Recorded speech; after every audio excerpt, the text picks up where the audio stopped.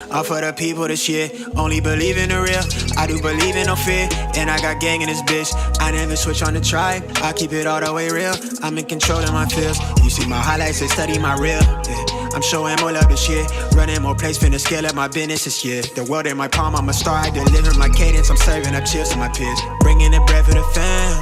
Everything good on the side, everything coming together. New whip, no leash, no key in it, they heat it. California on the plate, I'm out here playing for keeping. I pull up, she leaking, she want me for the weekend.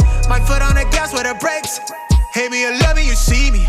Flex, yes, I got my foot on their neck. I'm out with a squad to the death, young nigga get to the checks.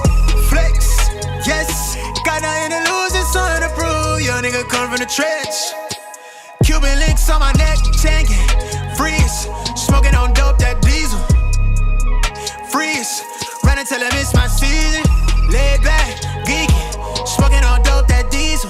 Young nigga gone off the deep end, run until I miss my season. I keep a stack of the blessings, I'm ballin', I'm play calling. A chain on me matching my smile, you know that I stay saucing. Wrist flooded, she drowning. We good on this side, everything coming together. New whip, no leash, no key in it, they heat it. California on the plate, I'm out here playing for keeping. I pull up, she leaking, she want me for the weekend. My foot on the gas with the brakes, hate me or love me, you see me. Flex, yes, I got my foot on their neck. I'm out with a squad to the death, young nigga get to the checks. Flex, yes, got nothing to lose and something to prove. Young nigga come from the trench, Cuban links on my neck, changing. Freeze, smoking on dope, that diesel. Freeze, run until I miss my season. Lay back, geeking, smoking on dope, that diesel. Young nigga gone off the deep end, run until I miss my season. Once we understand that it is through our five senses that these imprints are being made on our subconscious mind, we can then consciously begin to utilize our five senses to imprint something different.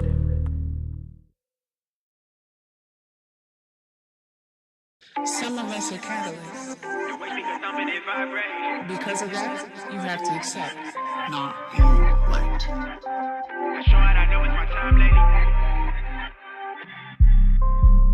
I cherish the moment, it's high stakes. I used to spend time on my time fade. The way speaker thumping it vibrate. She jumping my bones, make it gyrate.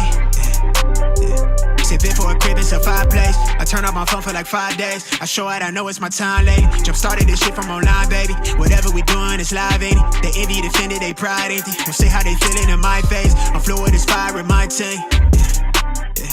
It's stones in my ring and my ice age. She told me she do it if I say. Want a meal ticket, I get seafood. Everything I do, I see it through. She in a black dress, I can see it through. She get a body type, a little preview. She like big rings, she got big dreams. She doing big things, I'm like me too. I can see me and you, I'm doing me boo. I got reach too. I pull out the whip, it's honest to get. Sun up to sun up, I'm running my funds up. I'm having my fun, I'm a kid. El Diablo, lo puto off Messi and Hugo, I'm booting, I'm cooling on 10. But back up, you too close, I'm poor horse with hitters. I'm sending them over the fence, Pure spirit, no evils, good riddance, they did it, I said it, I meant it. 100 on dash, running it fast, good riddance, pure spirit, no evils, good riddance, they did it, I said it, and I meant it. 100 on dash, running it real fast, good riddance, Hold the weight of the world while weighing the odds. Been thinking about trading places with the stars. Been wanting to pull it straight off of the line. I got my passport, I'm a long way from the block, headed to the top. I see it clear through my ocular trendsetter. They just copy, they not and say, oh, they tapping my phone, I'm not one with the talk. In it too deep, I ain't dropping the toss. I'm loaded, she quoted, I'm really your boss. She wanna leak cause I'm wet in them draws. Big wave, rip tight, wrist bright, let me floss, wrist high, meal time, flip buns to me breaking bread at a time. Then they pull out the whip, it's hundreds to get. Sun up to sun up, I'm running my funds up, I'm having my fun, I'm a kid. El Diablo, lo puto off Messi and Hugo, I'm bulling, I'm cooling on 10. But back up, you're too close, I'm pool host for hitters, I'm sending them over the fence. The people at Truckstop done teamed up with the boy Mark the Mentor. Are you ready to take your trucking business to the next level? With Truckstop Pro, you get access to the best load board in the game, giving you the tools to find higher paying loads and streamline your operation.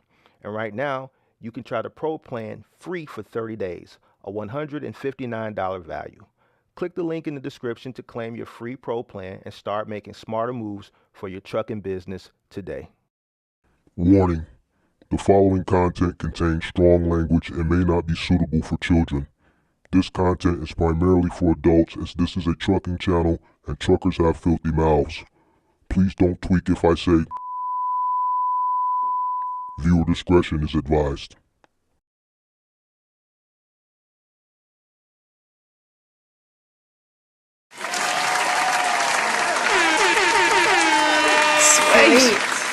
Good afternoon. Good afternoon. How's everybody doing? Happy Tuesday.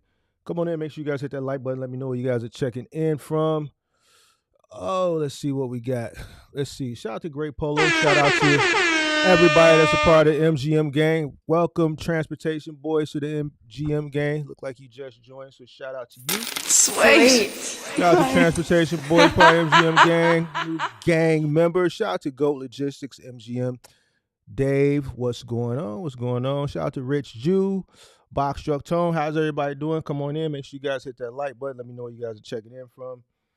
Alrighty, today is Tuesday. Today we're going to be talking about scaling. How do you know when it's time to scale? So many people scale too prematurely. Some people have a false understanding of what scaling is. Some people, feel like, and I see this all the time. I talk about it from time to time. They think scaling is the key to profitability, success. We see a lot of people who are struggling with one truck, and they think the second truck is going to put them in profitability status. And then when they don't get profitability status with a second truck, they go to a third truck, and so far or so on until they exhaust the revenue that they have, you know what I'm saying? And then they just give up. Some people obviously have more resources than others, and they can keep scaling. Like there was a lady that I spoke to within the past 30 days who has scaled up to 4 trucks in like the past, I think, 7 months maybe.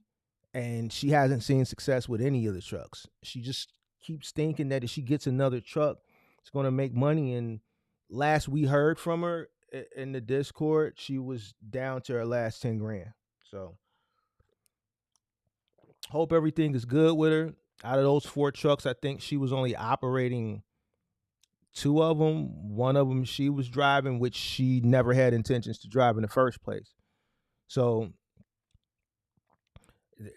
further proof that,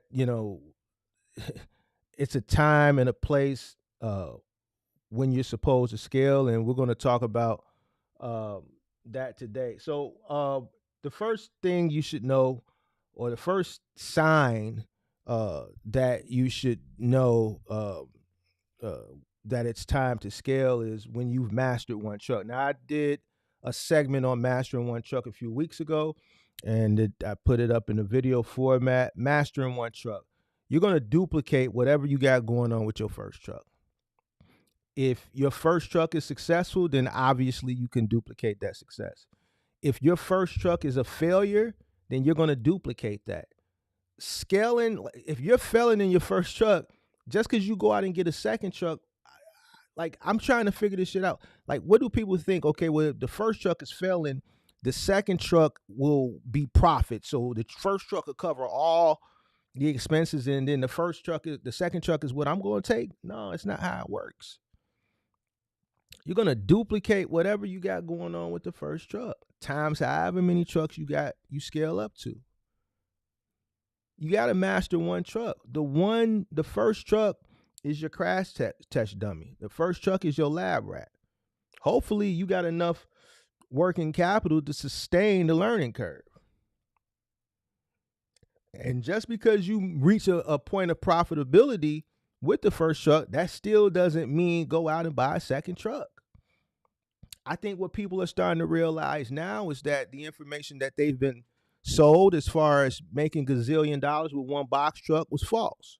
All right, they found Mark's channel, and they realized that their idea of what they thought success was in the box truck industry, they have to do it at scale. So now there's a rush to scale. But just because you reach profitability with one truck, that still doesn't mean that it's time to go. Right? So you got to master one truck. What are some of the keys to mastering one truck? Is that one truck consistently profitable? Month after month after month. You can't have your first month of profitability and say, oh, well, now it's time to scale. Hit the like button. Let's try to keep these likes at a minimum of 50%. If there's 40 people in the room, I want to see 20 likes. If there's 50 people, I want to see at least 25 likes. If there's 100 people, I want to see at least a 50 likes. Let's hit that like button. Are you consistently profitable? Day after day, week after week, month after month. Not 1 month. Oh, now it's time to go get another truck. No, because the next month, that first month might have been a fluke. You might have got lucky. That might have been a fluke. That's why we say consistent. First month, second month, third month, fourth month, fifth month, 6 months, maybe, depending on what our level of profitability is, what our profit margin is, maybe we can flirt with the idea of it. But there's other particulars that we're going to go over throughout the course of this live stream to also help further determine if it's time to scale as well. Do you have a good handle on your operational costs? We know a lot of people don't know what it costs them to operate their business. If you don't have a good idea on what it costs you to operate your business, then scaling you're not ready for that yet. The only thing you're going to do is put yourself in financial ruin. You're going to put yourself in financial ruin, and you're going to speed up the process. You're going to put yourself in financial ruins in an express fashion. That's all you're going to do, right? So you have to make sure that you've mastered understanding what it costs you to operate your business. Are you still learning? Are you still in the learning phase of running your business? If you're still in the learning phase, then you're still at the point where that first truck still has to be that lab rat. It has to be that crash test dummy. You can't still be experimenting at scale. You want to experiment with very low cost. All right. Obviously, when you scale, you're going to increase your operational cost. You want to take chances, and you want to take risk, and you want to experiment, and you want to learn at a low operational cost. So one truck. This is why it's imperative that you understand what you're investing in. All right. This is why it's imperative that you understand, I'm going to invest into this trucking business. This is my cost of living. This is how much I'm going to need to sustain the business. I'm going to need this much to sustain my current cost of living. If the business does not allow me to pay myself enough to sustain my current cost of living, then I need to make sure that I have 6 months to 12 months of savings to be able to sustain my current cost of living while I figure this business out. And then if I exhaust all my savings, then I'll have to figure it out from there. You don't want to amplify your operational costs while you're in the season of learning the business. All right.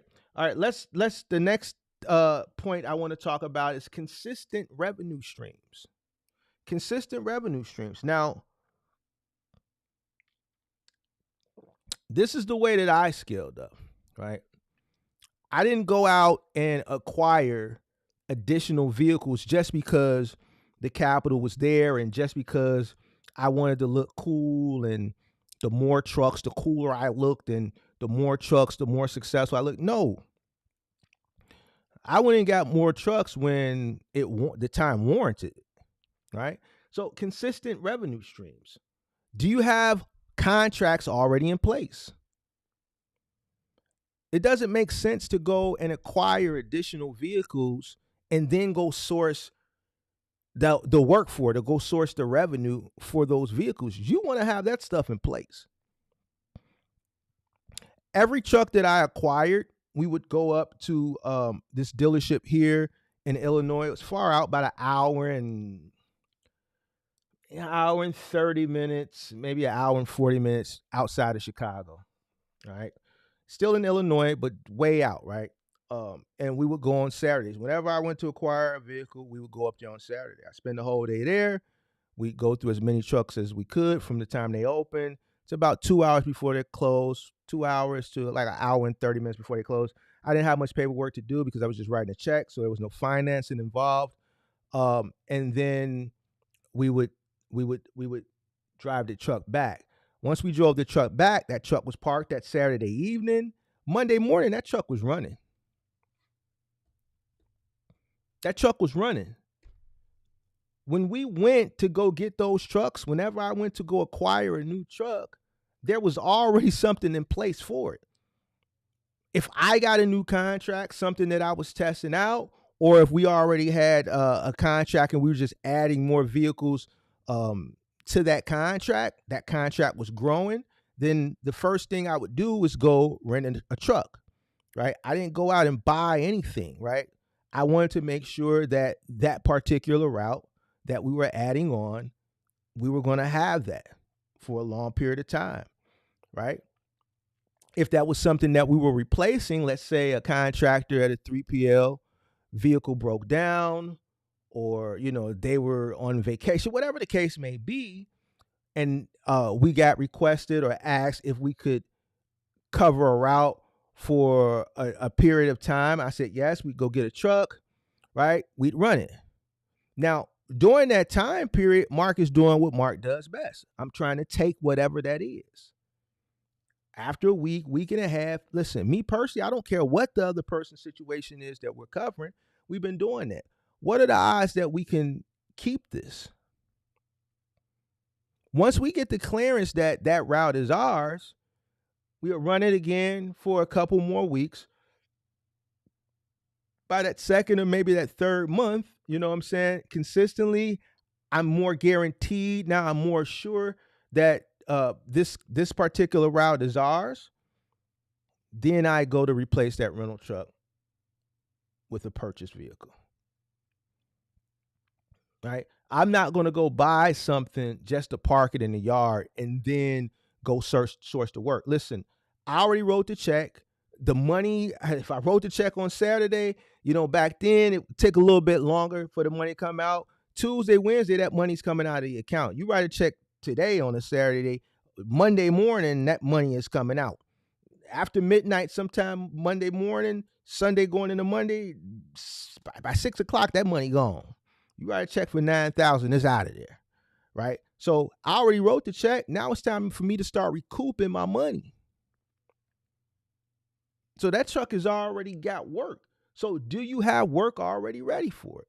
Whether it's a 3PL, whether it's you're running contract work, whether if it's a 26-footer that you got OTR, which means you already have to have a driver in place for it. You already have to have your equipment ready for it to go. So that truck can leave out. You already got a load booked for it, and that truck is ready to go. Having work ready. A truck shouldn't be sitting around. So revenue streams already in place. Also, have you operated in different climates? Do you know what it feels like to operate through a slow period? Can you maneuver through a slow period? Have you maneuvered through a slow period successfully with one truck? Have you went through a January or a February, if you're OTR, with one truck? Did you do it successfully or did you do it unsuccessfully? This will also help determine, depending on when you're looking to scale, is that the right time or not? So consistent revenue streams. Next, point 3, cash flow. And this goes back to point one when I gave the example. Okay, let's say you do have a short period of profitability, new profitability. Just because you have profitability, does that mean that it's not now time to scale? Not necessarily. Do you have enough cash flow?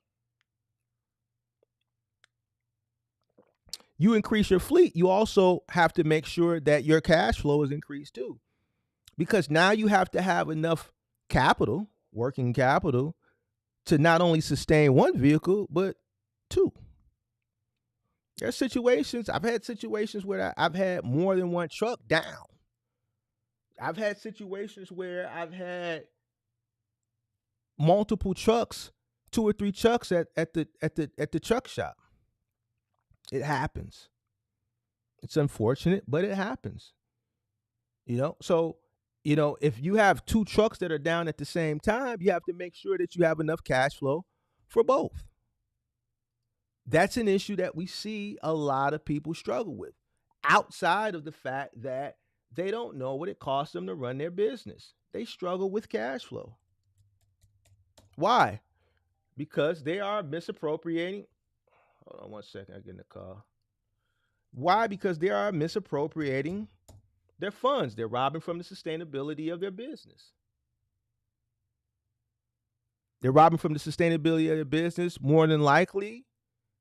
Has a lot of people that I've come across that have come up on my platform say, take care of home. You go get a second vehicle, that's more sacrifice. Do you have enough cash on hand? Are you relying heavily on financing? Listen, I've said this before. And this is my blueprint. Everybody's blueprint is going to be different. I think my blueprint is a blueprint for success. If you're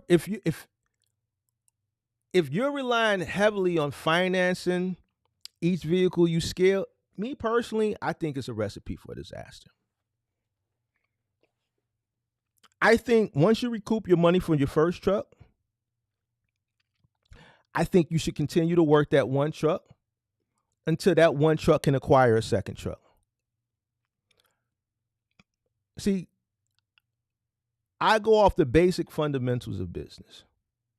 Once I make the initial investment and I remove myself, I make that initial investment, it's my job to make sure that the business sustains on its own. Once I made that first initial investment, I never went back in my pocket again. If you're constantly having to go back in your pocket, then technically you're not ready. You're running a business. The business should sustain on its own. So if you're going into your pocket to scale, then your business, to me, ain't ready to scale. That means your business is still struggling. So if you're having to rely on financing for your second truck, then here's the thing. I'm a proponent of cash deals. I'm a proponent of cash is king, and here's why. A lot of people get into trouble with financing. A lot of people go out and buy newer equipment, vehicles with high interest rates, high monthly financing, and they don't understand how the market fluctuates in business. They don't understand supply and demand. They don't understand the economics of the logistics business. And then they find themselves in trouble month after month because they have a high operating cost. I've always went out and got older used vehicles and I paid for them cash, right?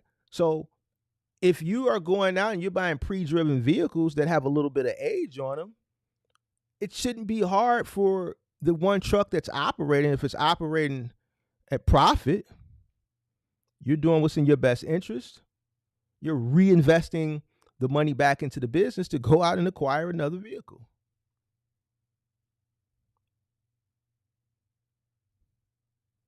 That's how I was able to scale so many trucks. And if you follow the channel, I still own 2 of the first 3 trucks that I bought. Those trucks are 20 years old.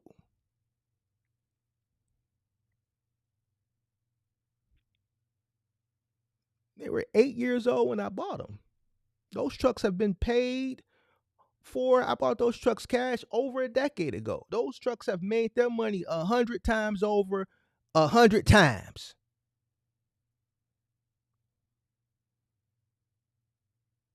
I never went back in my pocket, ever. I went in my pocket one time and never had to go back in again. This was the key to scaling. The business should scale for you. One truck should recoup and then acquire another. That truck should work, recoup, build, acquire another. The more trucks you have, the more trucks you have working to acquire more collectively. If the business is cash flow heavy, if the business is cash flow strong because you're doing what's in your best interest, you're not robbing from the sustainability of the business. You understand what it costs you to run your business. And because you understand what it costs you to run your business, you're constantly decreasing your operational costs because you want to increase your profit margin. You should see your cash flow grow. There's no way I'm going to go finance a truck, and when I look at my business bank account, there's $175,000 cash in there. Why am I going to finance?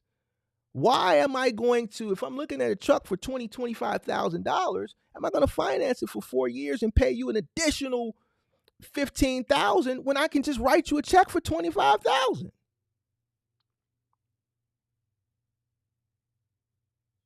And run that truck like a Hebrew slave and recoup my money in a few months and continue to run it so that truck can collectively compound with the other trucks to acquire another one and then wash, rinse, and repeat.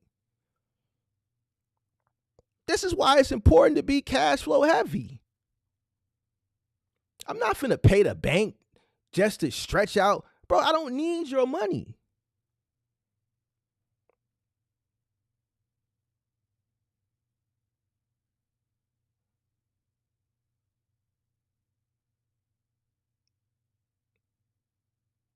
So, to each his own. My old truck is going to do what your new truck can do. Both of the trucks are going to do the same thing. They're going to make money and break down. Your new truck eventually going to be old. The difference is when you go get your new truck and I go get my old truck and we go get it on the same day, the first day we run, I'm going to be more profitable than you. I'm going to recoup my money faster than you. I'm going to be more profitable than you. And when I do have a breakdown, it could be $4,000, it could be $5,000, it could be $6,000, and I'm still going to be more profitable than you by the end of the year once you add all the notes that you're paying plus the interest. This is what's going to allow me to aggressively scale because I'm more cash flow heavy. I'm more liquid.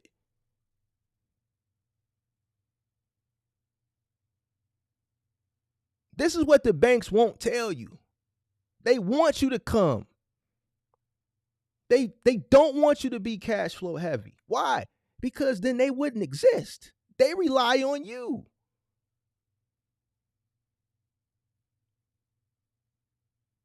This is another key to scale. Why do I want 3-4 trucks, financing 3-4 trucks simultaneously all at the same time? Why would I want to do that? It makes no sense to me. Why? When we have the money right there. The money's right there. I have the money. Now, some people say, hey, use other people's money. They taught me that in college. And I believed that at one point.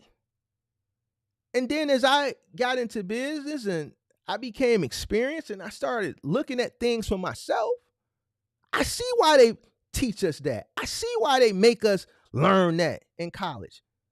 Why would I go out if I got $25,000? If I got $175,000, $200,000 liquid in my business bank account, I see a truck that I want for $25,000. There's two. First thing, I got more leverage. You go in and you're financing at $25,000. You don't have much leverage for negotiation. On top of that, you're going to have to finance it at 12, 13, 15, 16, 17% nowadays. I go in with a checkbook. Listen, man, I want $22,000 right now out the door. I'll write a check for you right now, cash. I want to walk out all said and done 25, not 25 plus Illinois state taxes, Cook County taxes, whatever suburb, city tax I buy it in. No. Get me down, whatever you need to sell it to me for, where once you add the taxes and it gets back up to 25, that's what I want to buy it. So can we get it for 21, 22, whatever that number is? I got cash. I'm ready to cash out right now. We don't got to do no banks. I'm going to write you a check. You got the temporary plate ready to go? Tell them to go get that temporary plate. Get it ready. Tell them to pull it up, pull it in the dock, shine the wheels up, pull all that shit up off, get all that. Get it ready. I got a check right now. Where we need to be at. I got more leverage. I got more bargaining power. Because we looking to do the deal. We don't need the finance manager to call nobody. You don't need to sit here all day while we figure out which bank to deal with. Nah, we got to check. What we doing here? 21 and a half, 22. What's up? Another key to scale. So that truck isn't working now to pay itself off with additional charges. And then after 4 years of paying itself off, now you have to collectively work with that truck to build up enough revenue to go out and eventually acquire it. No, we just initially just coming in and we just recouping. And that's it. So here's the thing. I believe if you rely heavily on financing, and I'm willing to debate it. I see Kenneth Brown in here. I think he was in here the other day talking about he'd rather go buy a new truck, other people's money. Listen, that's what old white bankers want you to believe. Go ahead, use other people's money. If I have cash and I can buy right now and save myself $10,000 in financing, why would I want to go pay $10,000 in financing at $8,000 or $12,000? That's the bank talking. This is why we do what's in our best interest to make sure that we're cash flow heavy.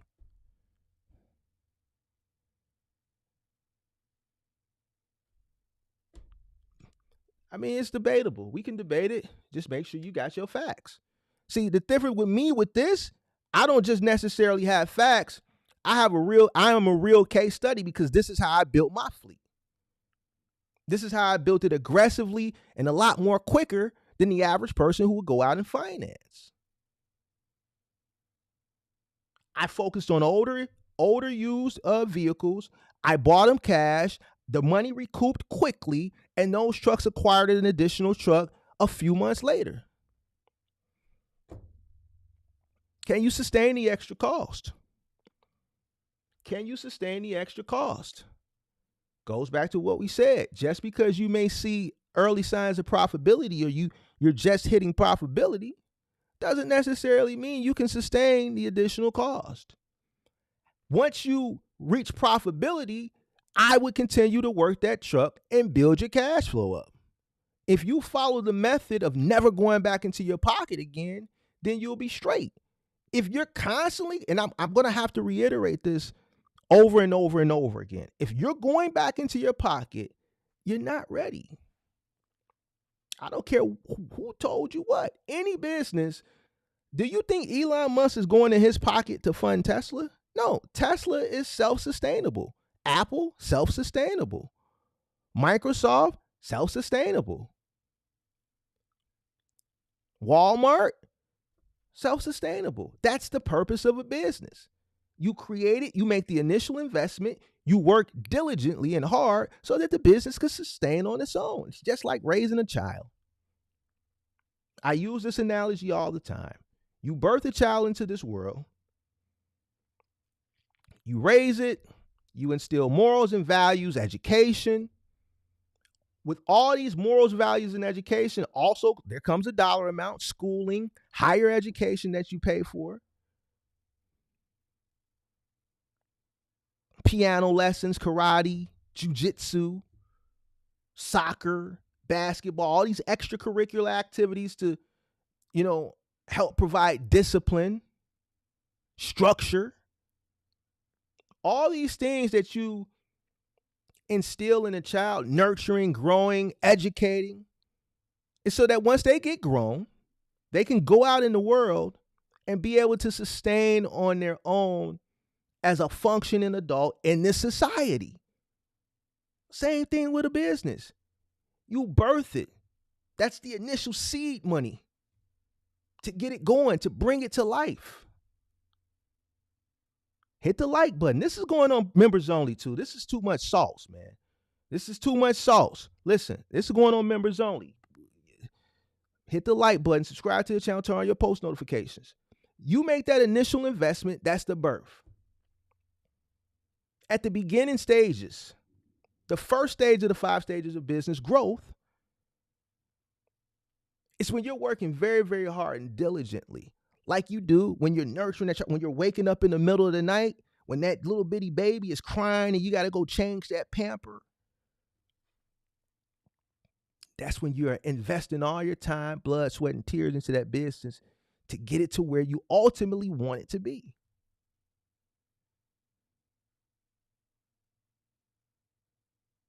Once you get that business to where it wants to be, similar to where you get your child to where you want it to be, then that business should be able to sustain on its own. And ultimately do what? Take care of you. Just like when you get old, after you raise your kid and they're able to go off in the world and sustain on their own, eventually they have to circle back around when your ass gets 70, 80 years old with dementia. You can't wipe your ass no more.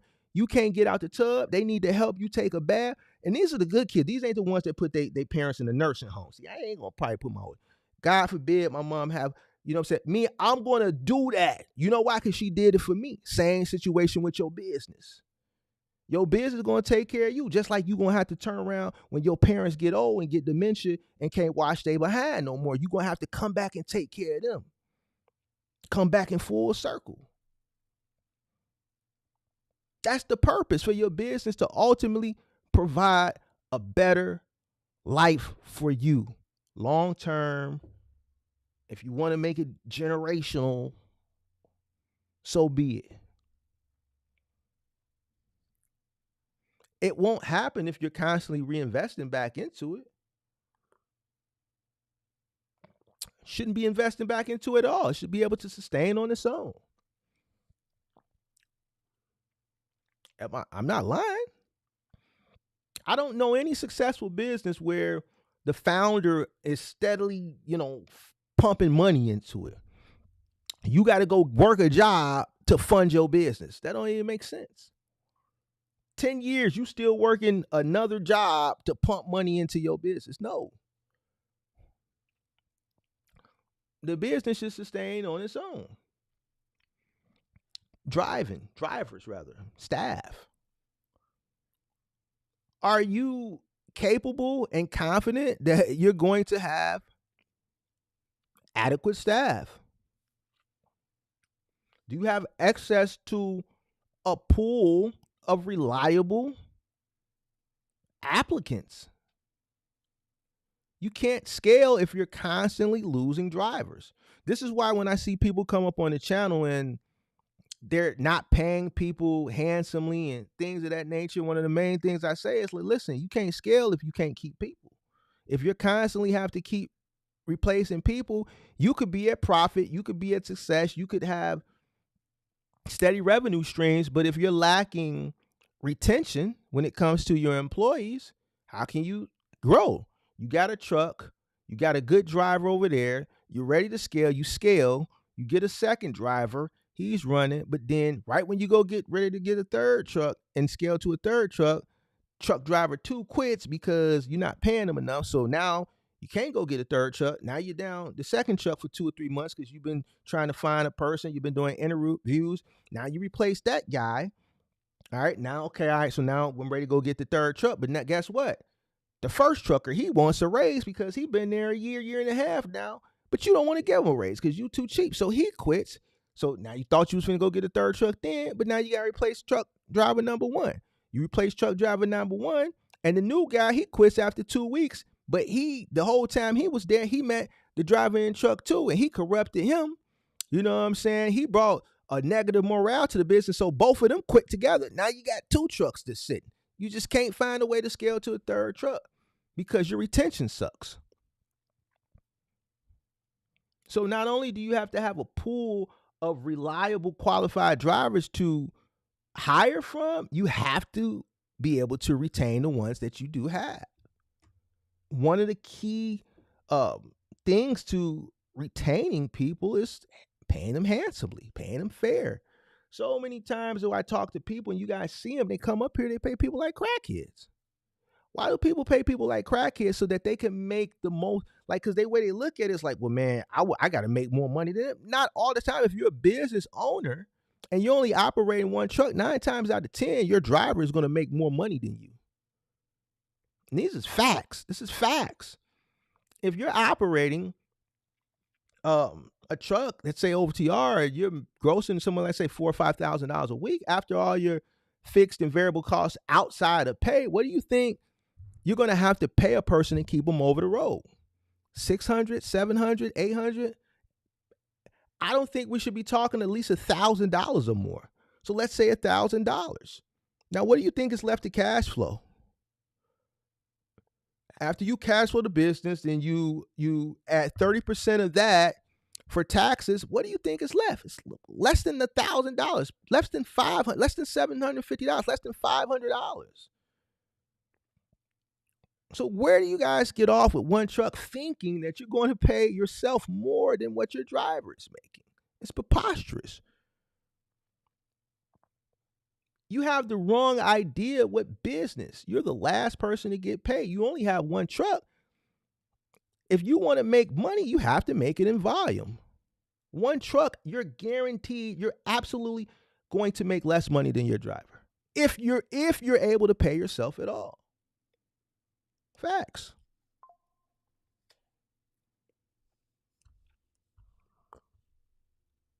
The only way you're going to do that is if you're paying them like a crackhead. And this is why your retention sucks. Hit the like button. Hit the like button, subscribe to the channel. Make sure you turn on all post notifications. Are you prepared to manage multiple trucks and multiple drivers? Are you a good people person? Can you multitask a multitude of people and a multitude of trucks and routes? This is something that, I believe, comes with experience. The more people, the more personalities you have to deal with. The people are going to bring their personal problems to work. You have to be able to finesse those situations. You have to be able to manage a multitude of different people, different tasks, and different individuals on a day-to-day basis. Do you have systems in place? Do you have fleet management software? The more trucks you have, you need to keep up with these trucks, whether you're local, whether you're OTR. You need to know where your trucks are at all times. You need to know if they're running. You need to know if they're idle. You need to know if they're stopped and parked. You need to know the behavior of the driver. This should be a part of your fixed cost that ultimately is going to help you keep your costs down. Well, Mark, if I'm paying money into this, how is it going to keep my costs down? Because you're going to be able to monitor the driver's behavior to implement corrective action when need be. Listen, you're harsh braking too much. We're having to get brakes replaced on this vehicle more often than we should. And the report shows that you're harsh braking. You're harsh accelerating. The truck is idling too much. Why are you idling so much? You're burning fuel. The reason why the truck's MPG is down because you're idling too much. This is a warning. If you continue to idle, I'm going to have to write you up. So this will, as you scale, obviously you should have this in no matter 1 truck, 2 trucks, or 50 trucks. But as you continue to scale, each truck, you're going to have to call whoever the fleet software company that you use and say, hey, I just acquired a new vehicle. I need a new system. And then they're going to charge you for that system. They're probably going to charge you a subscription base. They're going to add it to your bill until that software is paid off. Obviously, the monitoring subscription will go on, but the actual physical hardware, the physical hardware that's mounted and installed in the truck, after that's paid off, then that becomes yours, right? But that adds on to that subscription bill of whatever the company is that you subscribe to that's going to manage your fleet. So does the business have the cash flow to not only acquire the vehicle, but add an additional vehicle for fleet monitoring? More maintenance, more insurance. So when you acquire another vehicle, this is why I say, do you have the cash flow? Is the cash flow readily available? It should be built up. Operational efficiency kind of intertwines with what we're talking about now. With the software, are you equipped to manage? Do you have the skill set to manage a multitude of vehicles? Can you dispatch a multitude of vehicles? Can you handle maintenance on a multitude of vehicles? Can you track a multitude of vehicles, expenses, operational costs? All these things are very important. Listen, the more vehicles you get, the more work you're inviting onto yourself. Like, a lot of people don't want to do work with one truck. You want the money of running a fleet of trucks, but you don't want to put the work with it.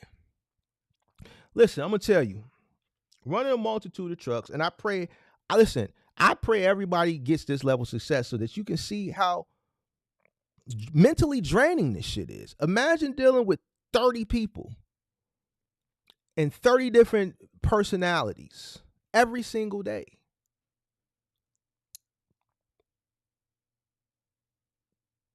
That shit is not easy.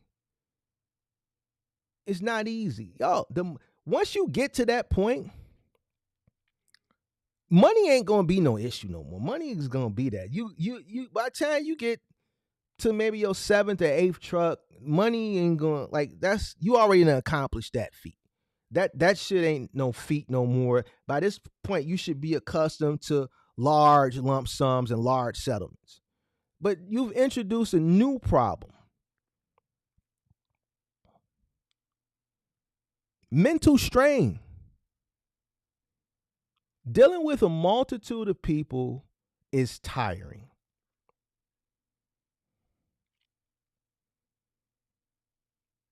I'd rather go out personally and do physical labor than to have to deal with a multitude of people ever again in my life. That shit is the most straining shit that I've ever done in my life. Being pulled in every which way from people, contracts, operational supervisors, 3PL companies, dispatchers, just everybody pulling you, like solving problems for people, finessing people, complaints about other people. I don't want to work with him. He's funky. Shit like that, bro. Like, that shit is draining. But you have to be in a mental capacity that you can handle it. You have to solve each person's problem. All right, stop at Walgreens. Here's $10. Just pick up some deodorant and give it to him. Or I'm going to stop at Walgreens. I'm going to pull him to the side. I'm going to give him some deodorant. I'm going to have a talk with him. Like, shit, like, I've had to do that. I've had to buy somebody deodorant and have a talk with him because the crew that he was on the truck with complained to me about how funky this guy was. And I get it. These guys are doing final mile delivery. They're doing moving. Not everybody's hygiene is the same. You may come to work zesty, fresh, but some people got shit in their pores. Listen, some people, y'all off the Tray 5s, y'all off the night train. Some of y'all drink that cheap shit. That shit don't come out your pores clean as that Don Julio Aneo or that 1942. That 1942, when that shit come out your pores the next day, it don't leave with a funny type of odor. Some of that cheap shit that y'all be drinking, that shit stink. And that shit get to coming out your pores when you get to sweating. That shit be stinking. So I get it. I had to go buy somebody some deodorant one time. I had to pull him to the side and have a conversation with him. I had to do it in a way that obviously he knew how it got presented to me, but I had to do it in a way so that when he got back on the truck with these guys that day, he wasn't embarrassed or nor was he confrontational. So now I'm thinking all night, man, how am I going to present this? I ain't never had to tell nobody they was funky. I ain't never had to buy no grown man no deodorant until I had to do it. And I had to do it in a way that when I gave it to him that morning, knowing that this crew was going to go out and be together for the next 10 to 14 hours, it wasn't an awkward situation. Hit the like button. Hit the like button, subscribe to the channel, turn on your post notifications.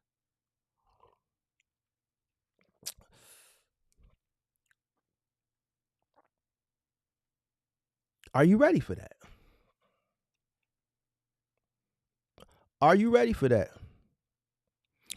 Moving Company Hustle say talk about child support. I'm going to talk about that one day. I've touched on it. I don't think they're ready for that. Matter of fact, you want to talk about it? We could talk about it. Child support. You scale up. You got a bunch of trucks, a bunch of people. We talked about misclassification the other day. Child support. Child support, listen, you hire a person, they work for you. A few weeks after they work for you, they get a few checks, and child support catches that social security number that this person is working, they're going to send a letter to you.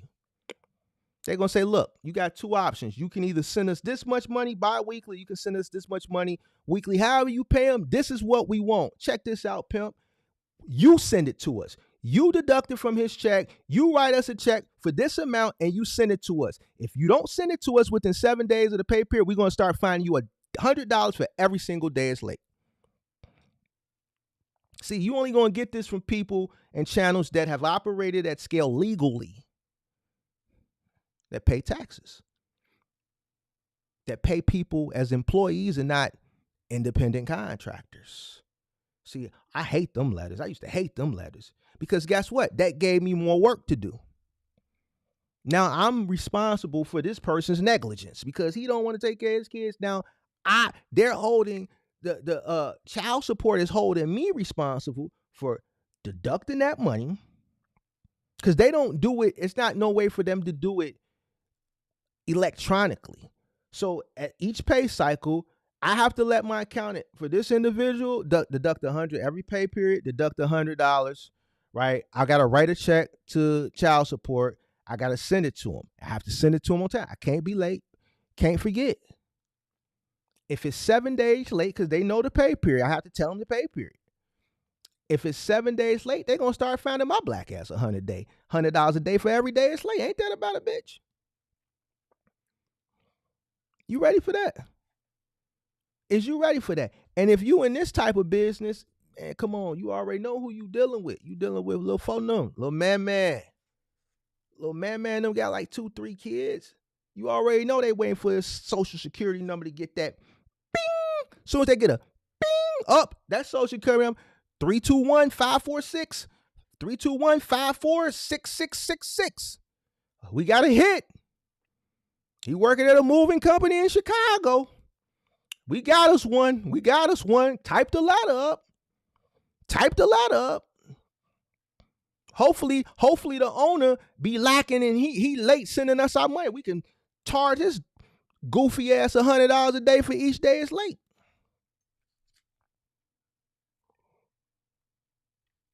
You ready for that? More work for you.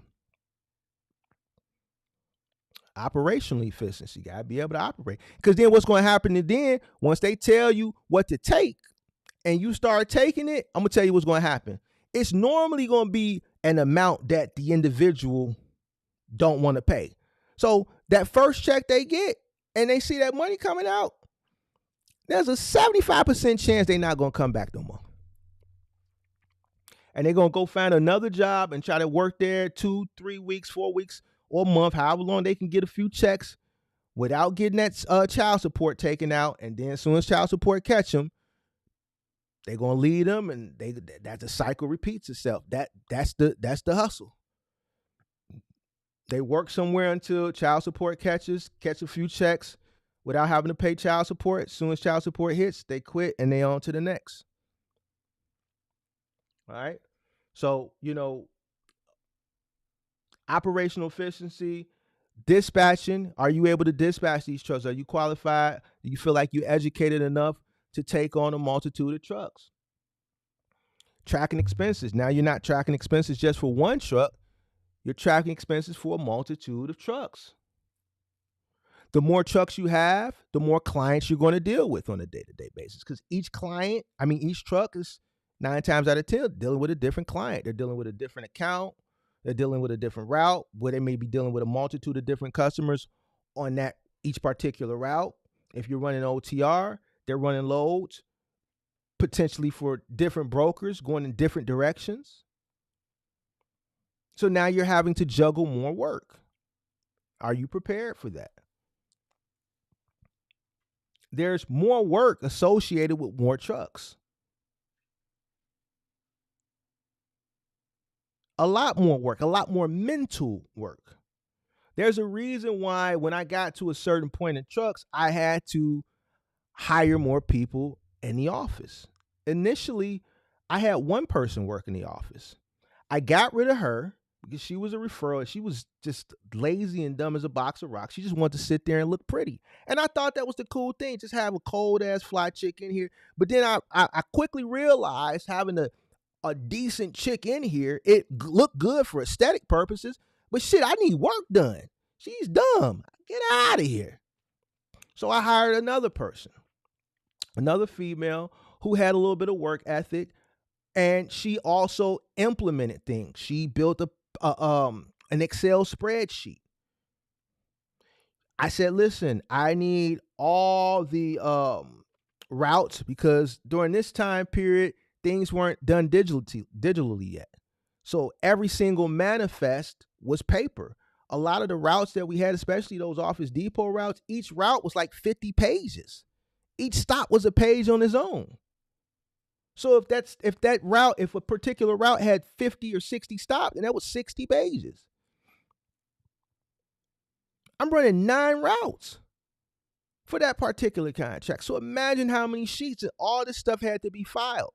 And each day she had to account for what each individual person got paid, because we did our own accounting in the office, and then we sent it off to my accounting firm that I paid to handle the accounting, the books, and the payroll. And then when I realized, okay, that's good, but guess what? Now I got all these trucks. Man, all these trucks need PMs, and I can't be running this shit. I had to hire a fleet manager. That's where Stat came in. He also served as the enforcer. I need an operational manager. Why? Because I need somebody monitoring all these trucks. When these guys are calling in, yo, I got my route from Dynamics. Can I fax it over to the office? Can you put it into my GPS? All right, boom. That's where my brother came in, the operational manager. He would take the faxes while they were at the 3PL. He would look the route. He would type all the information in. He didn't have to type it in order. He would just type the stops in from their origin, from the 3PL, and then the last address would be our yard, and he would just type all the stops in one by one and just hit optimize. And then our software, which was Fleetmatics, which is now as Verizon Connect, would optimize the routes so that these guys didn't spend time trying to map this shit out on their own, because technology was a little bit different back then. We didn't waste money on fuel, right? Because for these guys getting lost or crisscrossing because they might have missed a stop or didn't know the area well and thought that they had optimized the route mentally based on their knowledge of the city and or whatever particular suburb that they were in. So that's where an operations manager came. So his morning was consumed with routing for all of our vehicles.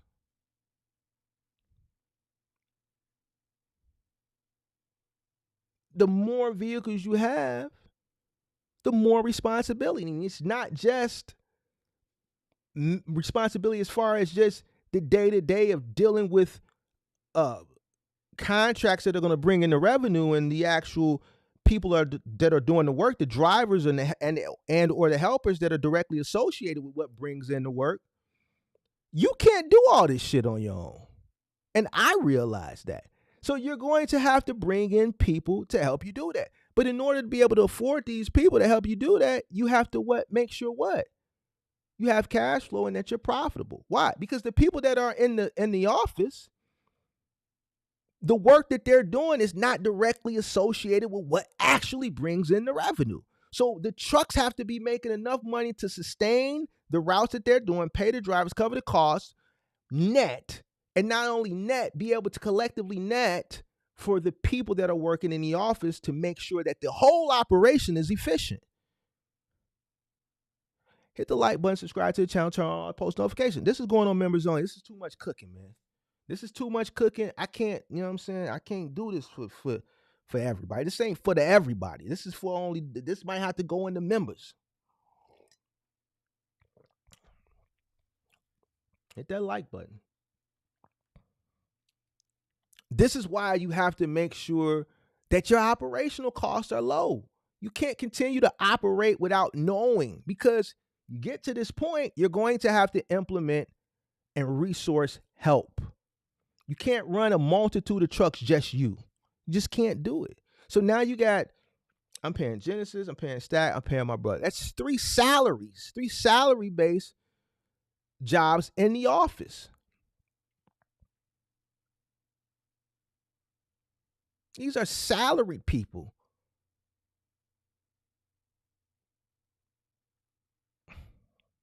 They're not out doing the work that brings in the revenue. They're making it efficient. But in order to bring on those people when it was time, like I need help, I had to make sure that the business was profitable enough to be able to afford these individuals. This is what is going to account and increase your operational efficiency. You won't be able to manage a multitude of trucks by yourself. 1, yes. 2, yes. 3, yes. 4, yes. 5, yes. When you get around 5, 6, it begins to become tough. 7, it's tough. You got to bring in more people. And then the more trucks, the more people. All right, let's go to the next bullet point. Hit the like button, subscribe to the channel, turn on all your post notifications. All right, listen, this coffee got me feeling good. Some new coffee I'm trying today. I got the oat milk in here. The what's the one oat almond milk? Khalifa. This shit is good. Expensive, but it's good. Timing.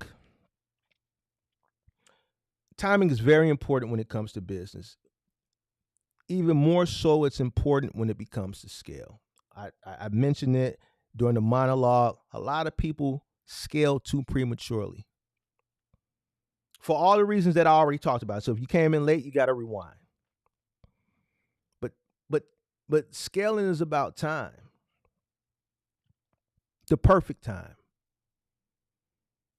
You may be doing good, profitable, but if you didn't follow the bullet points that we talked about earlier, it's a possibility you could be scaling too prematurely. What does the market look like 6 months down the line? Can you forecast? Are you proficient in market forecasting? Think about all the people that came in at scale in 2021. Think about the people that came in at scale in 2022. Just ignorant, not knowing any better. And then 2 months or a month or 3 months later, the market started to correct itself. Now, the people who came in at scale with rentals, you know, they got to escape a little bit more unscathed than the individuals that came in at scale, that leveraged their credit or whatever they did, that were financing. Because remember, they came in at a high initial cost. They were buying trucks that were 2 to 3 times over market value, which means they had a higher interest rates were higher, their notes were higher, insurance was higher, And then the market corrected itself when the rates went down. It's when everybody started creating this content talking about trucking was trash. And the only thing the market was doing was correcting itself. But those individuals' timing was off for scale. One, they didn't understand what they're investing in. They really didn't understand the market, because that showed with them coming in at scale during a bubble. And now with the market correcting itself, they no longer can sustain or afford to be in this industry because their timing was off. Well, when is a good time to scale? A good time to scale is based on everything we talked about earlier. We go back through it again. Mastering one truck, consistent revenue streams, cash flow and financial stability, being able to source and retain drivers and helpers, operational efficiency.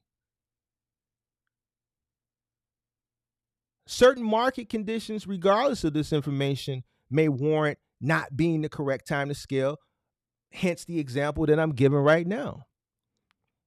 If you are profitable and you meet all these bullet points that I spoke on at the current time, and you're seeing success right now, and you're cash flow heavy and the business can sustain on its own, and the business can go out and acquire more vehicles without you having to reach back into your pocket to fund this venture, would now be a good time to scale? Yes, as long as you meet all the qualifications that we spoke on earlier. There's nothing happening right now in the market that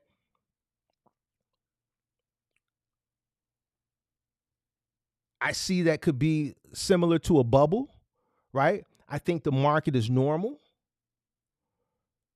I can't foresee some type of economical,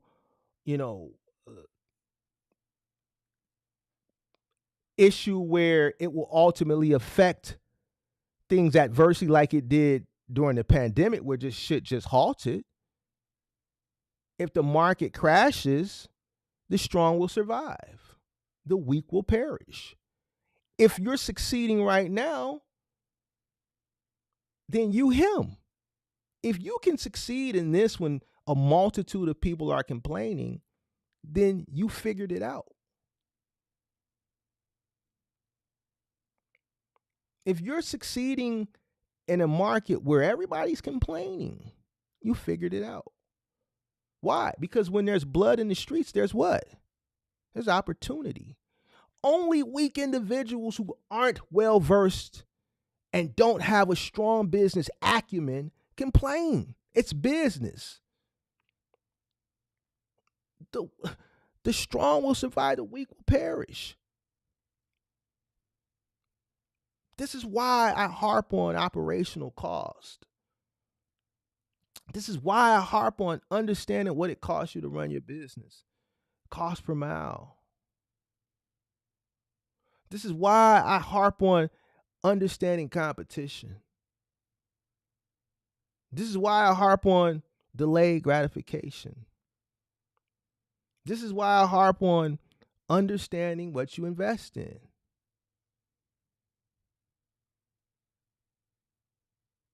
It doesn't matter. The 1 year where my trucking business had a tough time was due to me investing in cross-docking. Through the housing market crash, we were up. During the pandemic, financially, we were up. We weren't up what we could have been up if I would have been operating at 100%, my fleet 100%, but we were up.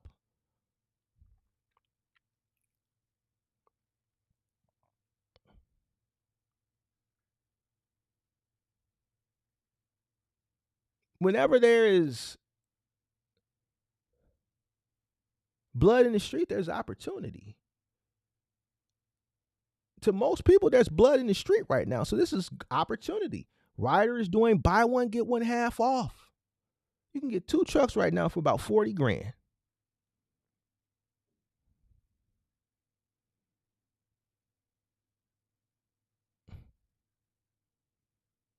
So guess what? You can come in at a very low cost and not complain about the current rates.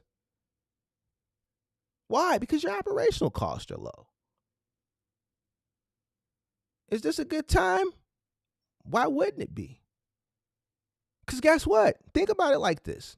If you can come in now at a cheap operational cost, if we do go to whatever this back is that everybody that talks about, oh, can't wait till rates go back to the way they were. And then when I ask people, well, what is back? What does that look like? That's just like me asking people like, man, what did Trump do to you? They don't know. Or, man, I asked them a question about, well, what's the agenda for black people for Kamala? Nobody knows. Nobody knows nothing about nothing when it comes to the politics. People just got an idea. And this isn't about politics. I'm not pro one or the other. This is not what this is about. I'm just using this for an example. People just say shit, but can't substantiate facts behind what they're saying. I can't wait for rates to go back. And then you ask them what is back?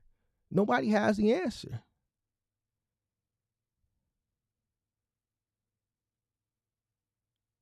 If you come into this industry now in comparison to 2 years ago, you're going to come in at a fraction of the cost. So you're not going to be complaining like the people who came in 2 years ago. If you understand business and you're competitive, you're going to do everything in your power to compete. Listen, we like people to be misinformed. We try to prevent misinformed. We go after the people that misinform people. But guess what? If you want to follow misinformation, if you want to do what's not in your best interest, then great. Why? Because then you become a stain. We need you. Anybody out there that doesn't want to do what's in their best interest, that want things handed to them, that doesn't understand the landscape of business, we need you too. I don't want to get rid of you. I'm going to do my best to instill in you the information that you need, but if you don't want to accept it, there's a place for you.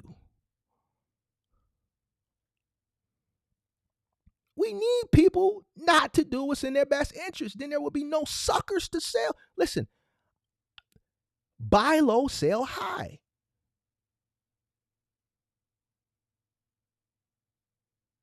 I say tell people, educate yourself. They don't want to do it.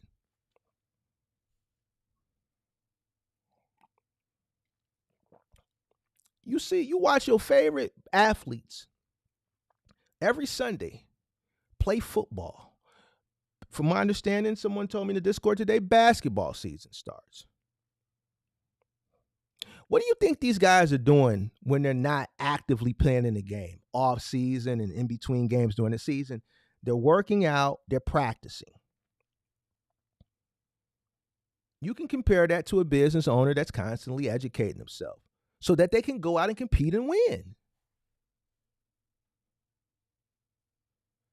Like, bro, it's not enough money for everybody. Why does people think that? If there was enough money for everybody, everybody wouldn't be complaining. When there was enough money for everybody, nobody was complaining. In 2021, when there was enough money for everybody, nobody was complaining. I don't give a goddamn in what industry you was in as far as trucking. Everybody was happy, jolly, jumping up in the air, clacking their heels. You didn't see not one individual complaining. As soon as I threw out a box truck bubble video, and the whole box truck community sent me to hell. And then a few months later, guess what? The one guy that got sent to hell was right.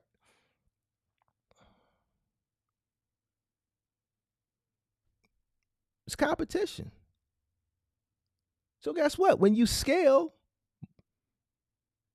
you're still competing, but now you're competing. Each truck you got to compete. So now you got more to compete with.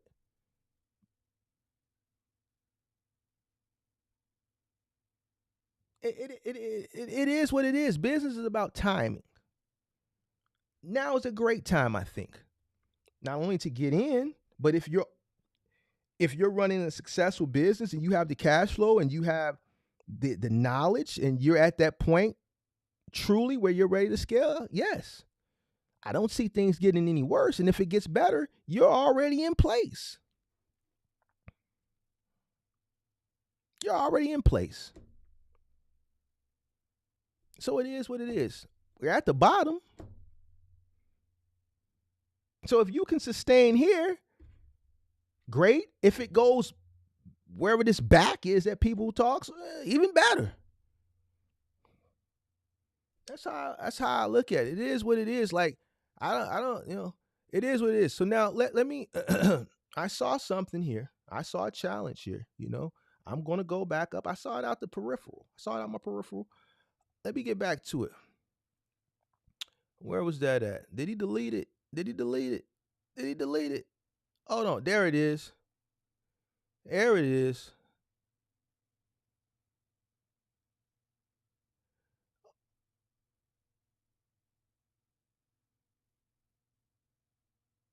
Here it is. Kenneth Brown. Kenneth Brown said I was talking about it. I didn't call you dumb.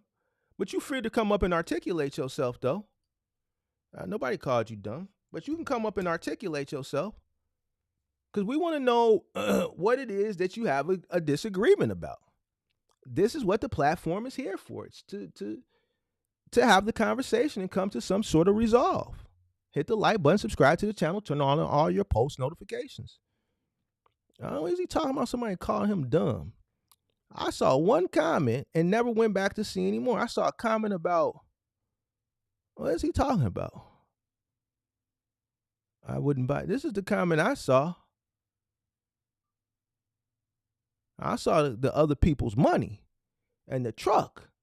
So I want you to come up and articulate why you think that's better than purchasing a used piece of equipment coming in the game on the new.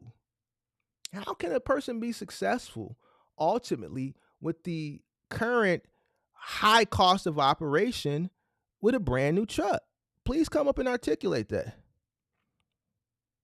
Okay, but Kenneth, you said other people's money. You negated what I said. So let's have the conversation. Didn't you come up the other day and you said it was something that you forgot? So maybe this is what you forgot. Come on up, link. Let me pin the link to the top of the chat for you so you can see it, because I know you're probably driving. Let's make it simple for you. Go ahead and hit that link and tell me why you think a person on the new should buy a new truck. Let's kick it. I got a little minute. What time is it? 4?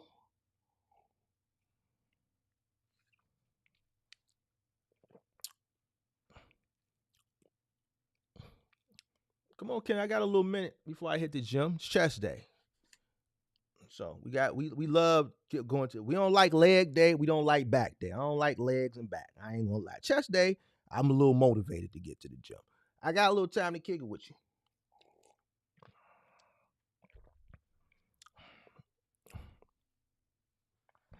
I want to know.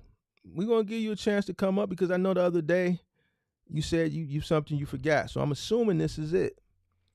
As far as my lecture is concerned on scaling, I'm concluded there. I touched all my bullet points. Now we want to have a conversation. I believe it's with Kenneth in regards to his thoughts. What's going on, brother?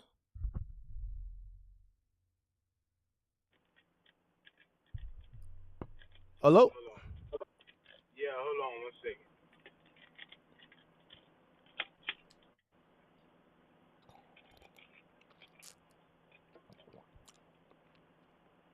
You can hear me? Loud and clear. So, yeah, I'm not talking about a brand spanking new truck with 0 miles on it. Mm-hmm. I'm talking about around 2019, 18. I don't know if you call that new or old.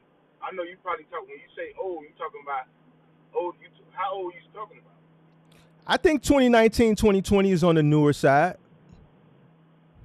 Okay, yeah, so I figured that. So that's what I'm saying. I don't think there's nothing wrong with it. And I'm not saying you're wrong for saying somebody on the new. But one thing about that's why you shouldn't be too much on the new. Like, so when you go to these places to go finance a truck, first of all, experience means a lot. So that's why I waited 2.5 years and drove somebody else before I went and bought my truck. But I don't think with finance, like I said, that is a tool. So let me ask you something. So when you go buy a truck cash, you get the same benefits, the same tax benefits and write-offs as if you finance when you're using debt. I'm writing off the total amount. It's a write-off. It's for the business. So if you finance it, yes, you're gonna write off the finances. But here's the thing. I'm looking at cash flow, bro. Listen, the objective is to bring in cash flow and spend it. Listen, the way we can finesse the taxes, we can't get to that on this channel because we're constantly having to talk about operational expenses. We can't talk about bringing in a large amount of money and constantly going broke. And when people hear constantly going broke, they look at it from a negative perspective. It's not a negative perspective. And we can get to what I mean by that at a later time, right? But if I buy a truck cash, if the business buys that truck cash, and let's say we spend $30,000, that's a $30,000 debit. That's a write-off. If you buy a truck $30,000, right, and you finance it, and whatever the total finance is, that business bank account is going to be paying that note every month, and that's going to go to your debit. Yes, you're going to write it off. You're just going to write off more. We can source other write-offs. But we want more cash flow, sir. No, I get that part. So, like so in this I see, okay, you have an account, a separate account. Instead of going and I guess. What do you mean a separate account? What do you mean a separate account? You might have like a little save outside of your business account. You might have a little savings account for the business. For the business? Yeah, you put a no. Yeah, you put a percentage. No. You put a percentage of everything. No. You put a percentage away. Some weeks you might be able to do it. Some weeks you won't be able to. But you put a certain percentage towards that next down payment for that truck. So the truck's still paying for the next truck. You just and like I said, listen, we talking about two different type of trucks. Okay. No, we not. We talking about business right now. You talking about business accounts. I've never had multiple accounts for business. I think a person that has to create different accounts for their business is a person that is a financially bad money manager. If you have to listen. That's not necessarily yeah. Sir. Here's the thing. If I have a business, I have a trucking business, and I have all my credits coming in and all my debits going out, if I can manage that business account good, the money is the money. Why do I need to take a portion of this money out of this business account and put it in a whole separate account for maintenance? Why can't I just leave it straight there? So that I don't touch it, so that I don't mismanage it, so I don't rob from the sustainability of this account because I can't touch this account, but I can rob from the sustainability of this account? No, the money is the money. That's not what I'm saying at all. What you saying, brother? I don't think that's somebody, because I'm not bad at managing money. And so why you need multiple accounts? Why you need multiple accounts then? Okay, let me give you an example. I got a separate account for my taxes. So when I get paid, I'm putting a certain amount in that account. So when it's time to pay those taxes, I ain't got to worry about it. All right, I know I got that money over there. I ain't got to worry about it. It's automating it pretty much. I ain't got to worry about it. I got that money over there ready for What you mean is automating it? What you mean is automating it? It's automatic. When I pay my taxes, how? It's coming straight.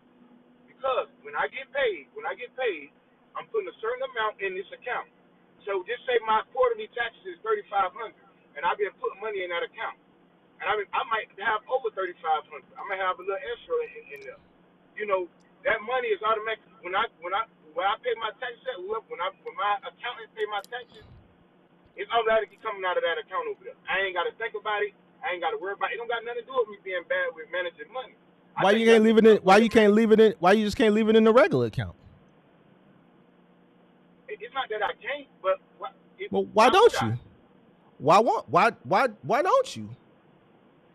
Because I think me personally, now anybody do what they want. Me personally, I think it's better to allocate that money over there. And why? Because, like I said, it's automatic. It's automatic. What do you mean by that? Nope. It can automatically come out. It can automatically come out the main business account. It definitely can. So why have all these different accounts when you can streamline one account? You got one account worth of statements that you can send to your CPA and be done with it. if you are managing your books properly, if you're not over leveraging, if you're not robbing from the sustainability of the business, if you're practicing delayed gratification, you're managing your books the correct way, and you're not overpaying yourself, then that money will be there. I don't understand it. Talk to me. I'm not saying it won't be there. Either way, whether it's in this account or that account, the money is going to be there. All I'm saying is, and I'm not saying go get 10 different bank accounts. All I'm saying is, you have your one for your taxes, and I don't think it's nothing wrong with then having a. Or let's say I put a little, and it don't have to be big money, because like I say, I don't even pay myself a lot of weeks. Some weeks, like you said, you gotta the business need what the business needs. So if I don't got no bills at home in my personal life, sometimes I don't even pay myself. Listen. I hear what you're saying. I get it, and I understand why some people do it. The reason why I keep coming at you is because you're not giving me a reason on why. Why would an individual want to create two separate accounts? Here's the thing. One account, the money is the money. If I know I'm allotting this amount of money for this, then that money is not being touched. It just compounds on all the other money that's coming into that account. Okay, right? Some people got maintenance account, tax account, this account, that account. Yeah. To me, I'm like, bro, why you got all these accounts? This is why I think a lot of people get. Go ahead. I'm gonna let you cook. Because listen, okay, what if if I'm putting aside a certain amount, what if something happened outside? Like, what if something happened and I gotta spend some money on something? I gotta spend some money on a repair or anything. What you mean? The money come out. The money come out your account. It come out your account. It's the same money. It's the same money. Yeah, but what I'm saying is, okay, if I got this money sitting in my tax account, I know that shit ain't getting touched, because whatever I'm finna pay for there you go. There you go. You just said it. There you go. That's all I was looking for. Robbing from the sustainability of business. Why you want? No. You say you know it ain't gonna be touched, but you say you know it's not gonna be touched. You say you know it's not gonna be touched. Why you just can't leave it in the main business account and not touch it? I'm not saying that I'm going to get tempted to touch it either. That's not what I'm saying. Maybe some people will, but I don't. I'm just telling you, that's so listen. Hold on. I'm not him. I'm not that person that you talk about that's robbing from the sustainability of the business. I just told you I don't even pay myself when I do. Like so what's the reason for having a multitude of different accounts? That's all I'm asking you for. Listen, all my quarterlies, my years, everything has always come out the same account that all the money comes into. The money is always there. So I've never operated with these different accounts, tax accounts. And to each his own, you can do whatever you want to do. But me personally, this is just how I feel. This is my opinion. I feel like if you're a good money manager, you shouldn't. I don't think you should have to have a separate account for this or a separate account for that. The money is the money. It's there. If you're going to manage it good in this account, why you can't manage it good in that one? Okay. That's all I'm asking you to answer for, bro. That's all I want to know. I'm not saying I can't. I'm saying for organization. Yeah, and I just told you for organization for me. I feel like like I said, if you're talking about people on the new, right? That was the topic on the new. On the move when it comes to buying a truck or whatever. So you might all right, let's just say let's say you got just like 10 sitting in the bank or whatever. But from every time you've been getting paid, you've been putting a percentage, whether it's 5, 10, whatever, 2, whatever. It might be $5 one week, it might be $200 the next week. But you're building up this separate account. So now your main account where you do all your transactions through, if something was to happen, or whatever, a repair or something that might cost you, let's just say $5,000 or something. Okay. Like, you ain't even looking that money in that other account that you've been putting in there for them taxes. You know, all right, and your taxes about to come up too. Okay. You know, all right, I ain't been touching this money, so I'm still in my mind. My taxes still good. I still got the money for my taxes. Even though I just took a little hit with this 5K on this side, I just think that's better for my mind clarity. Like okay. And like I said, you might think it's different. Everything should be in one account, but do you understand what I'm saying?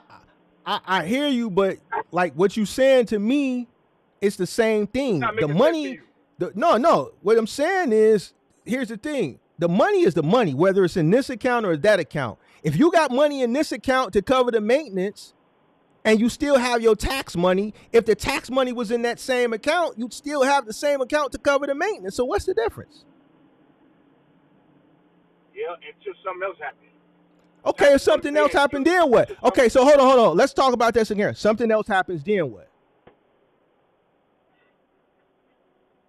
I just feel like at some point you might start eating it. Even I ain't talking about taking it for yourself. So that's what I was trying to get to, robbing for the same. Why would you at some point be that weak-minded to start robbing from the sustainability of your business if you don't have to? That's a weak-minded individual.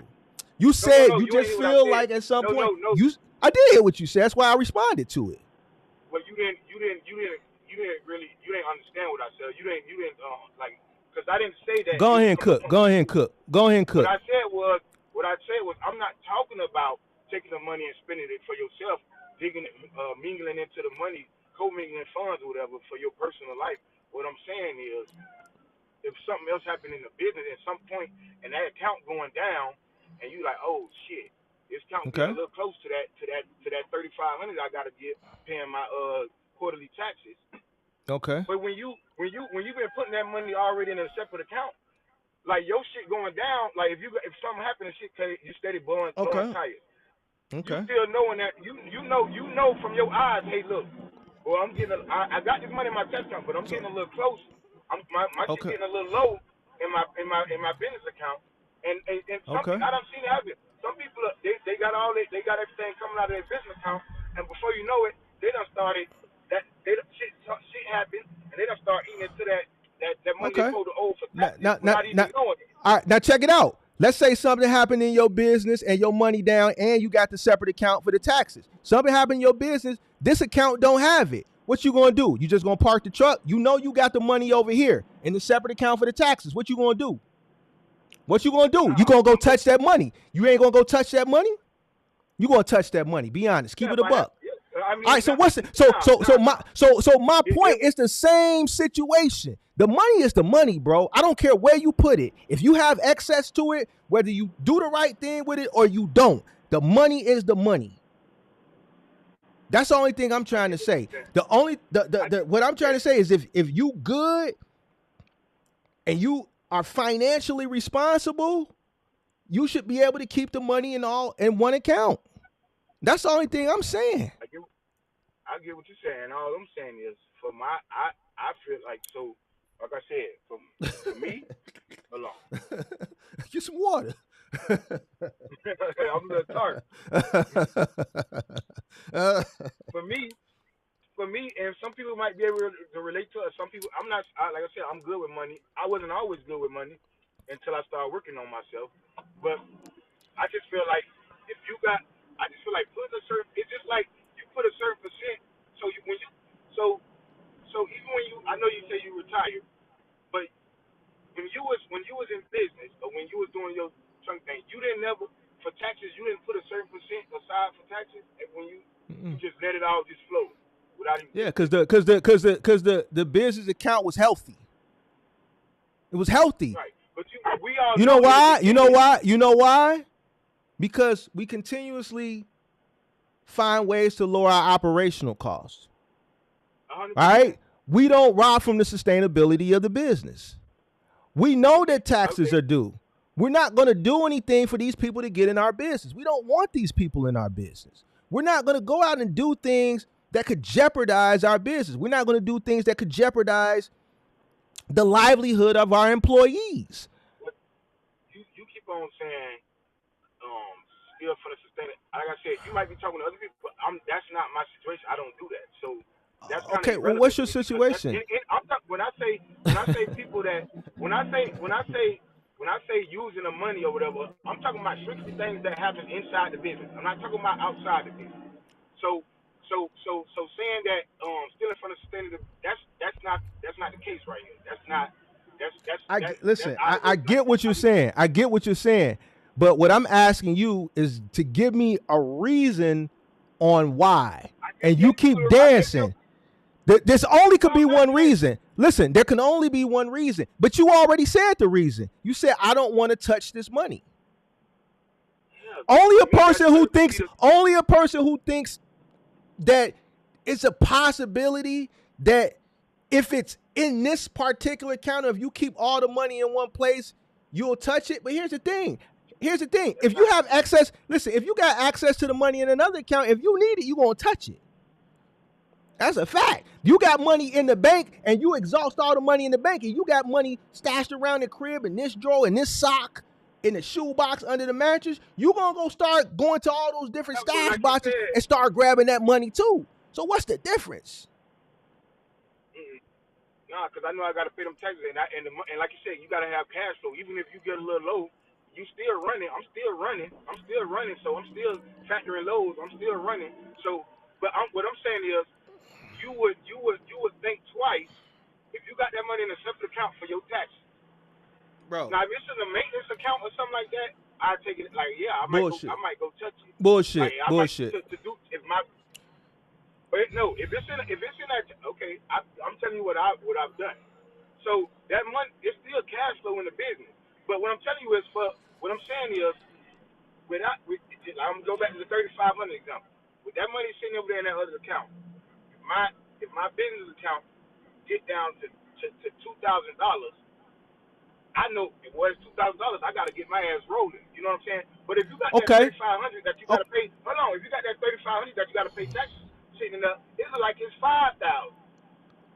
No, it's not. It's 3,500. It ain't like it's nothing but what it is. How can it be like it's 5,000 and it's 3,500? No, that's a fantasy. You ain't get what I said. It's 35. What you say? I said if you got $2,000 in your business account and you got 30, you don't save up every time you got paid, you don't save up enough for 3,500 in your other account for the taxes. If you leave that 3,500 in that business account, instead of it saying 2,000, it's gonna say 5. It's gonna say 5,500. In that same account, if you keep everything in one account. Yes, it's gonna say 5,500. Okay. It ain't gonna say 2,000. Because when if you look at that motherfucker and it say 2,000, so that might light a little fire in your ass or something. Let you know, no, it ain't. Hold on. Why the fire couldn't be in your ass? Because you just said something key. If my account gets down to 2,000, that means I need to get moving. So when you run your bag up, you basically what you saying is you get lazy. Because you just said it, yo. When my account get down to 2,000, that's gonna light the fire in my ass. I need to get this truck to move it. The truck should have never stopped moving in the first place, man. No, it shouldn't. It should have never stopped moving in the first place. I don't stop moving. What I'm saying is, so why would the account get down to 2,000, sir? Why would it get down to 2,000? Why would it get down? You're gonna be a little more frivolous. You're gonna be more frivolous. Like not frivolous. I used the wrong word. Well, get the right word now. We want to give you a chance. Okay. Huh? You get the right word. We don't want it because I'm already on one person. He claiming he used the wrong word. So we're gonna give you a chance to collect your words. You sure that's the word you want to use? Frivolous, right? No. Frivolous means you spending like you just spending. All right. Yeah. All right. Because I was finna come for you. I know you. I was finna come. No. But listen. All I'm saying is like instead of looking at that 5,000, and like I said, maybe this is for other people too. Instead of looking at that 5,000, because you saying you shouldn't do it, but you don't ever know. Some of your followers might think, wait, maybe that's a good idea. I need to just put that. So, because some people are not as good with money, but I'm not saying I'm not bad at money, and I do it. You got to be good at money when you're running a business. But see, here's the thing. I'm not gonna like pamper and shit. Listen, when you're running a business, and like today we talking about at scale, you cannot not be good at money. What's the main reason if you're running a business at scale that you cannot not be good at money? Why? Because other people's livelihoods are dependent on you. You can't mismanage money when other people's livelihoods are dependent on you. You have to be good with money, man. 100%. So I'm not going to sit up here and be like, well, just in case you're not good with money, you want to get too separate. No, you have to be good with money. Period. Okay, well, but what I'm telling you is, if you do that, if you can be good with money and still do that. I know people that do that. That's success. It doesn't mean you're not good with money if you do that. I never said it wasn't. Saying one size fits all. I think a person, listen, this is in my opinion. I think a person that got to have different accounts and for their business, I think that's a person who probably has weak financial discipline. And that's not true. That's what I'm telling you. You're trying to make it seem like it's a cookie cutter, one size fit all. If you No, I didn't. No, I didn't. That means that means strengthen your financial discipline. That's all I'm saying. Strengthen your financial discipline. Because if I got 10 grand and I have 5,000 in this account, which is my main business account, and then I got 5,000 in this account that I have maintenance account or tax account, I have $10,000. I just have it split up in 2 separate accounts. Why do I need to split it when I can keep it streamlined in one place, which can make the accounting easier? I only have to download one statement and send it to my CPA. Why do I have? No. CPA don't have no problem with and that's fine. So, but what's the purpose of separating the money? Because listen, not only we talked about one example. So not only are you putting money every time you put money a percentage in there, you also building that account up. So a checking account? No, I'm talking about what type of gain we getting from a checking account, a debit account? No, we building it up for what? I ain't talking about. What are you talking about? Listen, Talk to me. I'm trying to explain it. Okay, let's forget 30. Let's forget you got 3,500 in there. You might have more than that in there. You stacking it up, just like a maintenance account. Just like if you got a maintenance account, right? So you putting this money in a savings account? You putting it in a savings account? No, it don't. Even if I put it in the savings, I'm not doing it to get interest from the bank. You're only gonna get 0.01%. I'm not stupid. Okay, so what are we gaining from this? Because you said you're building it up. What are we gaining? You building it up. So once you build that account up to, let's say you got a maintenance account, you build that account up to $20,000. Mm-hmm. Now, when you go get a repair or something, you ain't even got to touch your cash, your operating money, your cash flow. You already done say, and that's about 25,000. You could stop even putting money in there. For the most part, for a while or whatever, you got to account because if you were driving a semi or even maybe a box truck, your highest, the worst case scenario, you got to get a rebuild on your engine. That's going to run you about $35,000. If you got 30,000 from you steady putting in that putting a percentage in there. Now, if something do happen, you snatch. If you got a maintenance or repair something, you snatching that out the maintenance account, but you ain't coming touching your cash flow account. I mean your regular business account where you cash flow. That don't make sense to you? What's the difference between putting that 20 in this other account and still having that 20 in the same account? If 20 is 20, bro, 20,000. Listen, 20 is 20. That 20 going to spend the same way.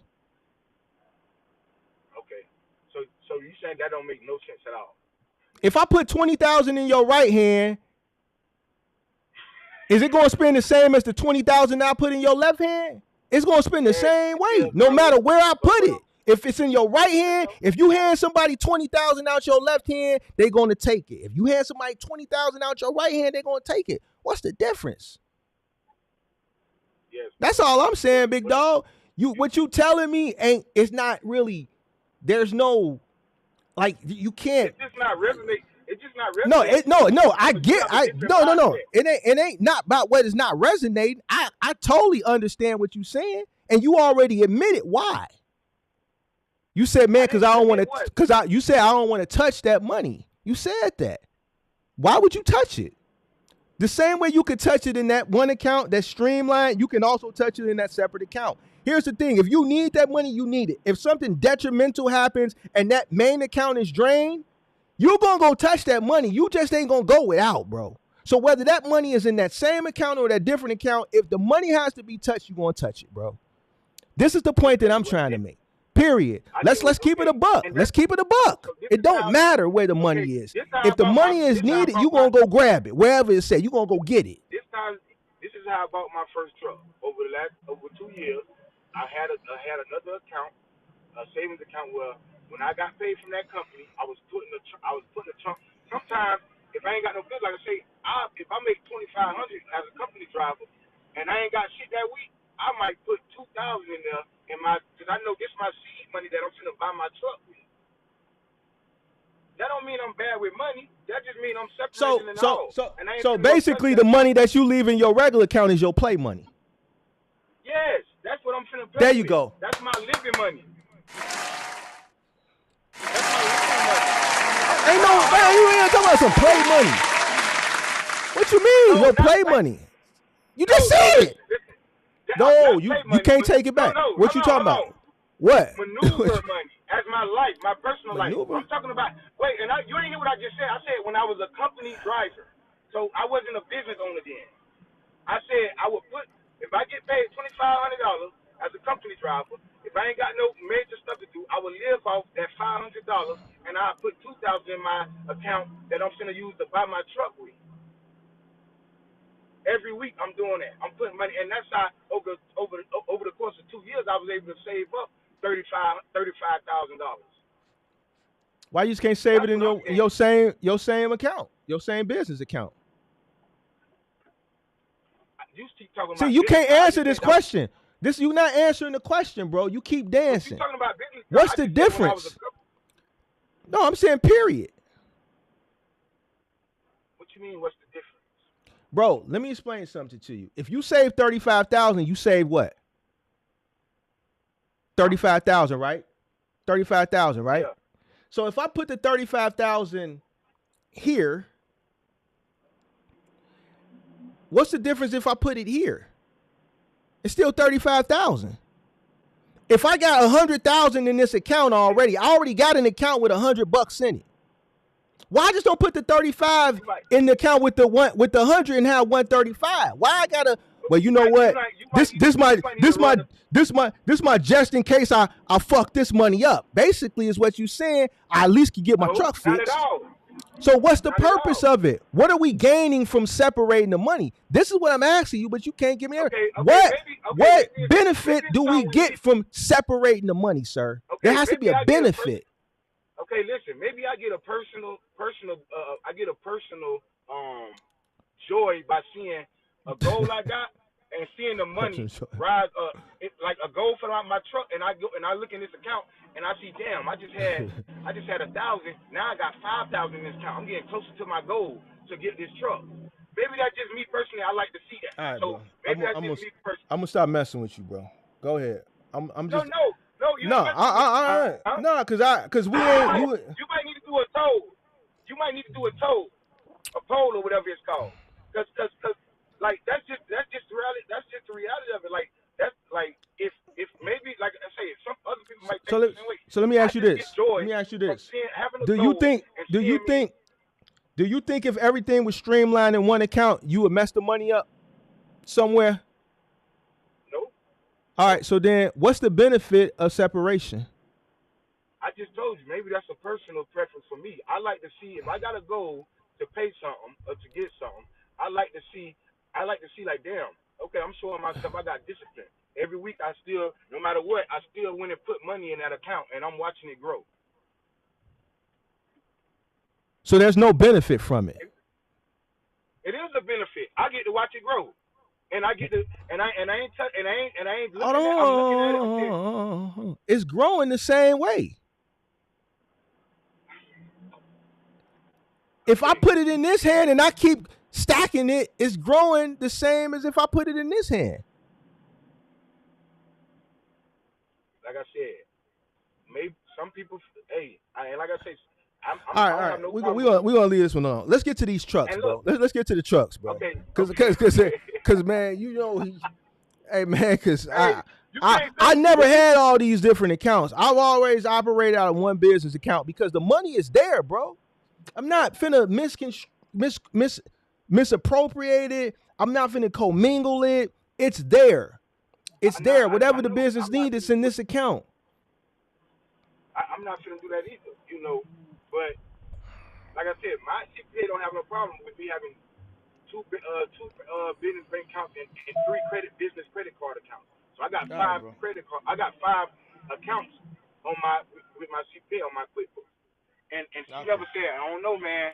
I don't know this. Look, this you know, she never said that. So, but all right, let's get back to this truck, bro. Let's get back to the truck. Yeah. So like I said, one thing. First of all, you get more tax benefits in finance when you use debt. Period. That's why I Explain to me. Explain to me. You get more write-offs because you paying interest. Yeah. But guess what? But the interest that you paying, you could also have that to cash flow to ultimately acquire another vehicle cash. If I buy a truck for 30 and I spend 10 in interest, that's 1/3 in interest that I could use to purchase another truck cash. Why do I want to get a bank? Why do I want to get a bank free money? We can write it off the same, sir. Write-off is a write-off. We can write it off the same. I'm not trying to give nothing away free. If the money is there, it's there.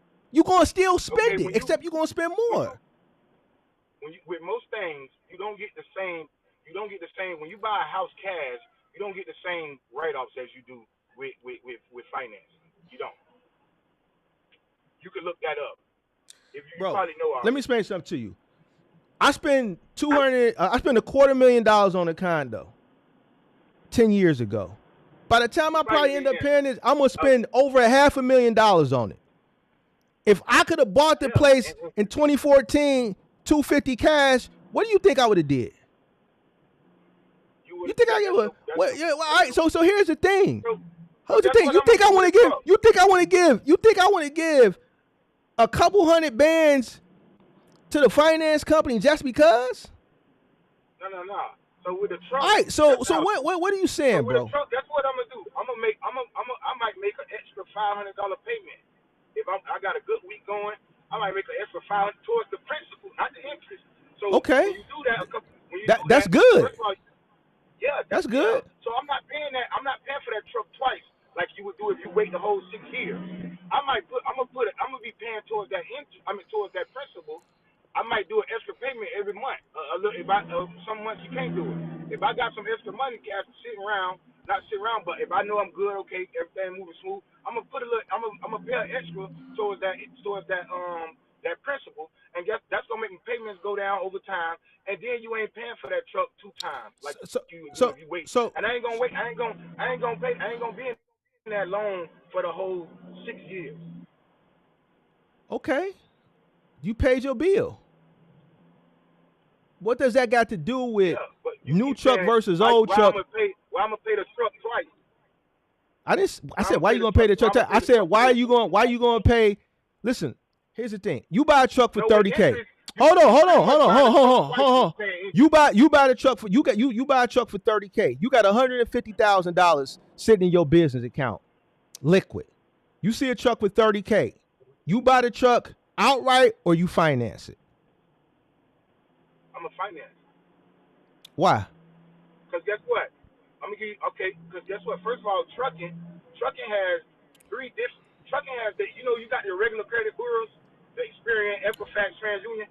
Trucking has their own credit bureaus. If you ain't, I don't know if you knew that or not. So what they got to do with anything? Okay. I'm gonna tell you. When I go finance this truck, guess what? When I pay they reporting it, I make sure they're reporting it to the trucking credit bureaus. So that's what that do. That hires my chances of not having to go put so much money down when I start getting my other trucks. So that's one benefit.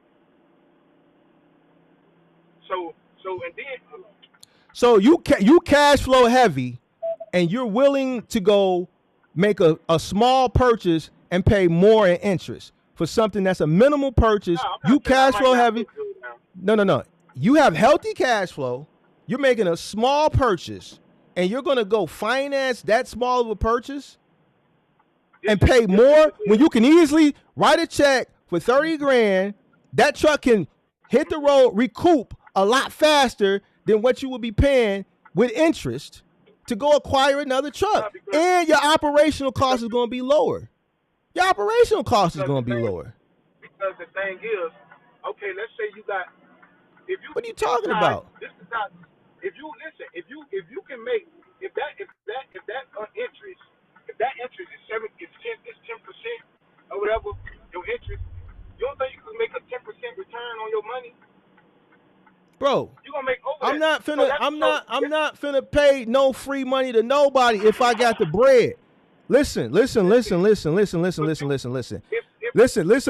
talked to too many people who financed these trucks and they fucked up. That's them. The reason they doing something right. I was able to scale my fleet buying trucks cash.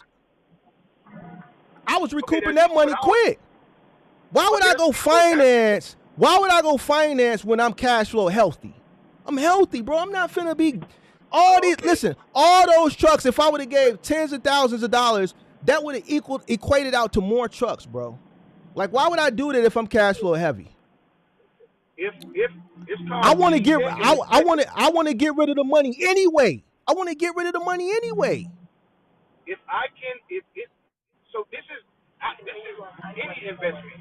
If the interest, I can make more than what that, if I can make more than what that interest is, if the interest is 10% and I can make more than a 10% return of this investment, then that's called cheap debt. If I know I can make more than a 10% return on this investment, why would I go put a lump sum down? More than a 10% return?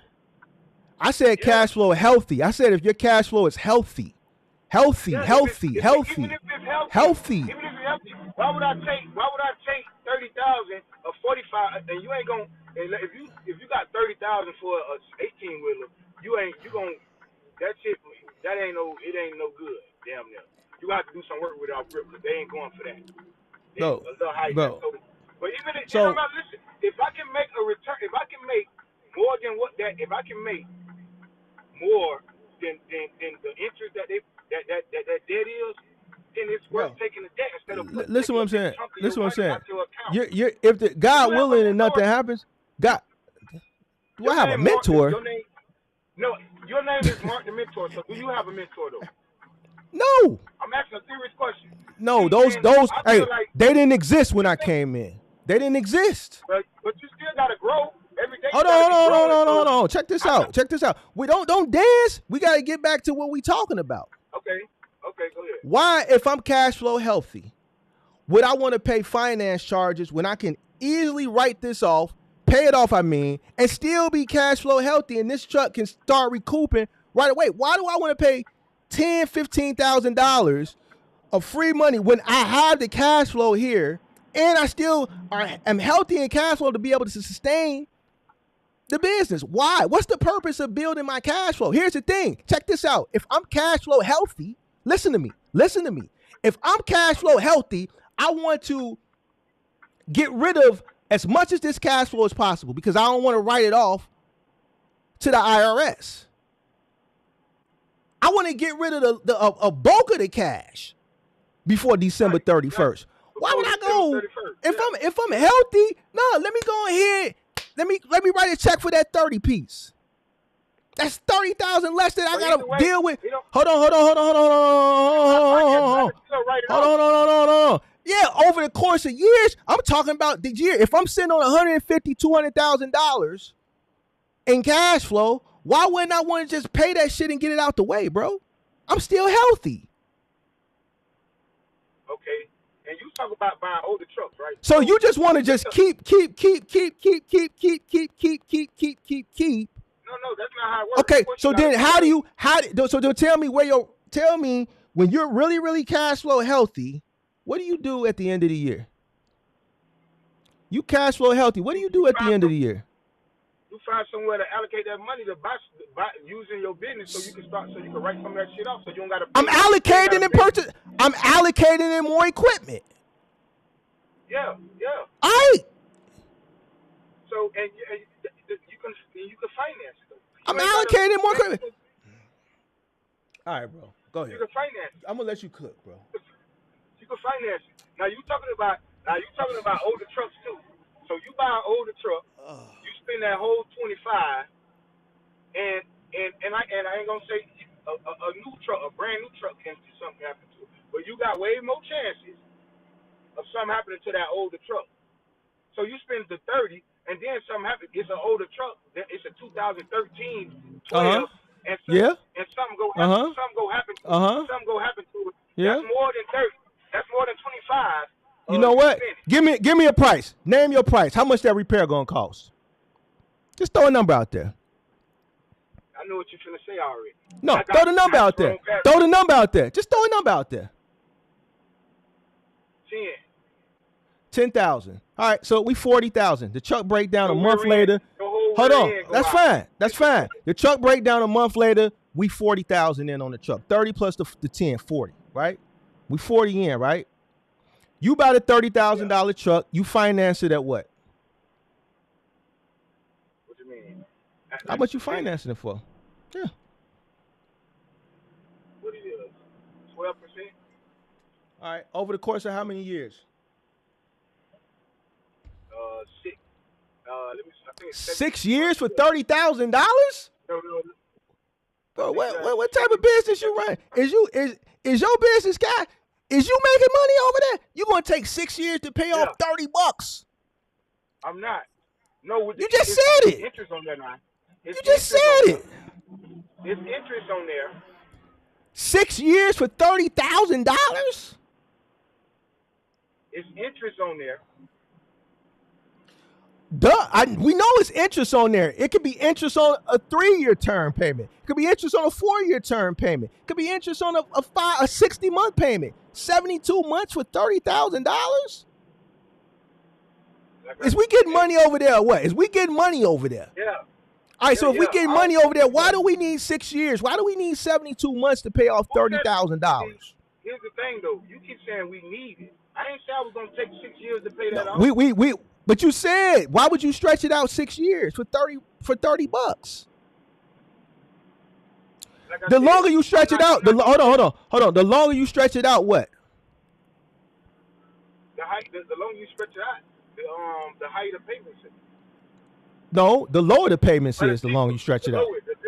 But ultimately what? You end up paying more. Okay, now, if you end up paying more, what's the name of the game in trucking? To pay less. No, to lower your operational cost. Lower your operation, yeah. Sooner the better. Why? Because you do what? What you say? Because you do what? When you lower your operational cost, you do what? You lower the cost of running your business. You maximize your profits. Why would I want to prolong maximizing my profits? Why would I want to pay more over the course of a longer period when I'm in this business to ultimately increase my profit margins? Why would I want to do that for such a small amount? And I'm in trucking. Why? Explain it to me, sir. I'm not going to take 6 years to pay that loan off. So why would you? I just asked you for the example. You said 6 years. Why am I signing? Why am I signing a 6 year? If you tell them over 6 years, if you agree to that, right? And like you just said, when you extend it out, what that do to your payment? It lowers your payment. It lowers your payment. So if it's lowering my payment, that's extra money. Rest of those.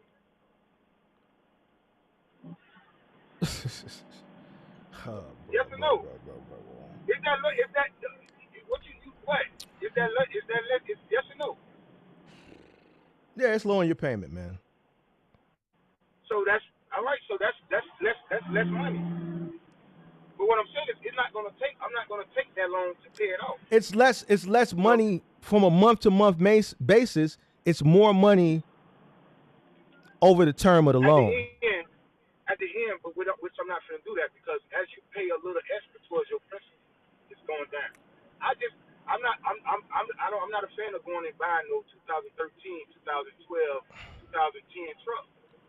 Well, that's because you want to operate at a higher cost, and that's fine. If you want to operate at a higher cost, then that's fine. To each his own. I done heard dudes on your channel, and they're in a box truck, and they payments more than mine. That's because because that's because they was misled, sir. That's because they were misled. They were misled, sir. That's crazy to me. You know, they were misled. I just don't. So what would you say is a good? What you think a good year truck to buy? Because when I heard you say older truck, but I never heard you be specific. Well, it all depends. I think you should put yourself in a place where you're able to operate. Well, one, coming in with a low cost of entry and I think you should acquire a truck that's going to ultimately keep your operational costs low. So here's the thing. I see people coming in buying, hold on, 7. It don't matter. You could buy a 2017. If it's affordable, if it's going to keep your operational costs down monthly with your monthly note, go for it. I know somebody that is a subscriber to the channel. They just bought a 2019. It was an international. As soon as they told me what year it was and what they paid for, the first thing I said, that must be an international. He said, yeah, it's an international. Right? So he bought it for like a little under 2019. No, but all right. I said I bought a. Bro, check it out. Let me explain something to you. Let me tell you what I would do. If I was coming in the box truck thing right now from a 26, I go get a 2009, a 2010, a 2011, 2012. I'm looking to get something. That's you. But see, I'm gonna make more money than you though. See, I'm gonna make more money than you because my operational costs are gonna be low. Even if I have to maintain that vehicle, I'm still gonna come out. Bro, I got old trucks now. That don't matter to me, sir. You know what matters to me? It's the profitability. But how long is that truck gonna last, brother? As long as I want it to last. As long as I want it to last, sir. See, the difference is my old truck is gonna do the same thing, yo. Listen, we talking about box trucks. Listen, my old truck is gonna do the same thing your new truck is gonna do. Except, hold on. My old truck is going to do the same thing your new truck is going to do, except I'm going to make more money than you. Before you have to, so box trucks don't have to get but overhauled. I've never had to do overhaul. I've never had to do overhaul. You know why? Because we take care of our equipment. I've never had to do one. I had one powertrain issue, and that was on a truck I bought brand new. The transmission went out. The powertrain issue I had was on a truck that I bought brand spanking new. The thing didn't even hit 100,000 miles before the trans went out.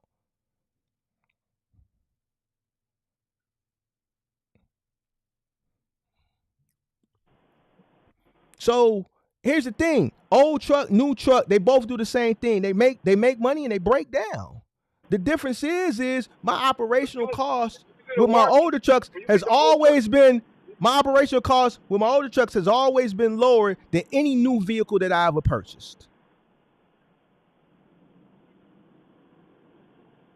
Do you get a warranty when you buy them trucks that old? Of course not. What I'm gonna do that for? Why would I waste my money on that? Why would I waste my money on that? What you mean? I don't need a warranty. I don't need a warranty. You know why I don't need a warranty? You know why I don't need a warranty? Can I tell you why? Ask me. Say, Mark, why you don't need a warranty? Why you never got a warranty? Because we got cash flow. We got bread. We got bread. Because we got bread. We have cash flow, sir. If anything happens, sir, we take it to the shop. Listen. This is why you have. There's no such thing. You can't be successful and have a broke business. On the new what? No, but you just said that was the whole premise of the conversation. You said why would somebody on the new not get an older truck? And somebody on the new, I don't see why you wouldn't want a warranty. If something happened to that hold on. The reason why a person on the new shouldn't get a newer truck is because they're not skilled enough to move a newer truck with the cost that it's going to cost to operate that truck, sir. The monthly payment on that truck, even with getting an older truck, the maintenance that you're going to probably come across on an older truck, that's still going to come out ahead than if they bought a newer truck. Because guess what? They got the note on the newer truck, and eventually the new truck going to break down. We've had people come up on my channel, they bought newer trucks, and guess what? The first load they went on, the truck broke down. It was a guy who came up, bought a newer truck from Penske. The first load, the truck broke down. He never got a chance to run. Yeah, he didn't take no mechanic with him then or something. I don't know. But here's the point that I'm trying to make. New trucks break down too. I know that 100%. All right, so at a higher operational cost, you need to be skilled. People coming in on the new, they're not skilled for a higher operational cost. They don't know how to move a new truck. They don't know how to move an old truck. Okay, but then, and that's why I educate people. You need to come in with cash flow. You need to come in with cash flow. Well, You can't come into this cash. business. You cannot come into this business, or most businesses, broke. People don't want to do what's in their best interest, which is start from the bottom and grassroots their business up. They want to come in up here. So if you come in up here, that means you need to have cash flow to be able to sustain the business through the learning curve. And you have to have cash flow to be able to sustain your current cost of living, which most people don't. We talk about this every day. So if you coming in with cash flow, then you saying that you don't tell them to buy a new truck because they ain't gonna be able to handle the expenses of keeping up with that new truck.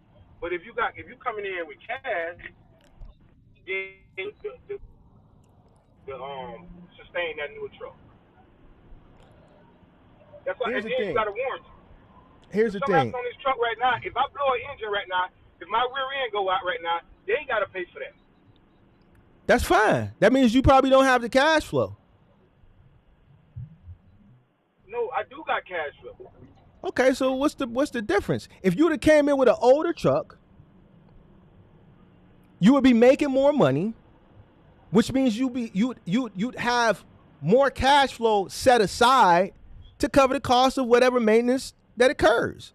The difference is when you got an older truck and you're making money, you're making more money than a newer truck, which when something occurs, you still got to pay the maintenance and continue to pay the note. Yeah, well. And guess what? You got a warranty. You got a warranty. Hold on. You got a warranty. People paying monthly for their warranty. And guess what? We know how these warranty companies are. They're going to try to do everything. Hold on. They're going to try to do everything in their power not to cover whatever it is. And then that's a risk there. I had a lady in my Discord, been paying a warranty for 2 years, ain't never had no issue. Once we added up the total cost of the warranty, you think she was in upwards of $15,000. That all could have been in her cash flow, sir. And guess what? Whatever issue that would have derived from her truck, whatever issue that might have derived from her truck, there's a high probability that it wouldn't equate it to $15,000. Maybe 5, maybe 4, maybe 6. Shit, we can even put it at a high number as 10. She'd still be cash flow positive $5,000 more than what she is now, paying that high ass warranty because somebody sold her that shit. That's the biggest scam out there. That's one of the biggest scams out there. You got to do your due diligence because something can happen.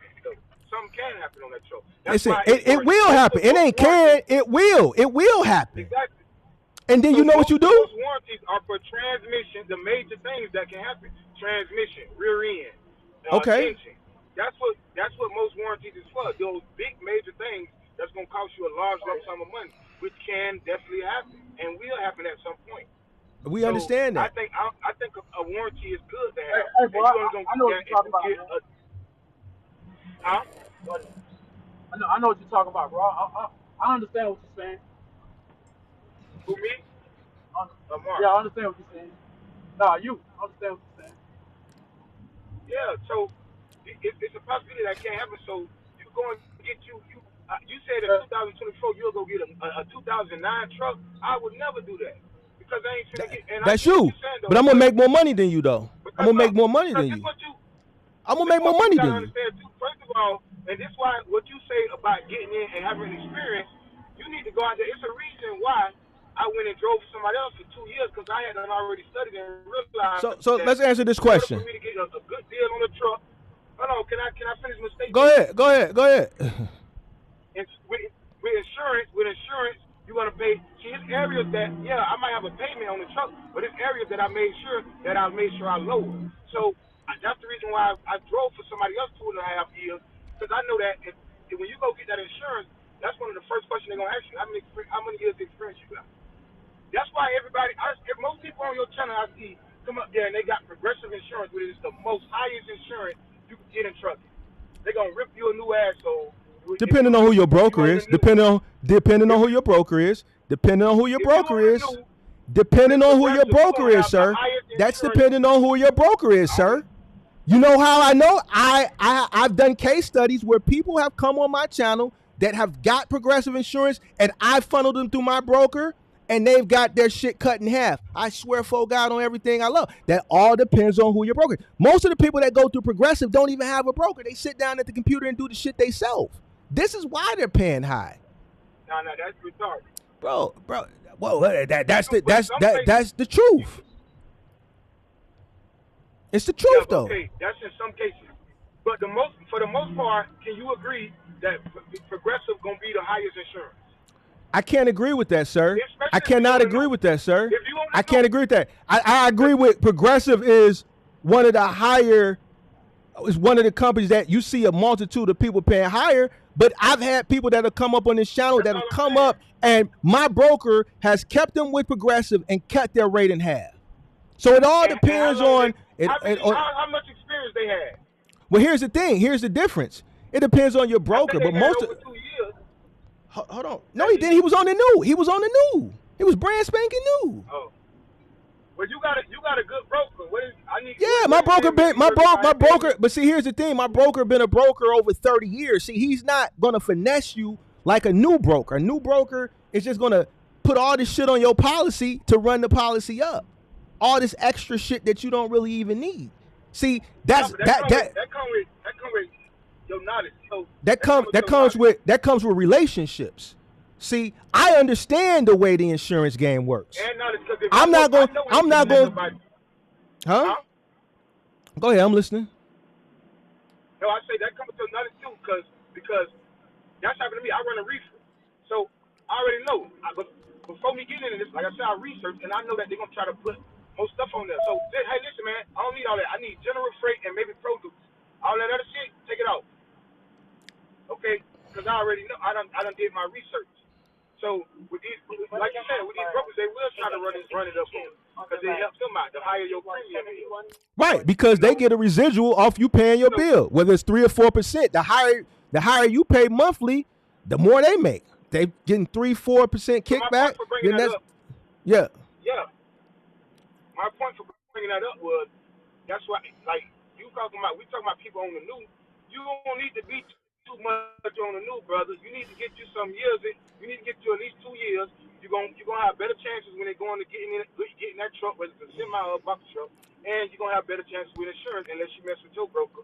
You probably listen. Could work something out, but for the most part, on the new, they're gonna tell you up with that insurance. My most successful people have older equipment. So you know why? Because their margins are better. Their margins are bigger. Margins are bigger, sir. It's just, here's the thing, bro. Listen, the name of the game. Here's the thing, bro. I've had 15 at my peak. That don't mean nothing. And guess what? 13 of them were older. So that don't mean nothing. Right. So you see what I'm saying? Why you switch to a new one? No, the two new vehicles that I bought them for a reason. If the reason that I bought them for, if that reason didn't exist, I wouldn't have bought them. I would have bought 2 more used vehicles. Okay. I ain't trying to get in your business, but okay. No, I can tell you because though I'm gonna tell you, because those 2 vehicles I was gonna run them harder, really hard. Hence, it's probably one of the main reasons. Hold on. Let me cook. They were still local, sir. Hold on. They didn't leave the state of Illinois. They did not leave the state of Illinois. So, but if you say you're gonna work them harder, then if they interstate, if they ain't listen. You ain't let me cook. You ain't let me cook. Go ahead, brother. Go ahead. If I were coming into the business on the new, my first new truck was truck number 4, sir. The first new vehicle I bought was truck number 4. The second new vehicle I bought was vehicle number 7, sir. The first new, vehicle number 4, sir. Number 4. Now let me explain something to you, sir. On the new, it wouldn't have made sense to purchase a new vehicle. Why? I see what you're I'm saying. still learning. Now, here's the difference. Here's something too. As a solo owner operator on the new, the way I drive an older piece of equipment and or a newer piece of equipment is going to be different than the way a person that you hire and you put behind the wheel. If I were to come into this industry again right now, I'm absolutely positively going to go get an older piece of equipment. Why? Because I want to increase my profit margin. I'm going to take care of my equipment.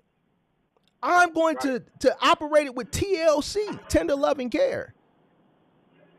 We're talking from the perspective of a new entrant as a solo owner operator, sir. We're not talking from a perspective of hiring somebody and putting somebody behind. I don't even educate people to do that. I tell everybody you need to get behind the wheel first. You're going to treat your equipment better than anybody that you put behind the wheel of your equipment. Do you agree or do you disagree? Oh, that's a fact. That's not even arguable. Okay. Like, Okay. So going to treat your stuff better than the random another person.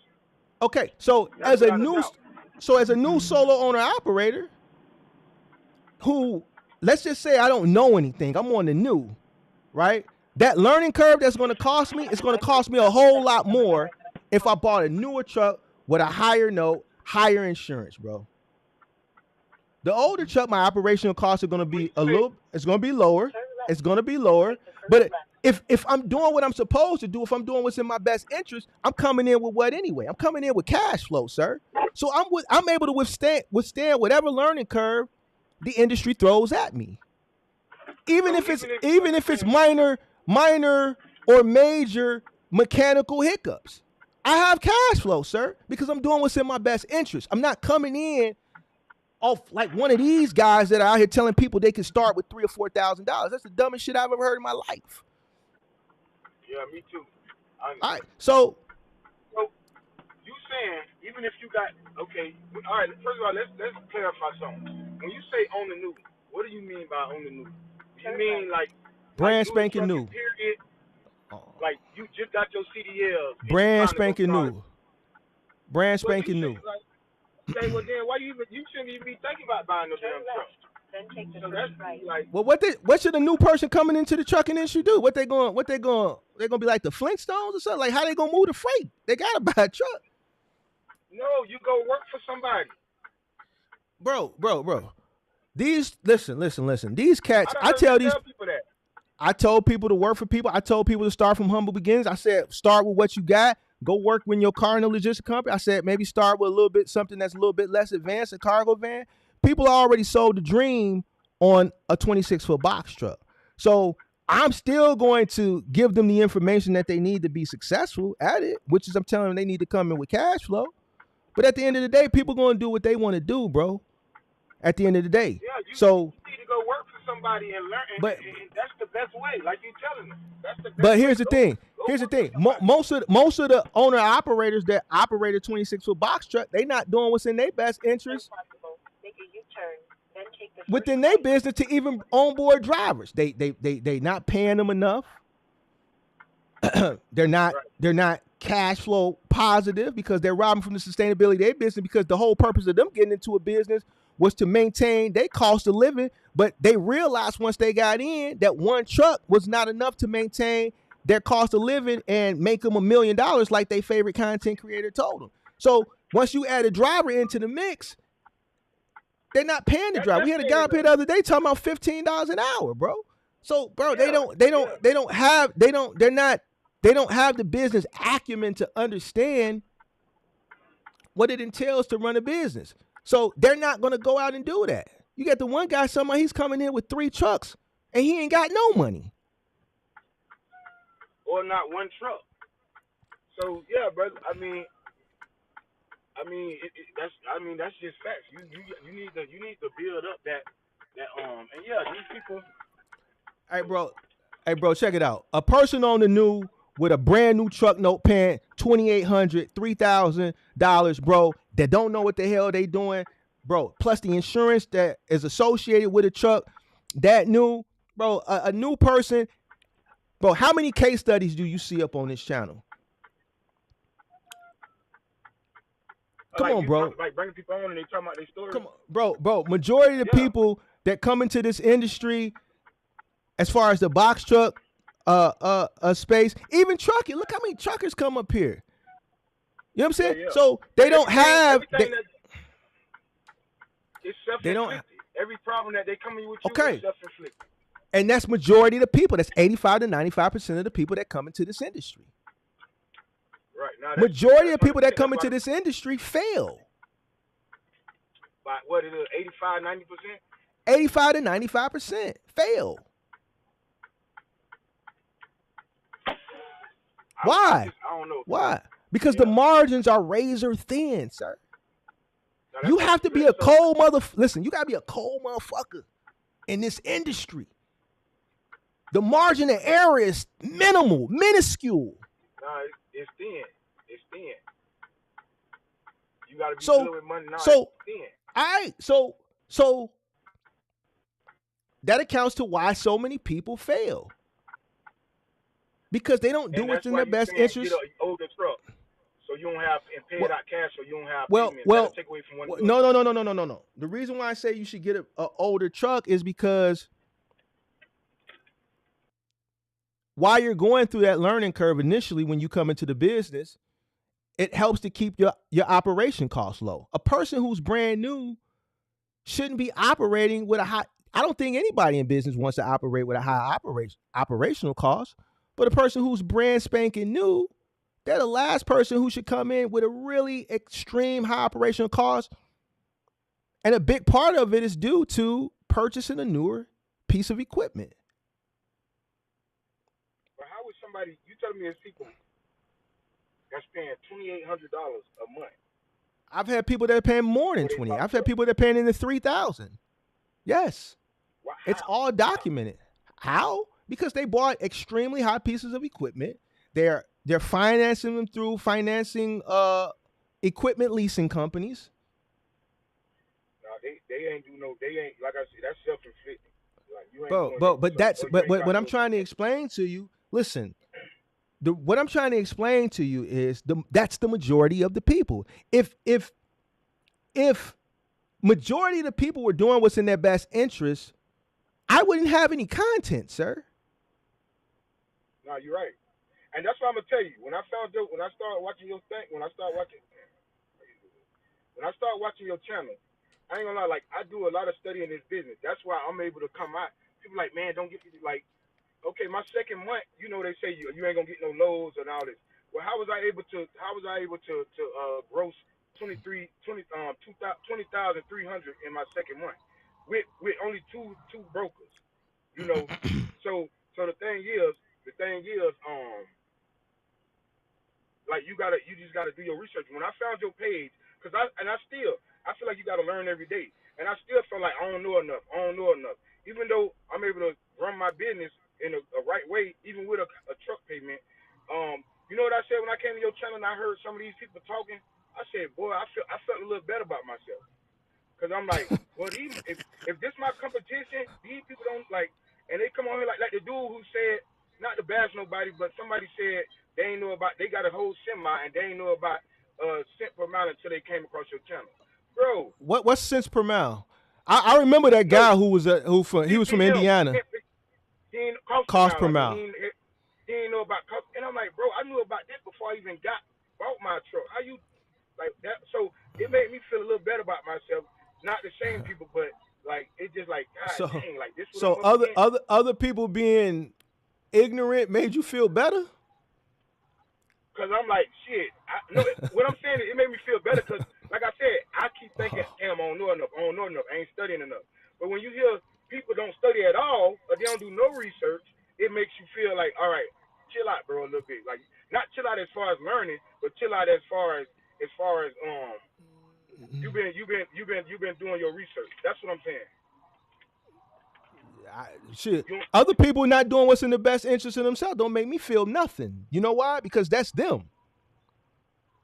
See, me, I don't worry about other men, whether they're doing good or whether they're doing bad. That's them.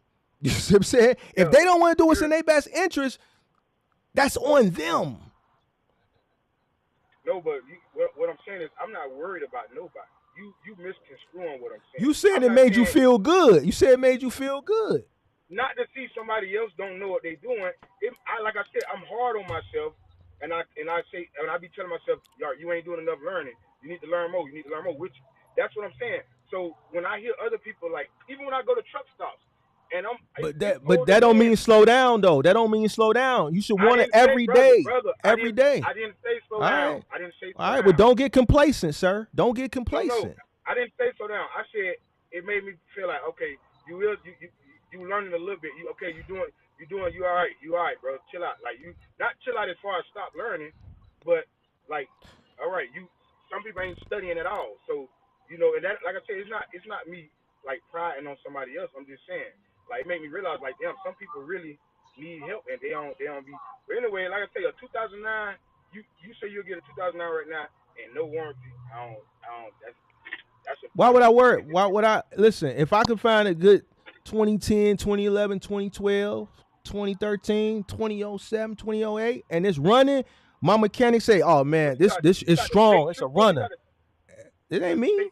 That's Dizzy. I guess he wanted to show us he like a troll or something. I just let him, do what he gonna do, man. I like to give people their little 15 minutes. I like to give people their little 15 minutes. You see what I'm saying? I just got pulled over trying to go on live and talk to y'all bum. Hey, I ain't no bum. Hey, put your bread up, sir. I'll show you. I don't know what you talking about. Right, I don't know. He a troll, bro. He a troll. But I let him troll. You got pulled over because hold on. You the bum. You got pulled over. Hold on. I went live because I agree with the brother in the glasses. I know exactly what he was talking about. Okay, hold on. Check this out, Charlie. This is classic example of somebody placing the blame on other men for their shortcomings. See, this is classic example of a person placing the blame on other men for their shortcomings. You got pulled over because you got pulled over, sir. I didn't ask you to hit the motherfucking link and come up here. Fuck wrong with you? Fuck wrong with you? Hey, you need to worry about that ticket, pimp. You need to worry about that ticket, pimp. Yeah, Charlie. That's what you need to do. Pay. Hey, my boy. Hey, I agree with you, dog. I know exactly what you were talking about. Hey, agree with that state trooper, pimp, and pay that ticket, Charlie. Hey, Charlie, check it out. Hey, Charlie, check it out. Hey, this buddy ass that said the Venezuelans is here because this is their country and it was stole from them. Man, I'm not listening to nothing this joker's talking about. This joker over here. This joker over here on this side, on that side over there, that joker side, yeah. Can't listen to nothing. What you mean, bum? Hey, check it out, Charlie. What you doing right now? Hey, worry about that ticket, Charlie. Exactly. Get up off the live. That's amazing. Talking about he got a ticket because he came on the live. Man, you got a ticket because your plates is expired, sucker. What the hell you talking about? What it is, he trying to hold his phone in his hand. You were trying to hold your phone in your hand? You trying to hold your phone? You need me to send you a gimbal? You need a phone mount? You want me to donate you one? Hey, tell me where I need to send it to. All right, so then what the hell the live got to do with you? What the live got to do with you, sir? He caught you. You tried to pick what it the up, live got to do with you, sir? What's your issue, sir? What's your issue? Because you want some smoke with me, so let's get it. What's your issue, sir? Hey, I'm gonna get you on that 25,000 because I talked with some movers out of Chicago. Actually saw them at a truck stop. So I'm gonna cook you on that. You know what I'm saying? Cook me. Also, buddy, in the glasses, I agree with what you saying because as far as like the equipment finance loan, I actually took out the equipment finance loan and did it as a tax write-off. So I know exactly what you mean on you took out equipment finance loans? Hold on. You took out an equipment finance loan? I ain't do equipment. Hold on, Kenneth. You took an equipment? He's admitting to taking equipment finance loan. Bro, you sure you want to do this? You was a goofy. You goofy. I ain't I didn't do equipment Yo, finance goof loan. I ass. ain't do that. You took out an I ain't do equipment that. finance loan? I went to a Bro, private. you sure you want to have this debate, bro? Come on, cook up. Go on. Tell us some more of your bad business I know what you're decisions. talking about. You know what I'm saying? I'm just saying what I did. You know Okay, what why I'm would you saying? do that? Why would you do that, sir? Why would you do that? Why would you do that, sir? Why would you take out an equipment finance loan, sir? Why would you do that? What you paying for your truck? You bought a $40,000 truck. It's gonna end up costing you $80,000 when it's said and done. Yeah, with them. See, Yeah, that's for what real. that's what you saying. That's what you saying. Who I'm you? gonna get on that. Oh, now talk to me. Talk to me. Talk to me. Talk to me. I'm still cook you about that 25,000 you lying about though. 25,000. On that because I met some dudes from 25,000. Chicago. I met some So dudes from hold on. Chicago, man. Hold on. Slow down. Calm down, mister. I moved somebody cross country for 12,000. That's on you. Listen, because y'all crackheads and y'all doing crackhead moves don't mean we have to do them. Y'all want to do, and then you want to blame shit, on because y'all had huddles. So y'all had huddles. Hey, check it out, Charlie. Because he's saying there's no way you can do a move for $20,000. There's no one's gonna pay that. This is what he's saying. He said you're not gonna be able to do a move for $20,000. Nobody's gonna pay that, bro. I've done moves for over 20, 25. You absolutely goddamn right. I'm not moving nobody cross country for dirt cheap. Now I need that because he don't know, bro. He's never owned a moving company. He's never owned a moving company, sir. That's a couple days. Right. He worked for an under the table moving company that was moving people for crackhead prices. So all he knows is under the table crackhead prices. This is the same guy that came up here that said, this is the Venezuelans' country. This is why they're here, because this country was stolen from them. This is that guy. Nah, you said this shit, sir. You said this shit, sir. You said this shit, sir. You said it though. You said it, but it don't matter when it happened. You said it. What, you went and did your research on it and found out that you made a fool out yourself? You trying to take the subject and try to let's talk. Kick it. I'm gonna let you cook. I'm gonna let you cook. Go ahead. I'm gonna let you cook. I ain't gonna say nothing. But when I get to cooking, make sure you got your facts. Make sure you got your facts, sir. Go ahead and cook. Go ahead. You got the flow. I'm mom's the word. Go ahead, cook. I met some dudes from Chicago at a truck stop. Mm-hmm. I asked them. They worked there. I think it was like Van United Lines or something. Okay.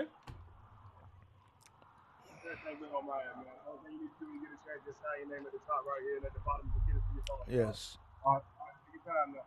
Thank you, man. I appreciate it. Yes, sir. What that cop say? So what? Go ahead. I'm gonna let you sign your ticket, man. Don't worry about it. You said what? What did he say? Go ahead and sign your ticket, Charlie. I'm good, homie. What you mean? I mean, you switched the camera. I heard you talking. I asked what did he say? I didn't even hear him. I couldn't make out what he said. I thought I heard him say sign.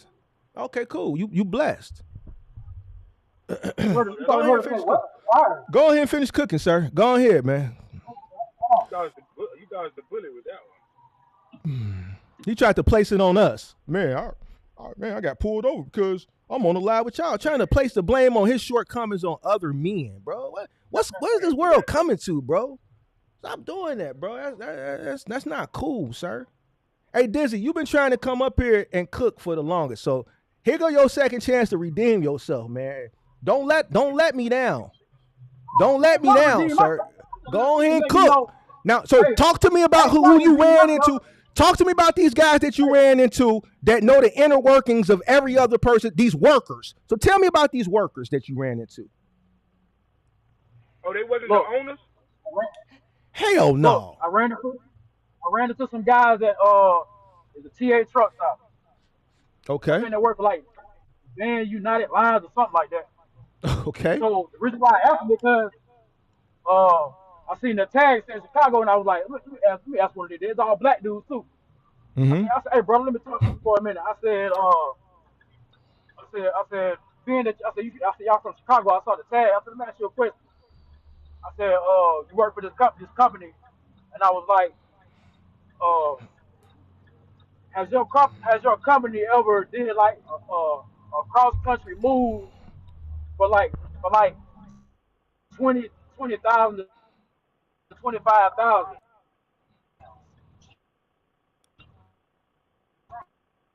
But how they gonna know? They not the owner. So do the owner show Hold them on. the what? I'm finna cook him in a minute. Just let him finish. Now he talking about a van line. You familiar with van lines because you a semi trucker. So let him finish. Let him finish. Let him finish. Let him finish. See, ignorant people that think they smart, they always make themselves look bad. So go ahead. I'm gonna let him finish. I like to let people talk that are ignorant. So go ahead, Dizzy, and finish talking.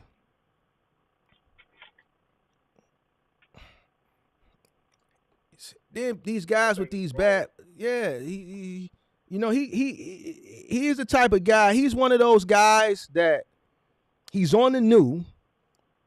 He read a couple black power books when he was locked up, and he come out and he think he Malcolm X or some shit.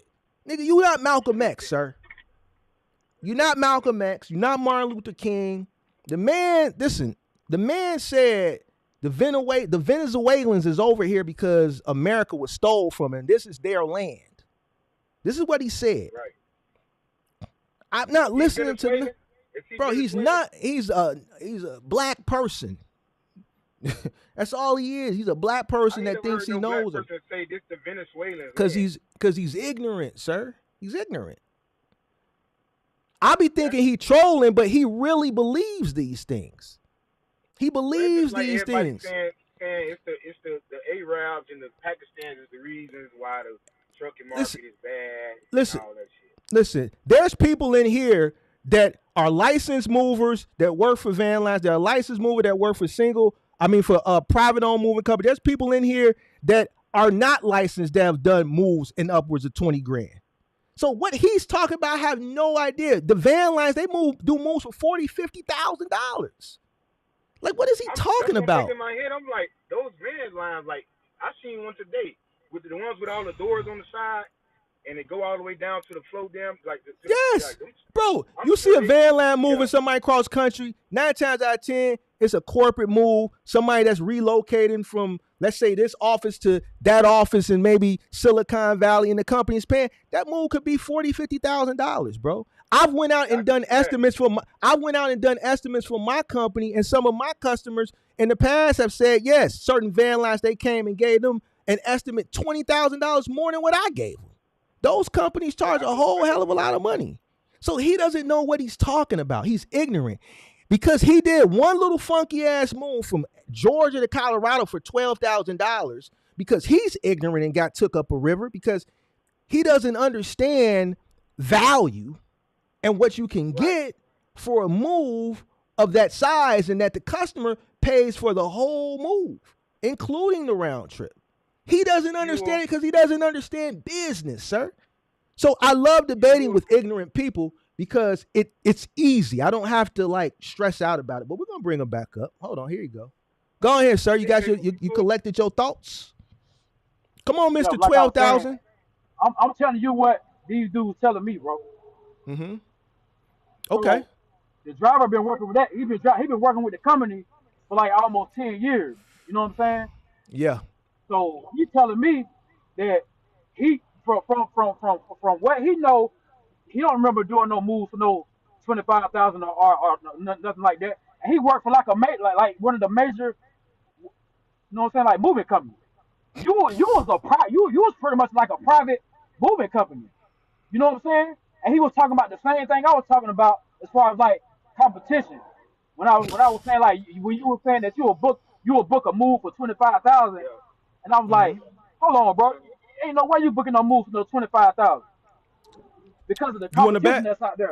How much money you got to bet? Hold on. Fuck all that shit you talking about.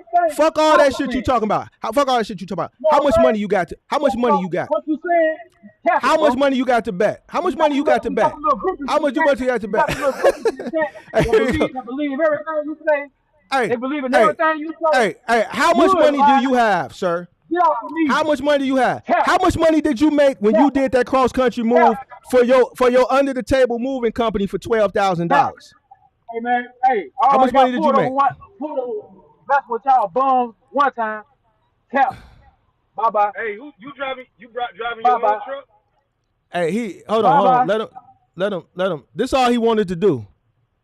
Look at him. What you mean that's what I want to do? I was just let you know what buddy told me. You can't come. We gonna have a conversation. We gonna have a conversation. Listen, if we gonna have a conversation, we gonna have a conversation. We gonna have a conversation. We gonna have a conversation, Mr. Venezuela. If we gonna have a country, we gonna have a conversation. Hey, listen. I'm gonna put you. Hey, check this out. Why we gotta be bums? You telling me as a private mover, you was doing moves for 25 bands? Man, you bro. Take your hat off. You here and shoot that let's shit. See your hairline. That shit to the people in the chat. You can't get me with that. You can't get me with that, homie. Hey, but listen though. So you telling you that's your own truck you driving? So he's also saying, hold on. That's your own truck you driving. Oh, go ahead. Hold on. I said that's your truck that you driving. Yeah. How much you pay for that truck? Sweet. How much you pay for that truck?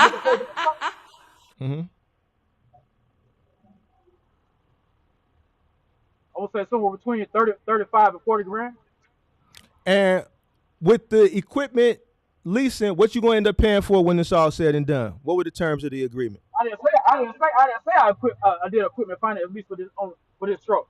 I said I've done it before. Okay. Well, how did you pay for that one? Why are you so aggressive, sir? How did I pay for this? Why are you so angry, bro? Calm down. Hey, bro. Why you so angry? I'm chilling. I'm in the crib chilling. You angry. You can sit out here. You can sit out here and cuss me out and call me widow and all this other shit. But I never called you a weirdo. I don't even use that word. I never called you a weirdo. I give you the same energy. Now I'm the hostile one. Man, come on, man. When did I call you a weirdo, sir? I don't even use those words, sir. You got little people in your chat believing that shit you're talking about. You're angry, sir. Every time you come up, you're an angry individual. You're hot. You're hostile. Sit still, sir. Why are you moving on? Sit still. I'm giving you the same energy you giving me. I'm sitting still.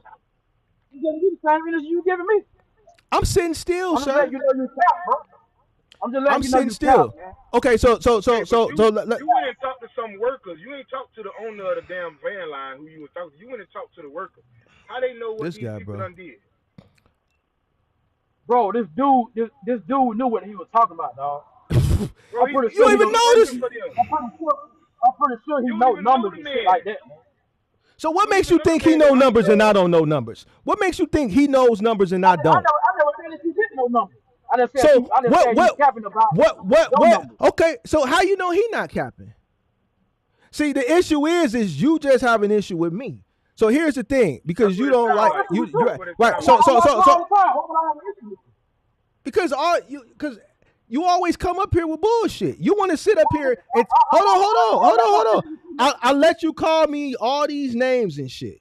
So first of all, you want to sit up here. Hold on. You want to sit up here and tell me what I've made. Bro. Listen, this shit. Listen. Bro, listen. Bro, listen. Hey, bro. What you mean you ain't the one to play with? What that mean? What's gonna happen? What's gonna happen, Dizzy? What you mean you ain't the one to play with? I'm talking about your groupies in the internet. I'm not talking about you. What's gonna happen? You're in a chat, sir. Nothing's gonna happen to nobody. You're in a chat. Like what's gonna happen? You right about that. You exactly right. All right, so check this out. You young? How old you is, bro? Who, me or him? I know you know how old I am. No. Him? No, not you. Him. He about 40. He about 40. He about 40. You asking me or him? He asked you how old you is. I know, but see how aggressive he is? Yeah, you a little elevated to be 40, bro. I didn't ask you how old you was. He did. You come over here talking about y'all. You talking about y'all bums and all this. and like, bro, I wasn't referring to you. I wasn't referring to you. I was referring to the bums in the chat. Oh, okay. Even them though, why you so hostile? You don't know what them people got. You is a little because there's some internet throwing bums, bro. They would ride it and agree with everything Mark said. Just like when you were talking about your situation, I understood what you were talking about. But you had your little broke bum in the chat agreeing with everything Mark was saying. So here's the thing. They don't even be knowing what the conversation. All right. So here's the thing. So here's the thing. When I frequent other channels, even outside the trucking space, influencer means influence. I see influencers that are misleading people, and those people agree with them. I just watched somebody give a badass cost per mile, and people in the chat were saying you kicking facts. So influence is influence, whether it's positive or negative. When people find somebody that they resonate with, they're going to agree with them, right or wrong. I just so happen to be one of the experienced, tenured people who doesn't mislead people. But I see influencers that mislead people, and their subscriber base agrees with them. That's what an influencer does. I agree. Wait. I ain't even look at the chat. I agree with a lot of the stuff that he's saying. Me and you don't see eye to eye on this 25 grand. That's the only place and here's where you wrong. And here's where you wrong. But you I just let you cook because it's comical and makes for good content. If I really wanted to like interrupt or whatever I needed to do, you know what I'm saying, I would. You're wrong, brother. You're wrong. You're wrong. You're wrong in so many ways. You're wrong. Hold on, bro. Listen to me, brother. Listen to me.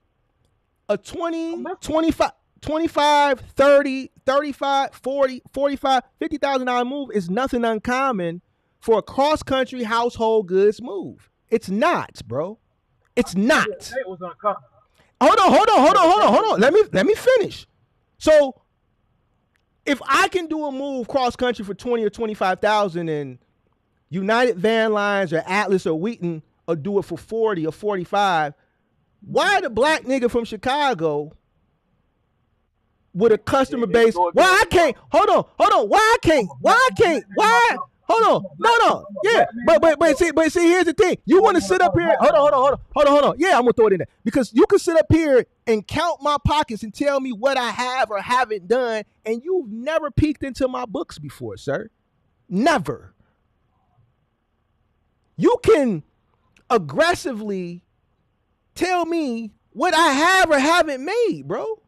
That's crazy to me. I'm not finna never tell. Here's the thing. I've been doing this shit for a long time now. I'm not new to people challenging things. Like somebody challenged and said, when I first started YouTube, there was somebody that challenged and said, I never was in the trucking business a day in my life. He don't show his receipts. We don't see no trucks, this, that, and the third. I didn't jump the gun and go prove him wrong. I didn't do nothing. I just let him say that shit.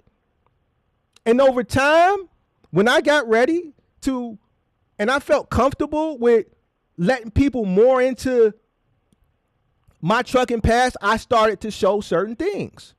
So you telling me what I have or haven't done, that's not going to make me jump, go through my books and show you an invoice from 7 or 8 years ago for 20,000. I really could care less.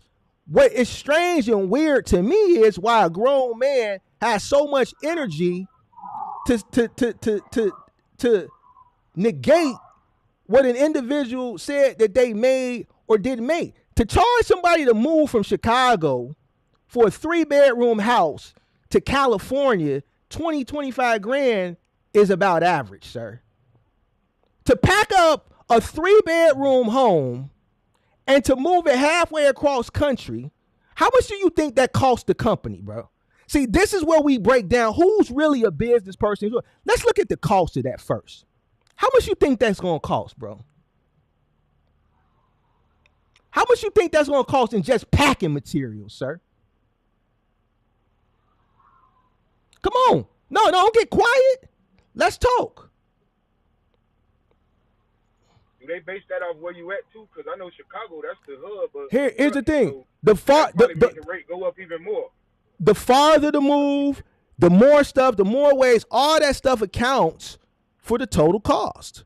If I'm moving somebody over 2,000 miles, a 3-bedroom, everything is packed: boxes, bubble wrap, craft paper, shrink wrap, wardrobe boxes, the team, the hotels, the fuel, the return, the return. And see, that's what I'm saying. The return trip, like all this accounts to the cost. You're giving But numbers you can't. off a major You can't. You But hold was on. driving- Hold on. No. Fuck. Listen. Let's say fuck. Let's make this simple. Do you think you a smart guy? Do you think you a smart guy? Do you think you a smart guy? Do you think you a smart guy? Okay, you a smart guy.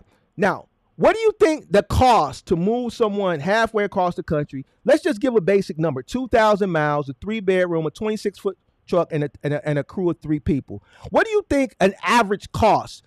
The cost, just the cost, not with the profit, not the gross. Just how much do you think a job like that will cost a company to complete in totality?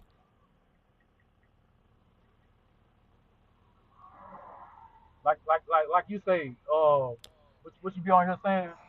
Know your cost per mile and all that. You gotta integrate with the prices and all that. You can't sit here and tell me you giving numbers for like a major company. No, I'm giving numbers. No, it ain't about a major company. It ain't about a major company. It's not private or it's not private. Hold on. What do you think the basic cost? Hold on. The basic cost. Mark charging 25,000 when they can. Look, all right, let me make it more. Let me make it more simple for you. Chicago to LA. Hold on. Chicago to hold on. Chicago to LA. No. Let's do it. Let's do a range. Hold on, Charlie. Let's kick it. Hold on. Chicago to LA. A 3-bedroom house move, a 3-man crew, a 26-foot truck, 2,000 and something miles. Do you think it would cost me $5,000 in totality to complete that move? Lower or higher?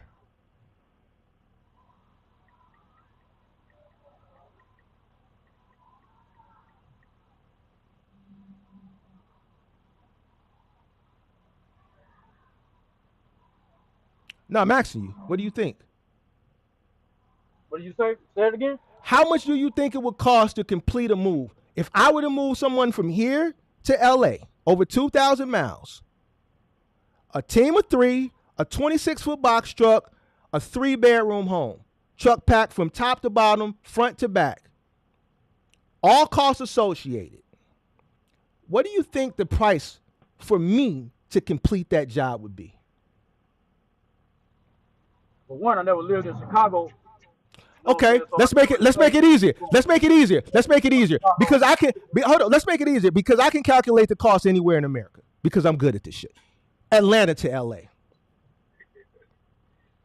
From Atlanta to LA. Mm-hmm. What do you think it would cost? Okay, you said you went from Atlanta. Hold on. You said you went from Atlanta to Colorado, though. You said you went from Atlanta to Colorado, though, right? Okay. To move someone, a 3-bedroom, all costs associated, a 26-foot box truck, a 3-bedroom, all costs associated. What do you think the cost to move someone from Atlanta to Denver, Colorado? What do you think that average? You don't have to give me a specific number, but what do you think the average cost would be? I'm Googling Atlanta to Denver. I want to get the miles. Hold on. Let me give you the miles. so we can make it That's simple. about Now you 1,800 miles. googling. It's Now 1,400 you miles. No, I'm googling the miles. It's 1,403 miles. No, it's 1,403 miles. I'm googling the miles, sir. Like I said, Bro, I'm googling the miles. You're getting rates Sir, off of a sir, major I'm company, googling. not Sir, your I'm own googling privately the. owned company. I'm googling the miles, sir. I'm googling the miles, sir. Hold on. The miles, sir. The miles. I googled the miles, sir. Calm down, bro. Still giving rates off of a major company. No, I'm googling the miles from like their own privately owned company. Bro, Like I'm not giving like rates. Hold on. I'm not giving rates at all. I'm asking you, how much would it cost to move someone? Cost, not gross. How much would it cost your company to complete that task? You said you moved someone from Atlanta to Colorado. So what would be the cost? Okay. It depends on because I'm pretty sure they probably don't call some more moving companies before me. So in my mind, they're gonna, you know what I'm saying? In my mind, I'm gonna be like, well, they probably call more companies before me. So they're trying to find like a lower rate. You know what I'm saying? A lower rate to move. You gotta, So what does that have to do with the cost? What does that have to do with the cost, sir? Hold on. What does that have to do with the cost?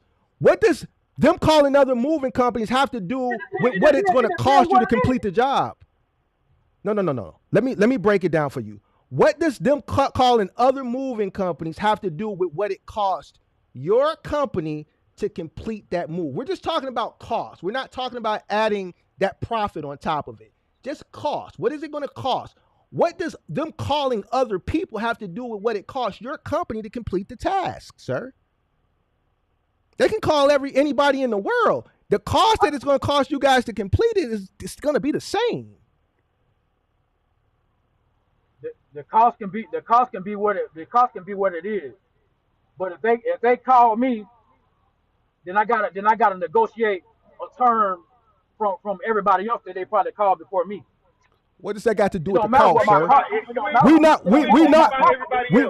We're not talking about the price that you charge them. We're talking about your cost, sir. What is it going to cost you to complete that task?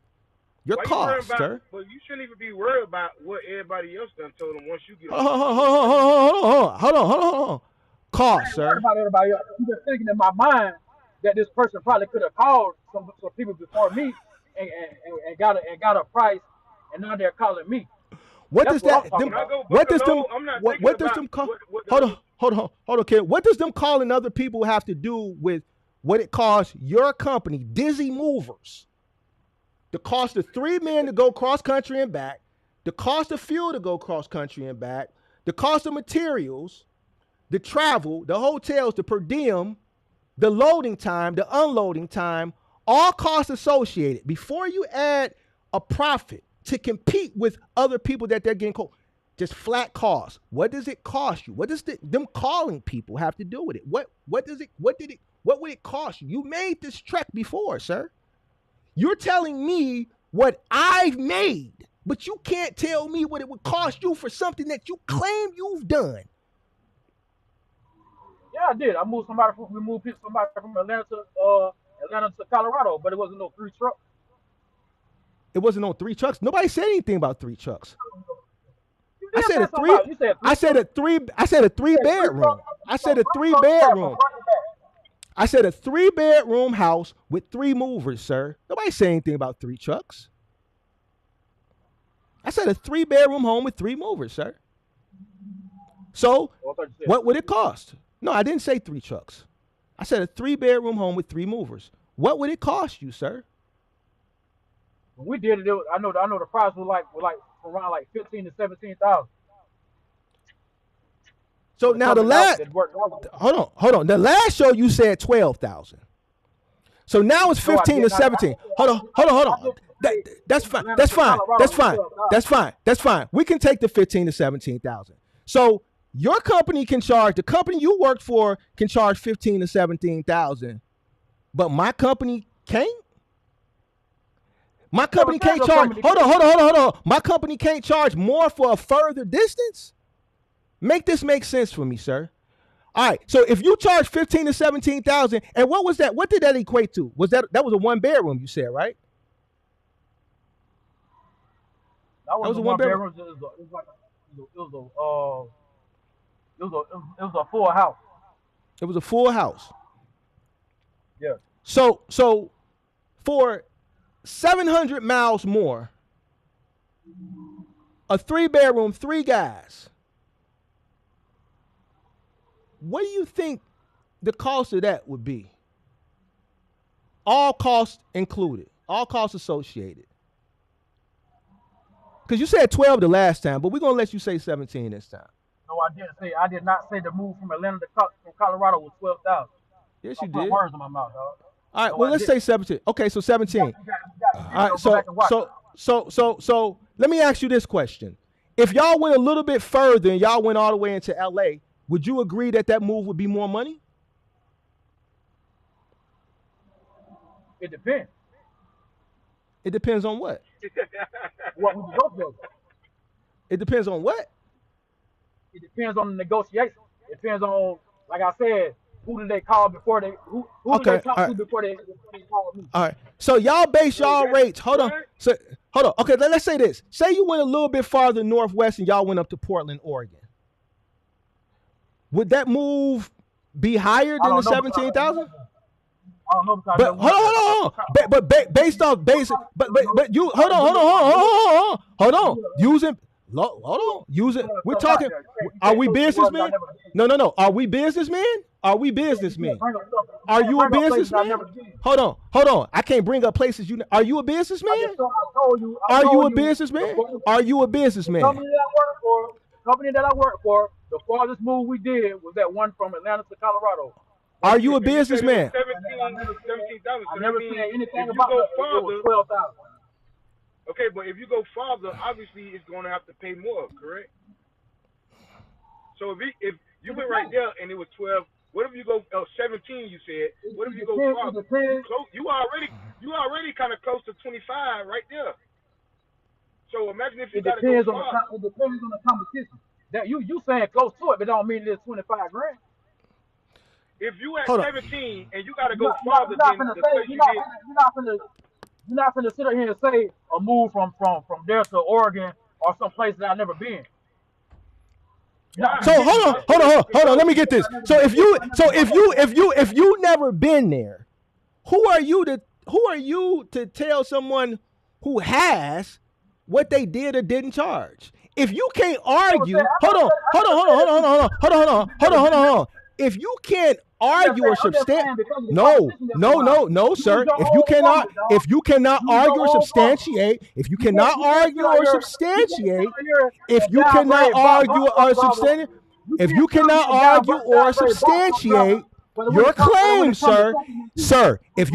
argue or substantiate your claim, sir, if you cannot argue or substantiate your claims, if you cannot argue or substantiate your claim, sir, then you should not be talking. You can't give me a basic estimate on a geographical location within this country, but you want to say what someone else who has made these tracks has or hasn't made. The farthest I've ever been was from Atlanta to Colorado. So if you've never been there, if you've never been there, how can you tell someone what they've charged someone or didn't charge someone who has? That's a good question. Because of the competition that's around. What the fuck does that have to do anything? What the fuck does that have to do anything? You don't think these people gonna look online and see that the other major companies out there? Bro, you worry about other people. So what you think Hold on. That's great. That's a great talking point. Hold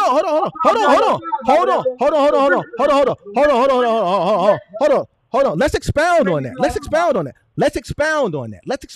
This is great. So I book a job cross country for $25,000.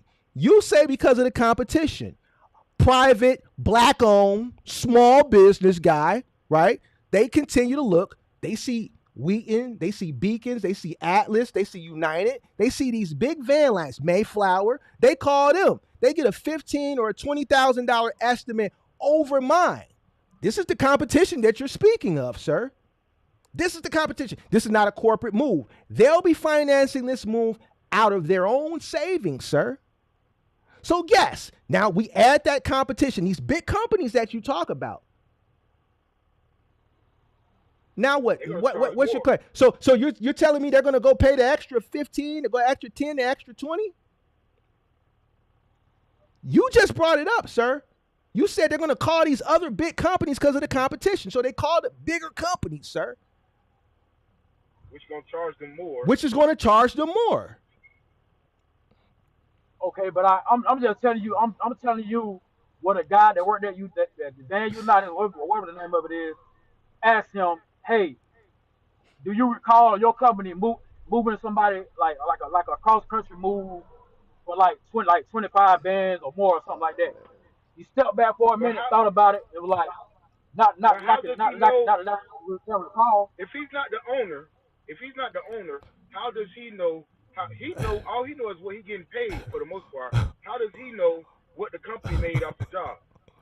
I never been to a job when I did have a job. I never been to a job where I knew what the company was making. Unless you driving and they paying you a percentage of the load, then they got to show you the rate card. So you will know that you ain't getting bucked. Hold on. But he Dizzy. don't know what them people making. Hold on, Kenneth. You understand when I said 25, that was gross, not net, right? You understand that was the charge that was charged to the customer. That's not what the company netted. You understand that, right?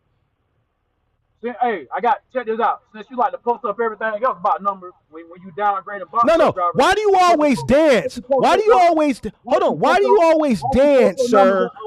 Why do you dance? Hold on. Why do you dance when we get to numbers and I ask you cost and things like that? I said, Dizzy, you dance every time it gets to numbers. You downgrade a box truck driver on their cost per mile and all this. Hold on. But when it comes to like a movie, something that you did, you want to put it on a high pedestal. What's your cost per mile? What's your cost per mile? What's your cost per mile? What's your cost per mile? What's your cost per mile, sir? What's your cost per mile? What's my cost per mile? Yes. It depends on I add up my expenses and see. No, what is it?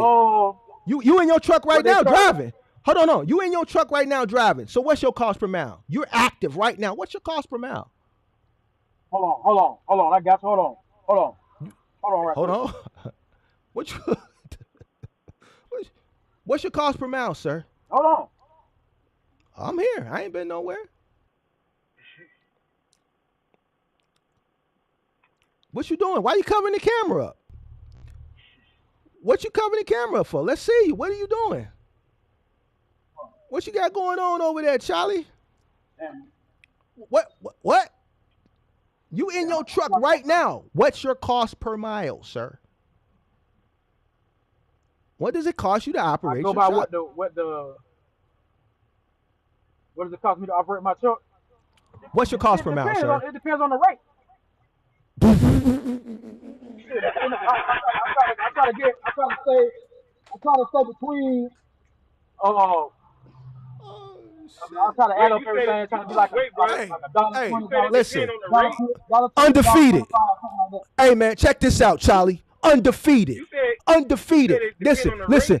Hold on, listen, Charlie. Listen, let me explain something to you, underdig. Don't you ever in your life ever challenge me. Don't you ever in your life worry about what I made. Nickel, listen, you can't worry about what nobody made, sir. You don't even know what you making.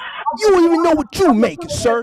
Let me explain. Say, you don't even know what your cost per mile is. You don't even know what your cost per mile is, sir. Depends on what your rate is. That's what it depends on what your rate is. That's what you base what it costs you to operate your business. It's what your rate is. And then I figure everything out when I get everything added up. Jesus Christ. Hey, undefeated. Listen, sir, you need to stay off the internet. Stop hitting the link, sir. Stop hitting the link. You can never beat me, sir. You can never beat me, sir. Sir, you don't know what it costs you to run your business, sir. You don't know what it costs you to run your business. You in the truck right now running and don't know what it's costing you to run it. You don't know what it's costing you. What you doing right now, you don't know what it's costing you. You don't know. I just sit up here and just told you whatever the rates are and whatever miles I'm going, I add everything up like that. Like, that's how you base your cost per mile? It could be different. It fluctuates. It can go up. It can go down. Woo! See what I'm saying? Listen. You're doing the same thing. See what I'm saying? You're doing the same thing. You worry about everybody else. You trying to downgrade a box truck driver, but when it comes to somebody getting on you about your mess, you don't try. You can't compete with me. Man, the shit fluctuates. What's your cost per mile? If you don't want to use your own formula, you don't want to use your cost per mile? What the fuck are you talking about, man? What are you talking about? Bro, you got your dancing shoes on. You ain't answered any question that I asked you that is associated with numbers and money. You haven't answered. You haven't said one numeral answer. When I've asked you questions that the answer should be a numeral, you haven't answered. It's everything else but a number, sir. Sir, what does it cost you to run your business, sir? What does it cost you to operate your vehicle, sir? I need a number, sir. I try to say between like $1.19, $1.25, something like that. Something like that. You just said it depends on the rate. Yeah, I do. It do? So you base your cost per mile off the rate? Whatever the rate is, I was trying to click over so I can explain it to you from the load I'm carrying now. Okay. Whatever the rate is. Okay. Whatever the rate is, how many miles I'm going. That's how I calculate. So the rate. It can be different every time. You calculate your cost per mile by each load. So what's the equation on that rate? Like, how do you calculate the rate? Like, what's the equation on that? I ain't never heard this one before. Kick it with me. How you do that? I ain't never heard this one before. Your cost per mile is based off the rate. So what's the equation, sir? You got all the answers. Let's just say if I get a load for like 1,800. Okay. Whatever. I calculate it by the miles. Mm-hmm. By the miles that I'm going. So what are we doing with the miles in the rate? We adding, we subtracting, we dividing? Dividing. So you divide the rate by the miles that you driving for that particular load. Let's just say if I got a rate for like 1,800. Okay. And I'm just throwing a number out there and it's going 600 miles. I can do 1,800 divided by 600. And then whatever that number is, that's what your cost per mile is? Hold on. That's what your cost per mile is? I'm taking what I can get, what I'm getting. It be different every time. All the prices might be the same every time.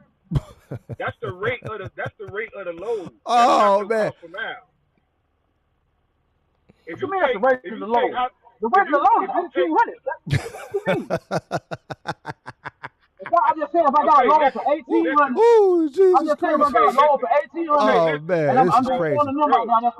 this is crazy. This man that came up here to tell me what I made in my life, and he don't know what it costs him to operate this business. Ain't that crazy? Listen, you like to post everything? Yes, you like to post everything.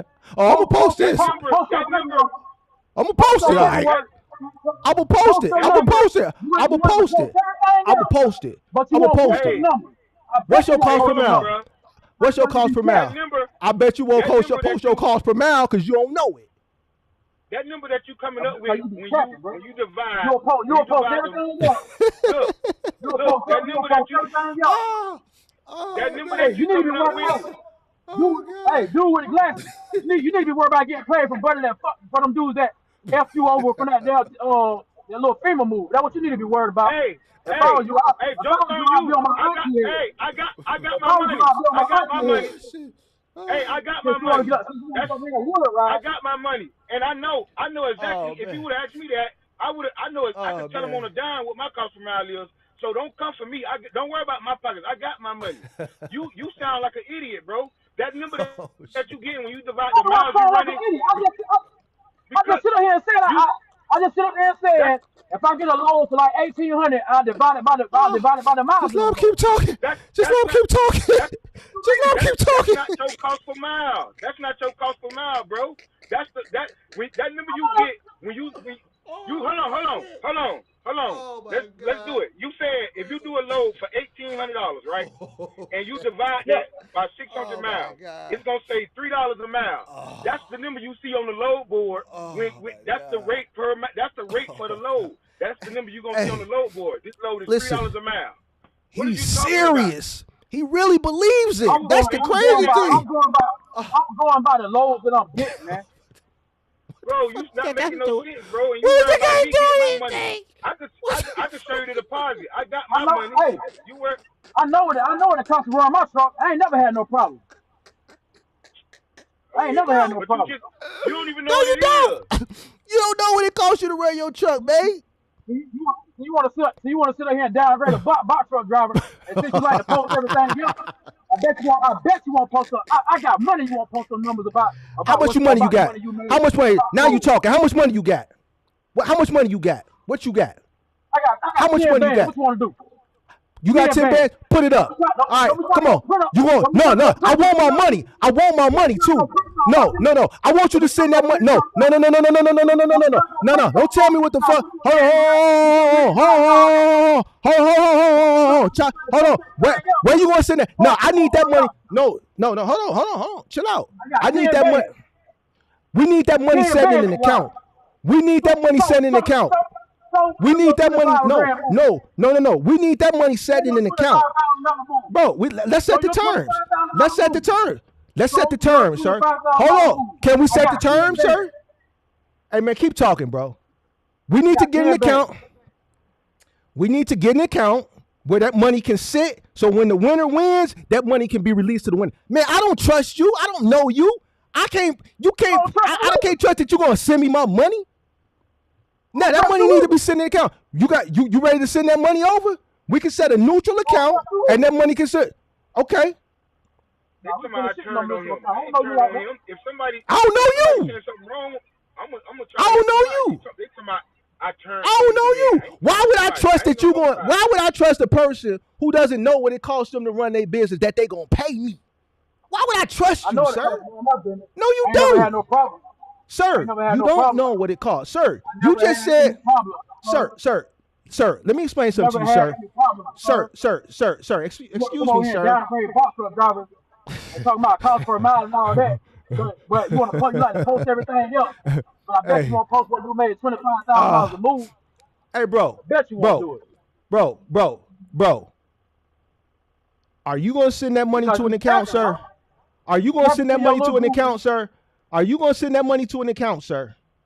Tap into your little groupie. Are you going to send that money to an account, sir? Sir, are you going to send that money to an account? Are you going to send that money to an account, sir? Are you going to send that money to an account, sir? No. Bro, are you going to send that money to an account, sir? Because once the receipts are relinquished, you're not going to see that money no more. I'm not trusting that you're going to pay me, sir. I don't know you, sir. I don't know you. I can't trust an individual who doesn't do what's in their best interest to know what it costs them to run their business. I can't trust an individual like you that you're going to do what's the right thing. You don't know what it costs you to run your business, sir. No, you don't. No, you don't. Sir, you just told me that you calculate. Sir, you just told me that you calculate your cost based on the rate. What does the rate have to do with it cost you, bro?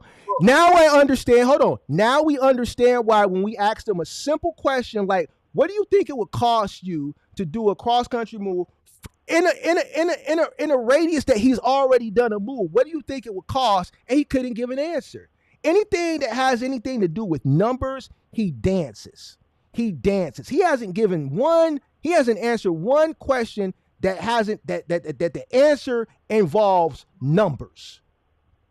He hasn't even answered the question for what it costs him to run his own business. The equation that he gave makes absolutely positively no sense whatsoever. How do you base? Hold on.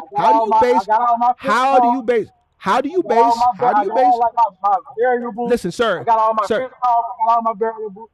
I know how Okay. much it costs to run my company, bro. Sir, we just asked you what it was, and you said it depends on the rate. Yeah, it depends on the rate.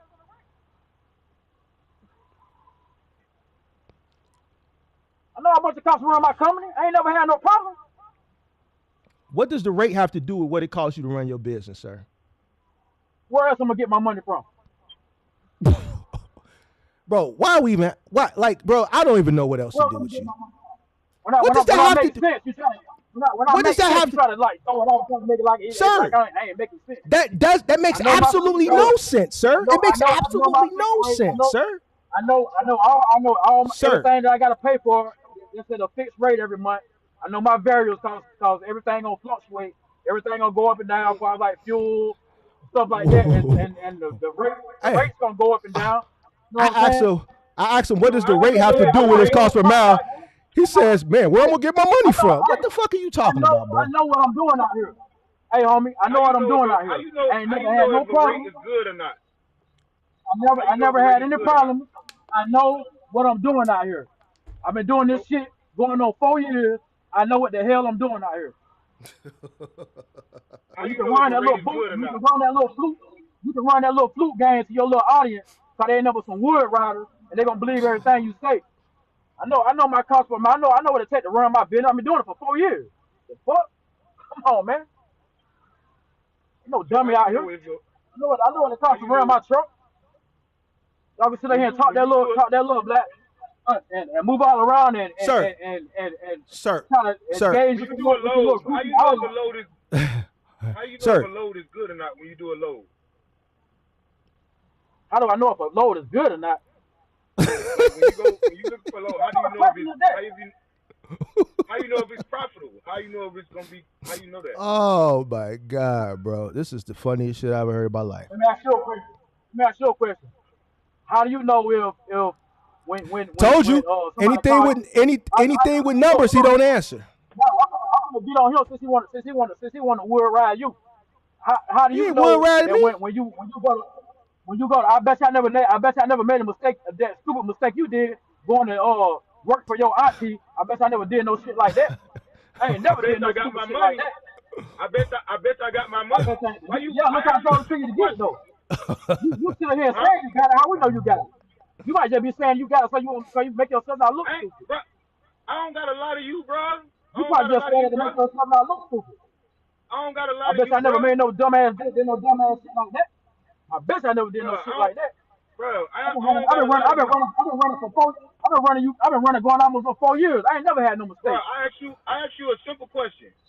How you know when the as far as like that Muyan, not with that Muyan. With that right now, How you know if a rate is good or not? I ask you a simple question. Oh man, let's see. How do you know that they're not go work with somebody and they had no paperwork to follow up behind with? How do you know that? Man, anytime it's dealing with numbers, he gonna divert. Hey, yeah, got your number. You can't answer that. No, you didn't. I know all my fixed prices, my stuff that I gotta pay every month.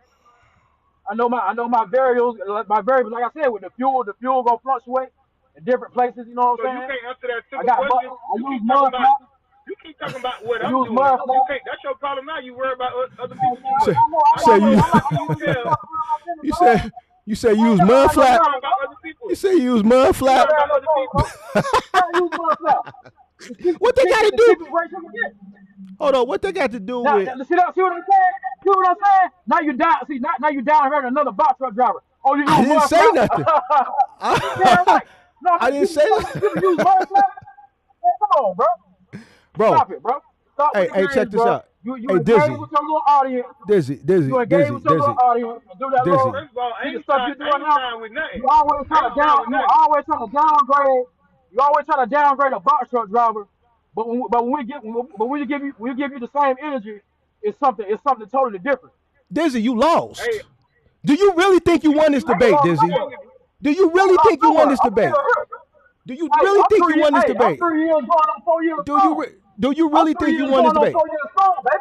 Hey, listen, Dizzy, you said you calculate. Dizzy, you said you calculate your cost per mile. Your cost per mile depends on the rate. You said whatever the rate I get, I divide that by the miles that I drove. And I said, huh? And you said, man, the money got to come from somewhere. Bro, I don't even understand the language you're talking right now, sir. What the fuck does that got to do with what your CPM is? I know you don't. I know you don't, because you always try to downgrade a No, box truck driver. it makes no sense, sir. I'm highly intelligent, sir. I'm highly educated, and I'm experienced, sir. Hold on. No, sir. No, no. You're not making sense. You don't make any sense, sir. Hey, Dizzy, you make absolute sense. Ain't never had no problem. Hey, Dizzy. You know what the sad part about? You know what's sad about you? You know what's so sad? You know what's sad? Pull up to that Addy I dropped. Since they want to threat. Say that Addy you dropped was a Dollar Tree. That was a Dollar Tree. That was a Dollar Tree, sir. Hey, hold on, Dizzy. Dizzy. You know what you go online. Google the area to try to see if it's safe. It ain't safe. I'm gonna let you know it ain't safe. The area ain't safe. Ain't nobody gonna say nothing. Ain't nobody over there but blacks and Hispanics. Ain't nobody gonna say nothing. Hey, Dizzy. That's for your little groupies in the chat. Hey, Dizzy. They want to make threats. Dizzy, check this out. Bro.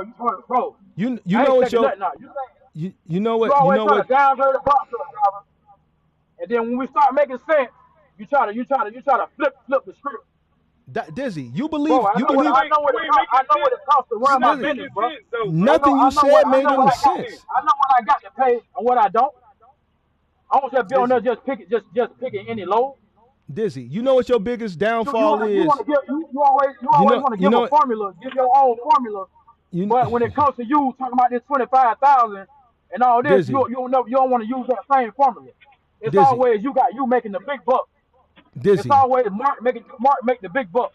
Dizzy, Mark ain't got no competition out here. That's what it's always about with you, man. That's what Dizzy, me and you bump heads at. Hey, Dizzy, you know what me and you? Okay, that's great. I appreciate you. I appreciate you. Listen, I appreciate you. It's always Mark got to make the big number. And you got some little groupies in the chat believing that. Check this out. Dizzy, I appreciate you watching me, but here's the difference. If me and you were in direct competition, I would destroy you. You know why? You won't destroy nothing. Yes, I would. You can't destroy nothing. I'm still going. Here's why. Here's why. No, here's ain't why. No here why nothing. You know what your it ain't no here why nothing. You know what your biggest You know what your biggest over here. You don't know what it costs you to run your business. You don't know what it costs you to run your business.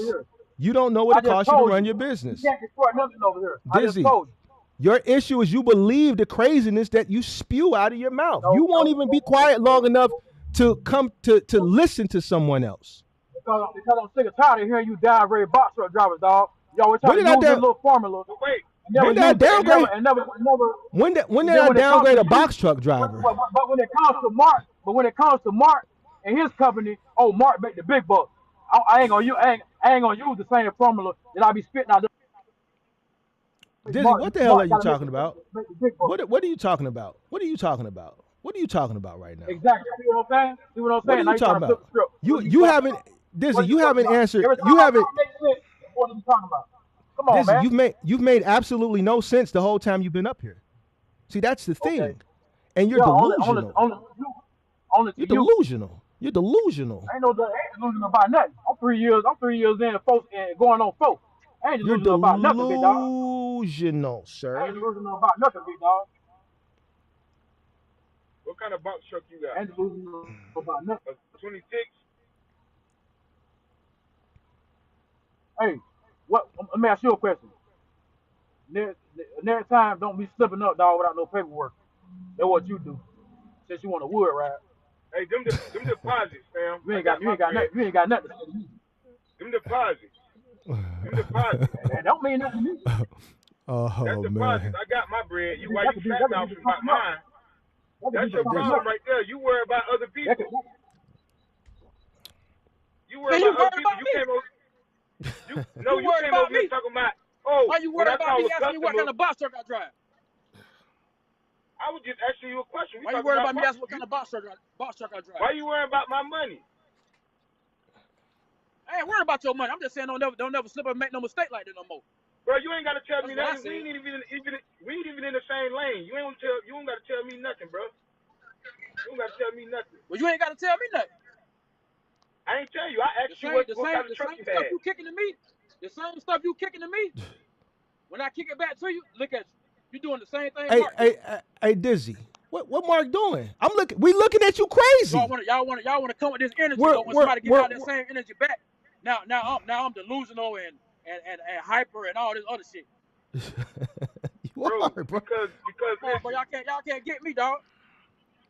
I ain't Hey, trying to. bro. First of all, let me Hey, tell you bro. something. This ain't no Hey. weird thing. When I me and don't you even know bump this heads at man. Mark, you always Where try we to bump heads downgrade at? box truck drivers and use this little formula. But when it comes to your company, oh Mark the big dog, Mark make the big bucks and all this other stuff. Man, you can't come on, bro. That's why I'm here. That's why I'm here. You gotta fluctuate with the market, but you gotta fluctuate with the market. But when it Mark comes to always when it comes fluctuated to with the moving market. company, Mark always fluctuated. Mark don't fluctuate with the market. What the fuck is Don't that, fluctuate bro? with the market.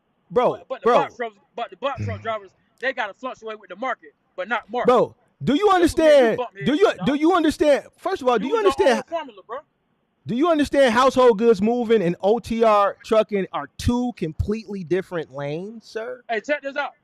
Do you Check this out. understand I that? gotta move from No, this hold on. area I'm in. Hey, I gotta move from the area I'm in. Ain't nobody running. So your little groupies in the chat be like, oh, he running and all this other stuff. I gotta move from this area I'm in. Let me move from this area I'm in, and I'm gonna get back on. 10-4. Give me like 10, 15 minutes. 10-4. I already got pulled over one time, messing with y'all. Hey, 10-4, bro. Do your thing. Do your thing. That man crazy.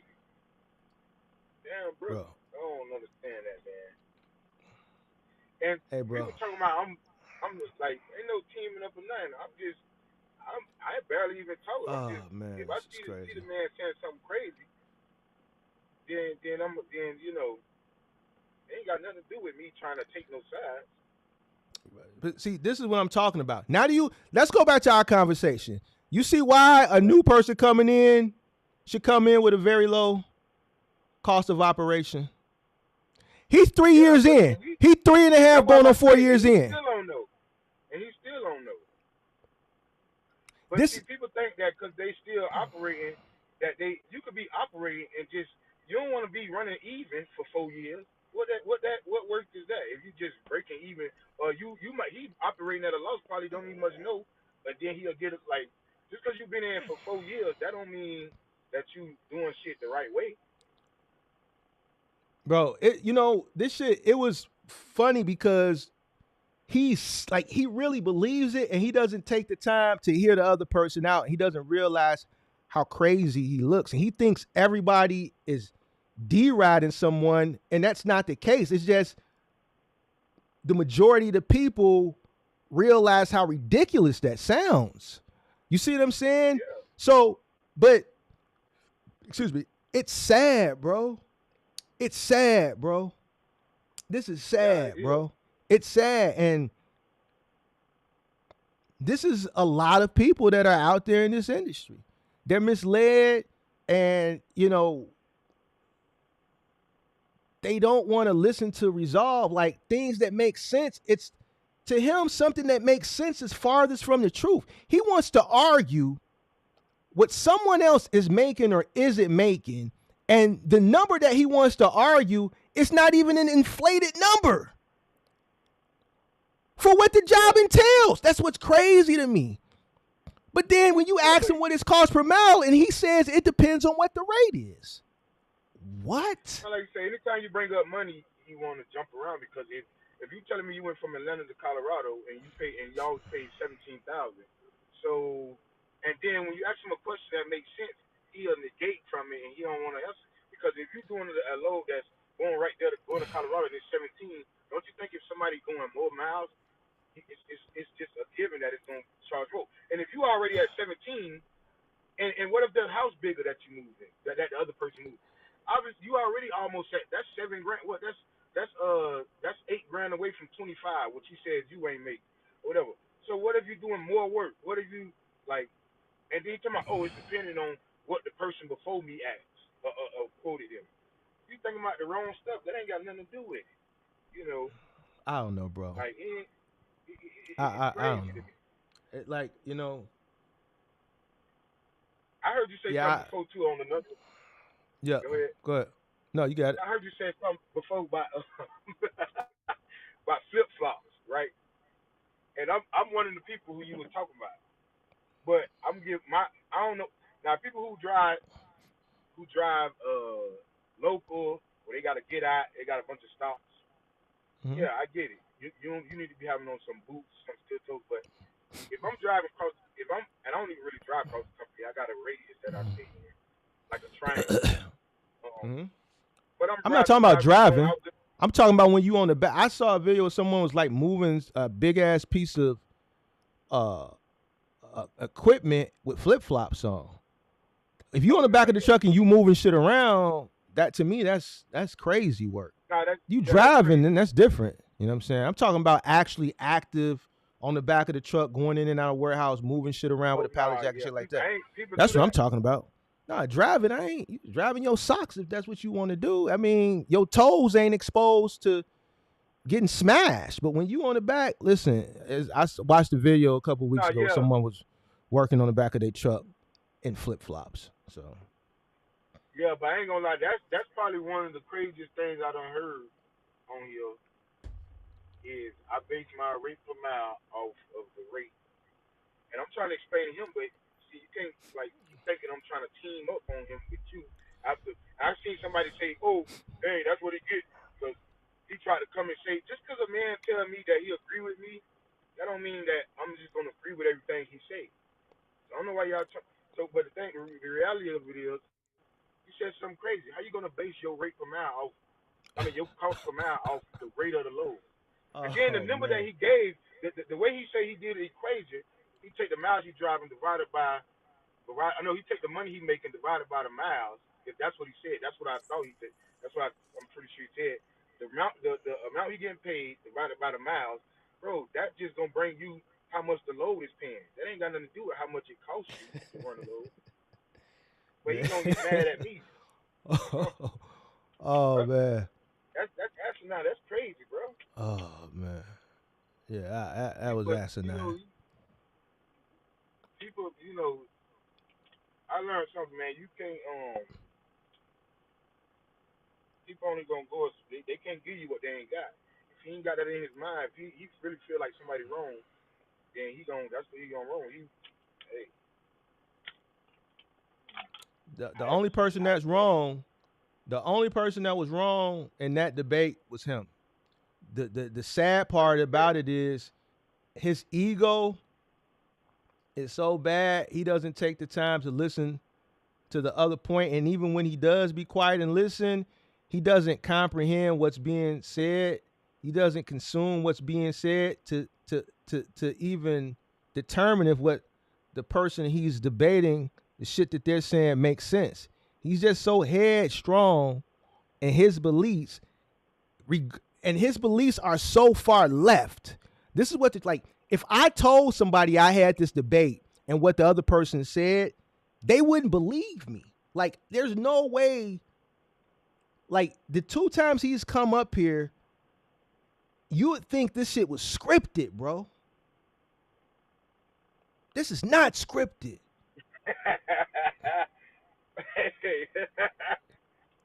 This is crazy, bro. No one is going to embarrass themselves like that for any pay. That's a person that really believes that stuff ignorantly. Yeah, he really believes. You can't tell him that. He really believes that. But like I say, That's some people crazy. you could be out here, you could be out here 4 years and maybe it don't show because maybe you ain't been managing right and it might not show now. But you like I asked him a simple question: How you know if a load good or not? oh, how you didn't know not to go take that load for without a rate card or whatever you said. Bro, the man said he watches. He agrees with everything I say, but when it comes to anything that has a dollar amount, a number, or a decimal point, when you ask him anything that involves a decimal point, a number, he looks. Well, let me ask you a question. He dances. He doesn't answer any questions. Any question that has to do with arithmetic, addition, subtraction, multiplication, or division. What was crazy, like I'll never, like nobody will ever believe this. Bro, what's your cost? Well, how do you formulate your cost per mile? Man, it depends on what the rate is. What? It depends on what the rate is. What? I don't know, bro. I hope, for the people out there watching, listen, I've never paid anybody to hit the link. You know what I'm saying? I don't pay I'm not a script writer. You got to be a cold script writer to come up with that type of scripted content. Like, I would never think of no shit like that. I'm not, like, you have to be like a Hollywood writer to write some shit like that. Nah, for real. This is real life for this individual. He's really diabolical like that. This is crazy to me, bro. Dude, it's 7 o'clock. It's 6:30 here, bro. I got on this live stream 3 hours and 45 minutes ago. I'm supposed to be finishing up a 2-hour set at the gym, but I couldn't leave because this guy is so hilarious to me, bro. Oh, so he always be talking like that. Bro, he's hilarious. Like, bro, I could do a whole I could do a whole season with him. We could just go back and forth, bro. It would do record numbers. We could do 10 episodes, bro. Unscripted 10 episodes, bro. I swear to God, it would do numbers. It would be better than any call-in show that I could ever do. Yeah, because when you talk like that and you ain't got no knowledge and nothing behind it, or you pretty much, it's gonna show. It's gonna eventually show. So, cause you can't believe, you can't believe no hearsay. How you know that, like, oh, no, that ain't, you can't, unless that man see, that company, which I doubt, unless they see exactly how much them people, they company that they work for, make, which I don't think that, did you show your drivers, like, or do you just pay them? Do you show them exactly what the whole thing paid? Oh, my God. He met some random guys at a truck stop and asked them a question. And I'm supposed to, based on these random strangers, you gonna believe some random strangers that's workers. And look, even when I asked him, I said, Dizzy, we talking about gross, not net. You don't think that 25,000 is net, right? He just looked spaced out. And then he danced again. Yeah. Anything that comes with it comes to like some type of business terminology when it comes to a dollar amount, he doesn't know it. So his escape is, let me ask you a question, or he dances. Yeah. Why hit a link? Why hit a link to debate an individual who's clever, who's smarter, who's sharper, more experienced, more educated, and think you're going to come out when you don't even know basic business jargon like gross and net? Bro, did you see he was spaced out? When I said, that's why he was spaced out. He had to look like he frozen because he didn't know what it meant. So he was like, and then I think he jumped on you. You know what I'm saying? Like, bro, what are you talking about, bro? Like, don't come up here if you ain't ready to debate, bro. I don't want to, like, you come seeking. Like, he came looking for me. I didn't go looking for him. I think he's like you say, he kept reverting back to his thing with you.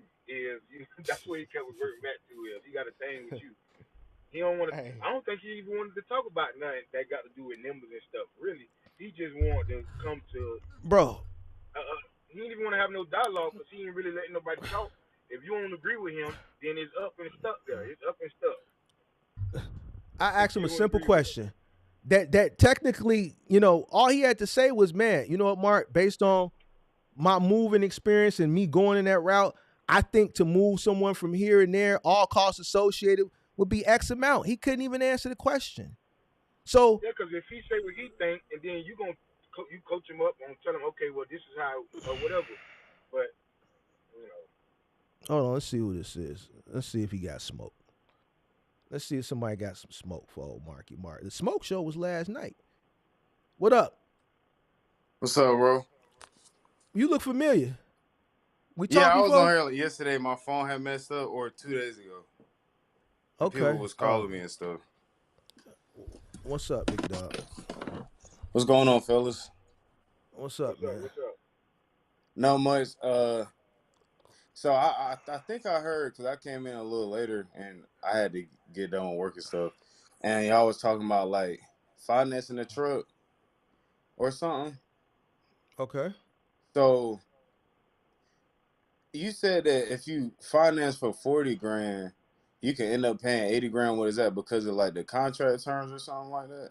Well, most of those I exaggerated it a little bit, but I've had people that I've looked at a multitude of finance equipment leasing contract. I've seen people buy trucks for I saw a guy, I still got the contract in my computer.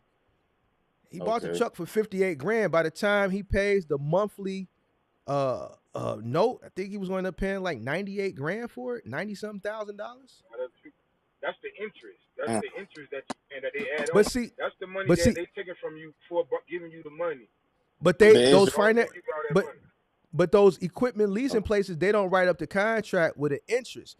They have a fixed number that they want to make off the loan. If you look at those contracts with those equipment financing places, all those contracts look similar.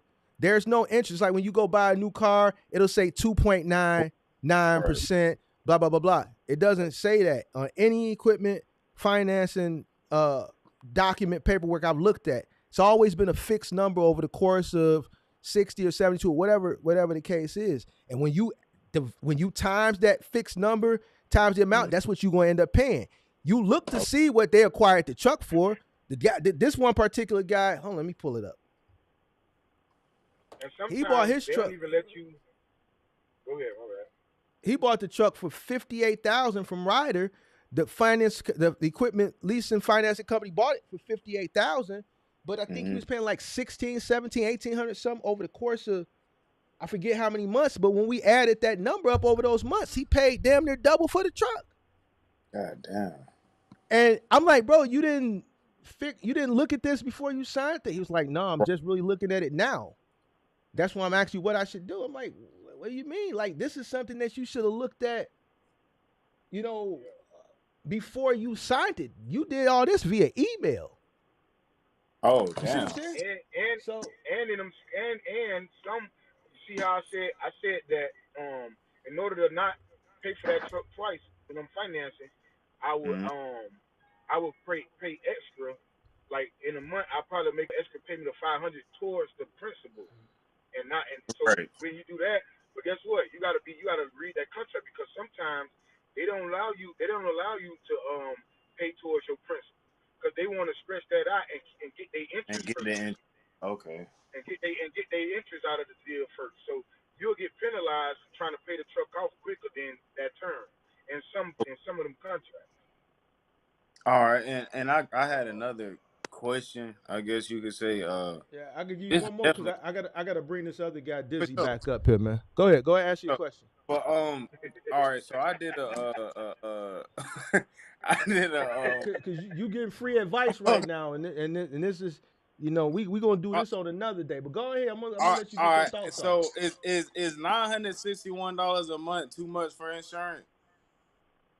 For what? A box truck? Yeah, No. that's straight.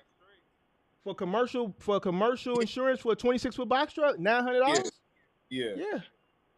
All right, bet. All right, because that's what they quoted me at. All right, then. Well, hey, y'all continue the smoke show, man.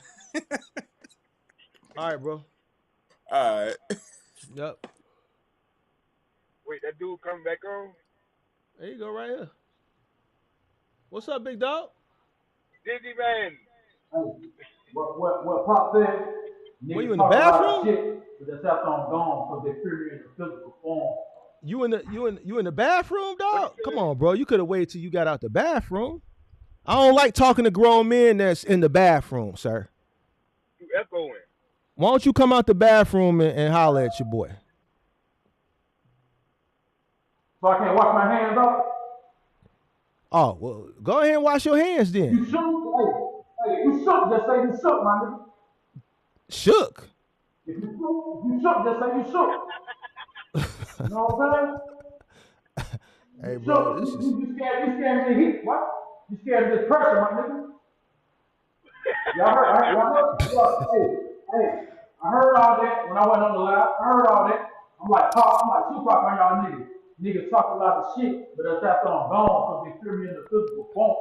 Hey, man, how You long know you what I'm been saying? out? How long you been out, big dog? How long you been out the joint? Oh, I've been out. Yeah, how long you been out? Because you still institutionalized, sir. You still institutionalized, sir.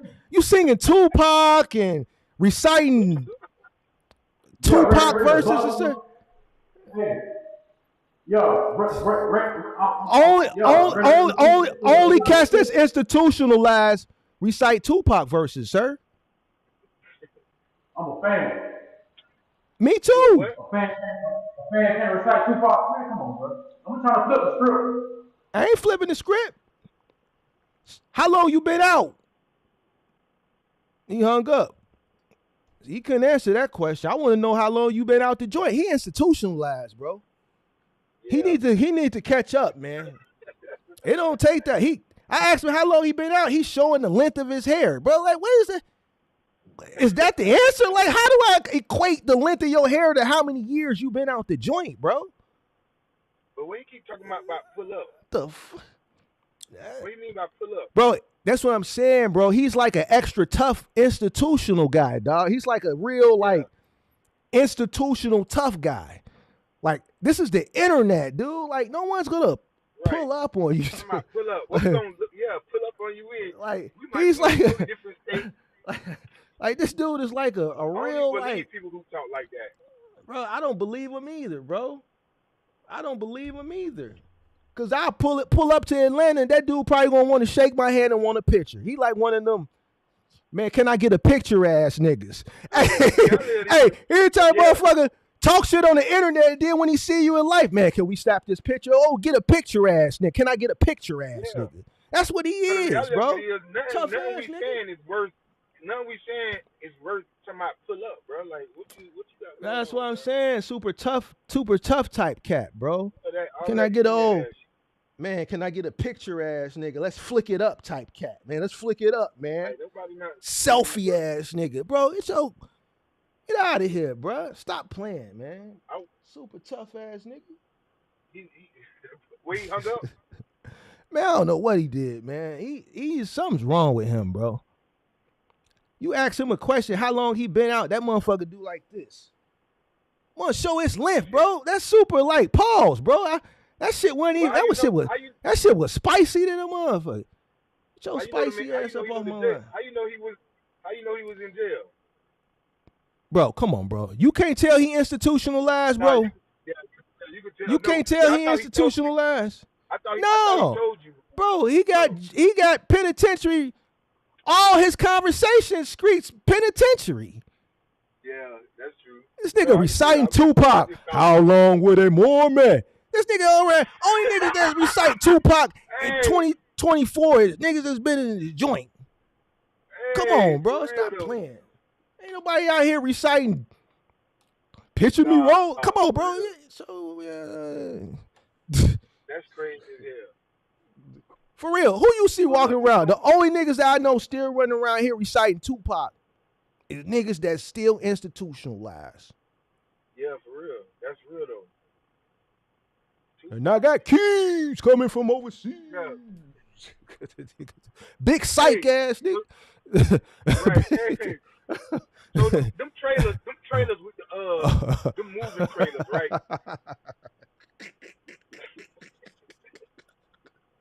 Oh shit! Big sight, Lou. Big sight, Lou. Yeah.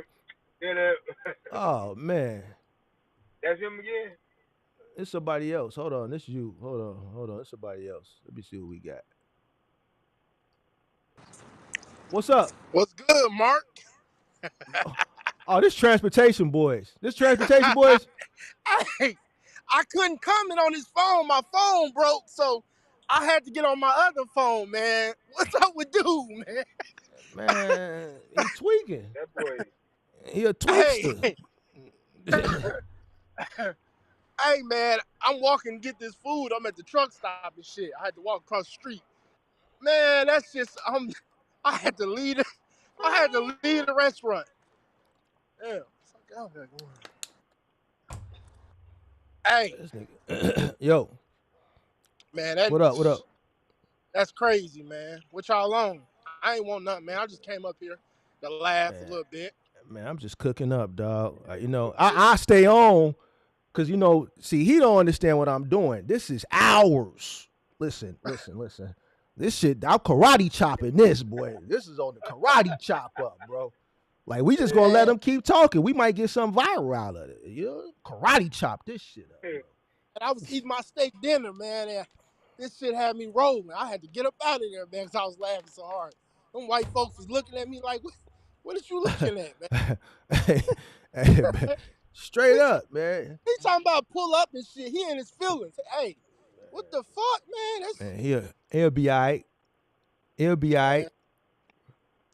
He'll it ain't be all even right. that shit, man. Struck a nerve when you said that. He'll be all right. He'll be all right. I'm gonna let him call up one more time, but then I'm gonna get off. I think I got enough. I think I got enough. All All right, boy. All right. Yo, Yeah. so I got a question for you though. Those trucks that they be them Belkins and all that, whatever they call them. Beacons. The van lines. The van lines. Them big look like they be 53 foot, ain't it? 53. Yeah. Them how much what them be running for? I be seeing them a lot. The cost of those trucks? You mean the cost to operate? I don't know. I never bought one to even see what they cost. But that's probably when you gotta probably have a large place or a couple places to even. Listen, the guys that run those lanes from an owner operations perspective, I watched a video on a semi truck driver who runs van lines. He does household good move for a van line, and he owned his own truck. He had one of those big, what they call them, one of them big super sleeper trucks where you can got the kitchen and everything in it. Oh, yeah, one of them $400,000 trucks. That's how much money he make. Like household goods moving in any aspect, you making money hand over fist. So it you know, huh? What's the company start with an A?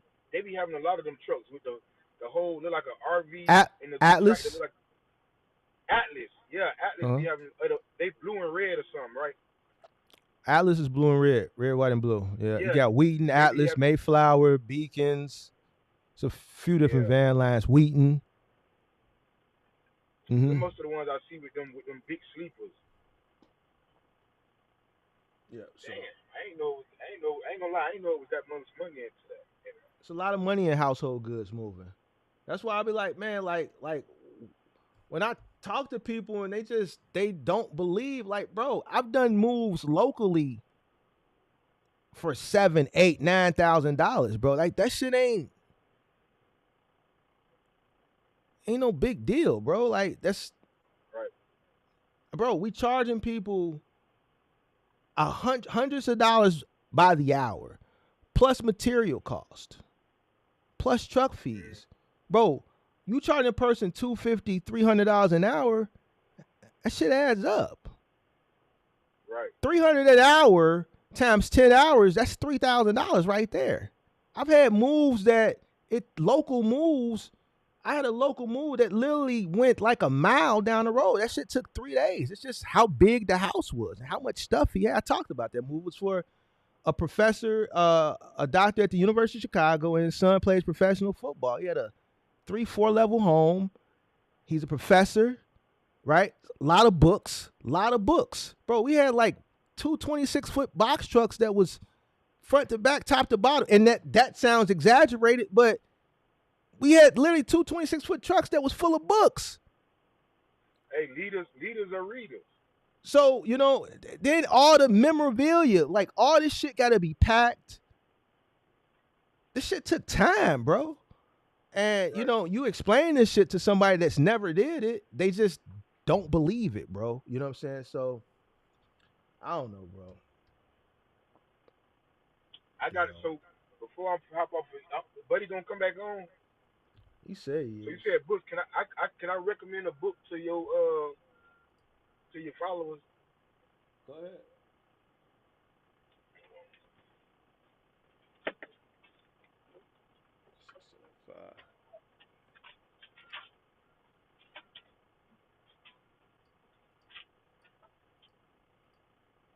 What's the book? It's like 3 of them. Hold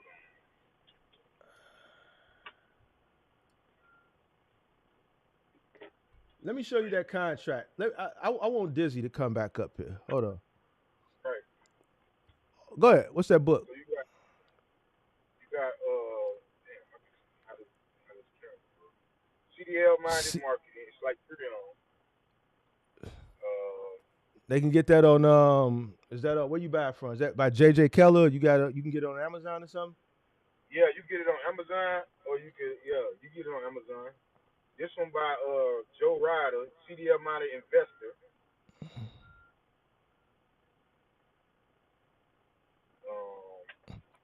And then one more. CDL. This is another one by Joe Ryder. CDL minded business startup strategy collection. Look like that. So that's a little something for you know. Let me show this real quick. Hold on, he coming back. Hold on. I just want to show this contract. I pulled one up, one of the equipment financing contracts. Oh yeah, that's all right. So y'all might have to blow this up.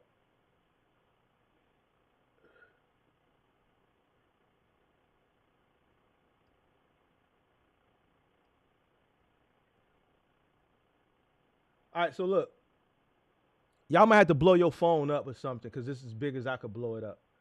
If you look, this person bought this truck from Ryder. You can see Ryder, right? All right, now the company that Ryder got to finance it, I believe, was Top Mark, if I'm not mistaken. I think that was the equipment finance company. I redacted their personal information, right? The truck was $59,407. They have a 60-month contract, right? Now, mind you, there's no interest rate here because the company that I believe was Top Mark, they just decided what they wanted to make off the deal, right? Now, if you look at the monthly payment, obviously they made the first 2 payments had to be made up front. So 1605 times 2, which was this 3210. So they had the remaining 58 months to make. Now, if you times 1605.29 times 60 months, you're looking at about $96,000. And this guy wants to argue with me. Any equipment finance and leasing, every equipment finance and leasing contract that people send me to look at, to ask for my opinion before they sign off on it, is similar to this. You're paying for the truck twice, damn near. You went from $58,000 to $96,000. Plus, hold on, they charged a $1,500 documentation fee. So now we're looking at $98,000.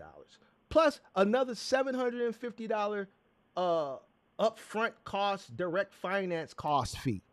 So you're looking at damn $100,000 all in for a $58,000 truck. They charge you a documentation fee, all this dumb shit. But you know what be happening, man? A lot of times, man, especially like our people, like a lot of people, we don't read them fine print. We just go on and put that shit into. Cause I was finna, before I was buying a truck, I was gonna do a equipment finance. But when they started talking about them numbers, I quickly said, oh, that ain't the route, folks. No, you don't want to go that route, bro. Who said I did equipment finance on the truck though? When did I? You Who said said it. that? You said I it. never said I did. I never said I did an equipment finance on a truck. I said I You did said. equipment finance before, but not on no truck. All Come right, on, bro. bro. You got it. You said you did it before, but not on the truck that you currently in. No, the truck I'm in now is cash, paid cash. When you buy that truck? 3 years ago? 2021? Nah, I'm gonna probably like the end of 2022. So it ain't even the end of 2024. You said you've been in the business 3.5 going on 4 years. I started off rent. Oh, okay. So you started in 2021 then. Yeah, something like that. Okay. What you got for me, dog? You got some more smoke for me or something? Cause man, I'm tired of winning, bro. Like, I always have smoke. come with something good. Because you always downgrading box truck drivers. When have I ever You downgraded a box truck driver? want to throw out all these formulas and all this. So let me ask you a When it question. comes to You think Mark, but when it I comes to Mark in his business, you always telling the box truck driver they gotta fluctuate with the economy and with the market. But when it comes to Mark ain't gotta fluctuate with the So let me economy. ask you this. You said I'm always downgraded. You said Mark I'm just always. gonna charge 25 bands to move cross country. So you said I'm always downgrading a box truck driver. So you don't think what I'm doing on a day-to-day basis, you don't see me helping anybody? You don't think my content helps people? Why can't you ever answer no questions, bro? What is that? What is that, a receipt or something? What does that mean, dog? What is that? What is that? What's that? What is that, bro? What you showing me? A BOL? Man, that. That's a BOL. What you want applause or something?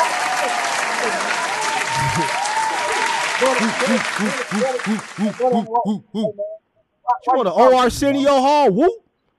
Huh? I was trying to be on your side for that one particular subject, but now you wood riding. You know what I'm saying? Why you talking to me, bro? You talking to me? Yeah, I'm talking to you. Who else I'm supposed to be talking to? I'm wood riding because you said something dumb, and I said you was wrong for it. I'm wood You was riding. dumb, and you was dumb for going to do that job without some paperwork behind you. I ain't never did no dumb ass shit like that.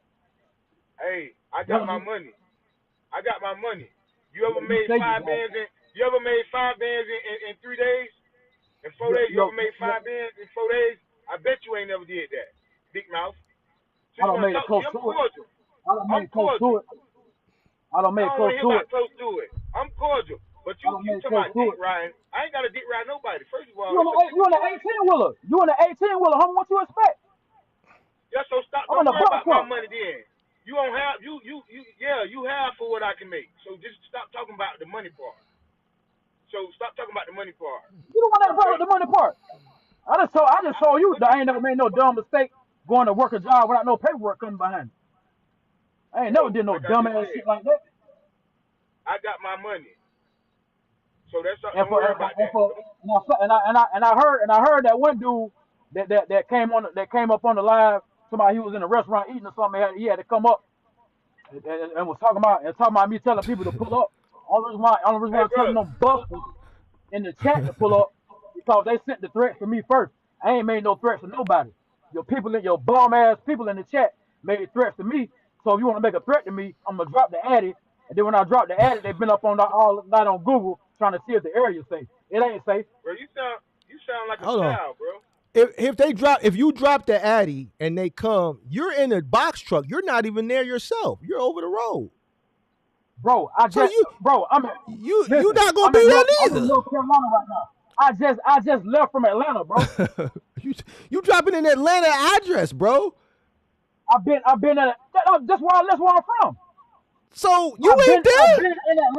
I've been in Atlanta waiting for one of them busters to pull up. I've been close by, doing like little local stuff. Nobody not gonna pull up. What they gonna pull up for? What you gonna like fight? You trying to fight? You trying to fight? What you gonna do? Hey, real G's moving silence like lasagna. You know what I'm talking about? I told you. Want to be a rapper? Hey, only motherfuckers that respond with verses and shit. That's like niggas that still institutionalized, dog. He's still institutionalized. Hey, let me tell you something, bro. I'm right about. Hey, look, you are.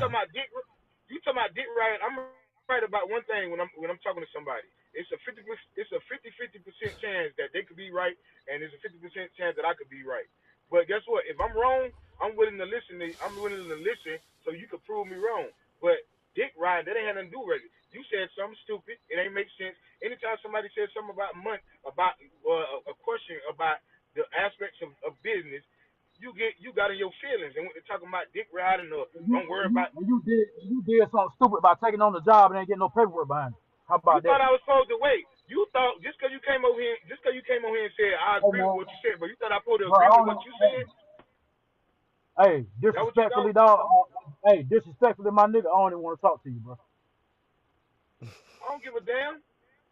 You ain't on my level anyways, nigga. Disrespectfully, dog. I ain't gotta be on your level. You talking about bums? You talking about bums? You don't cut me out. You won't smoke. You won't smoke. You talking about bums? You talking about bums? Nigga, play big bank, take little bank. Play big bank, take little bank, Mr. I already said I wasn't calling you no bum. Talking about. Let me ask you a question, Dizzy. Why don't hold on, Dizzy. Why don't you ever listen to like some type of? Since you want a wood ride, I'm calling you a wood ride. Why don't you ever listen to reason? What you mean listen to reason? You not look. Like I said before, you can run that little flu game, that little boo game crap on the people in that chat because they're gonna always agree with you. You know what I'm saying? But you can't run it on me. That's why I said that's where me and you bump heads at. All I said is why you can't listen to reason, bro. You always wanna downgrade box truck drivers, but when it comes to you always come out, you gotta fluctuate with the market. Or you gotta know your CPM. You don't think these folks know their CPM, bro? You don't know your CPM. You don't know yours, sir. Man, I've been running on 3, going on 4. I ain't never had no problem with my numbers, dog. Sir, what's your cost per mile? I know what I got. I know what I got. I know what I have. I know my fix. I know what I gotta pay every month. Hey. I know what I gotta pay every month. I know my fuel gonna fluctuate. My dinner gonna fluctuate. You know what I'm saying? What is your cost per mile, sir? I know what I'm doing. Put it like that. What is your cost per mile, sir? What is your cost per mile? What is your cost per mile? I know what the hell I'm doing. That's what it is. You said earlier that you determine your cost per mile based on the rate. That is wrong, sir. That's wrong. I know what the hell I'm doing. You don't. You know what? You don't, sir. You don't. I changed that. You know what I'm gonna change that to? I know what the hell I'm doing. That's my Based on what you articulated earlier, you absolutely have no idea what you're doing. I know what the hell I'm doing. Sir, you said earlier that you base your cost per mile based on the rate. You said okay. Well, see, your prime example of what I talk about day after day, sir. Your prime example, sir. Okay, use your own formula then. Hold on. You look. You know why you feel like somebody downing you. Hold on. You know why you feel like somebody. Mark always get the big buck. You know why I feel. You know why you feel like. You know why you feel. I'm standing up for the box truck driver. That's what I'm doing. I help. Dude. But Mark always right. Dude, I think I'm. Dude, I help more box truck people than anybody on YouTube, even including the content creators. Check this out. I ain't never down nobody. I help more people than anybody else. No, I do not, sir. You know why you upset? Hold on. You know why you upset? You know why you upset? You know why you upset, sir? You know why I'm upset? Because you can't comprehend. Anything that I talk about that involves numbers and decimal points, instead of you sitting down trying to understand it, you can't comprehend it, so you want to argue it. You want to refute it. You want to you no. I cannot comprehend numbers when I've been running for 3 years, going on 4. Bro, you've been getting back some type of way. You've been getting back. But sir, bro, how do you know? Hold on, sir. Hold on. We having a conversation, sir. Sir, I know you don't know what it. Sir, you don't know what it. Sir, downgrading box drivers. Use your own formula. Hey, bro, you know what you need to do? Everybody else got to fluctuate with the market, but market ain't got to fluctuate with the market. Everybody else got to lower their cost. Everybody else got to lower their cost, but market ain't got to lower his. What does that have to do with you knowing your cost per mile, sir? You don't know what it costs you to run your business. You said you take the rate and then divide that by the miles. What does the rate have to do with what it costs you to run your business? This is what you said out of your mouth. You can't even articulate and substantiate what you said. This is what you said, sir. I didn't say this shit. I know my fixed rates every month. I know what goes up and down. What goes up and down? What goes up and down, sir? You're gonna have fuel to go up and down here. The rates ain't gonna be the same all the time, depending on what area you in. Okay. So why do you like I said, my cost per mile is I know what the hell I'm doing. So why do you take quit asking me what's my cost per mile? My cost per mile is I know what the hell I'm doing. That's what it is. All right. So why do you take the rate and divide that by the miles driven? Because I don't understand that. You're teaching me something. I never heard that one before. You said, why did I take the rate? The what? You say you take your rate that you're running, whatever the rate is, and then you divide that by the miles that you're driving. Where did you find that formula? Like, how did you come up with that? I've never heard that before. I've been through this like fucking 2-3 years ago. Okay, so it's common sense. Anybody don't know how to divide and multiply it, there's something wrong with it. But you said the rate, sir. How does the rate equate to the rate that you're running? How does that equate to what it costs you to operate your truck? Shouldn't there be another formula to determine your rate to help you decide? Shouldn't there be a formula to determine your cost to help you decide what rate to take or to not take? Look, I'm a street I thought nigga. I thought you a street nigga. I know. You a street nigga. I know what they got to do with anything? What does you being a street nigga got to do with anything? Hold on. I know what the hell I'm doing. What does you being a street nigga got to do with anything, sir? Why does every nigga that's a street nigga when they get backed into a corner, they want to say, nigga, I'm a street nigga. Nigga, I don't give a fuck about that shit. Nigga, don't nobody give a fuck about none of that shit, nigga. Fuck you talking about? You a street nigga. What the fuck they got to do with anything? Okay, so what's the purpose? So what's the purpose? So what's the? You can never back me into a corner. What the fuck does that got to do? You're in a corner, sir. The little groupies might think you backing me into a corner, sir. But you can never back me into no corner. Sir, your answer for what your answer. I'll come across to your delusional groupie. Hey, hold on, bro. Hold on. Check this out. Your answer for what your cost per mile is I'm a street nigga. Like, what does that have to do with this business, sir? You being a street nigga, where's the correlation there, sir? I was just letting it be known. Ain't got no correlation with nothing. I was just letting it be known. You just let it be known. All right, so now what? You a street nigga. What that supposed to mean? You don't mean nothing. Carry on. I know it don't mean nothing. Don't mean nothing at all. Carry on. I know it don't mean nothing. What the fuck that got to do with business? Don't mean nothing. This what I'm saying. This what I'm saying. You institutionalized. You fucked up out here when it come to business. That shit don't mean nothing. Yo, street nigga don't mean shit about. If everything you saying about me too, how come I still right here? Running my business. What you saying about me too? How come I'm still right here running my business? Hey, give me the formula for street nigga and cost per mile. What the fuck does that have to do with anything, bro? I know what the hell I'm doing. When a nigga from the street, Hey, when a nigga from the street get back to the corner, that's when they pull the I'm a street nigga out to see how that work for him. See if a motherfucker back off. Nigga, I'm from the crib, nigga. What the fuck they got to do? See, with an old weak ass motherfucker, he would have used I'm a street nigga. And then they probably would have backed off. Nigga, I'm from the crib, nigga. Man, don't you know I know that? That's the oldest trick in the book, nigga. Get the fuck out of here with that shit, nigga. Get the fuck out of here with that shit. I'm a street nigga. Get the fuck out of here, nigga. I'm a street nigga. Hey, check it out. Hey, check it out. I told you. Hey, bro, lose that mentality, bro. Your mentality fucked up, and that's why you can't sit back, chill out. Hold on, bro. I'm gonna kick you. Hey, bro, this from the.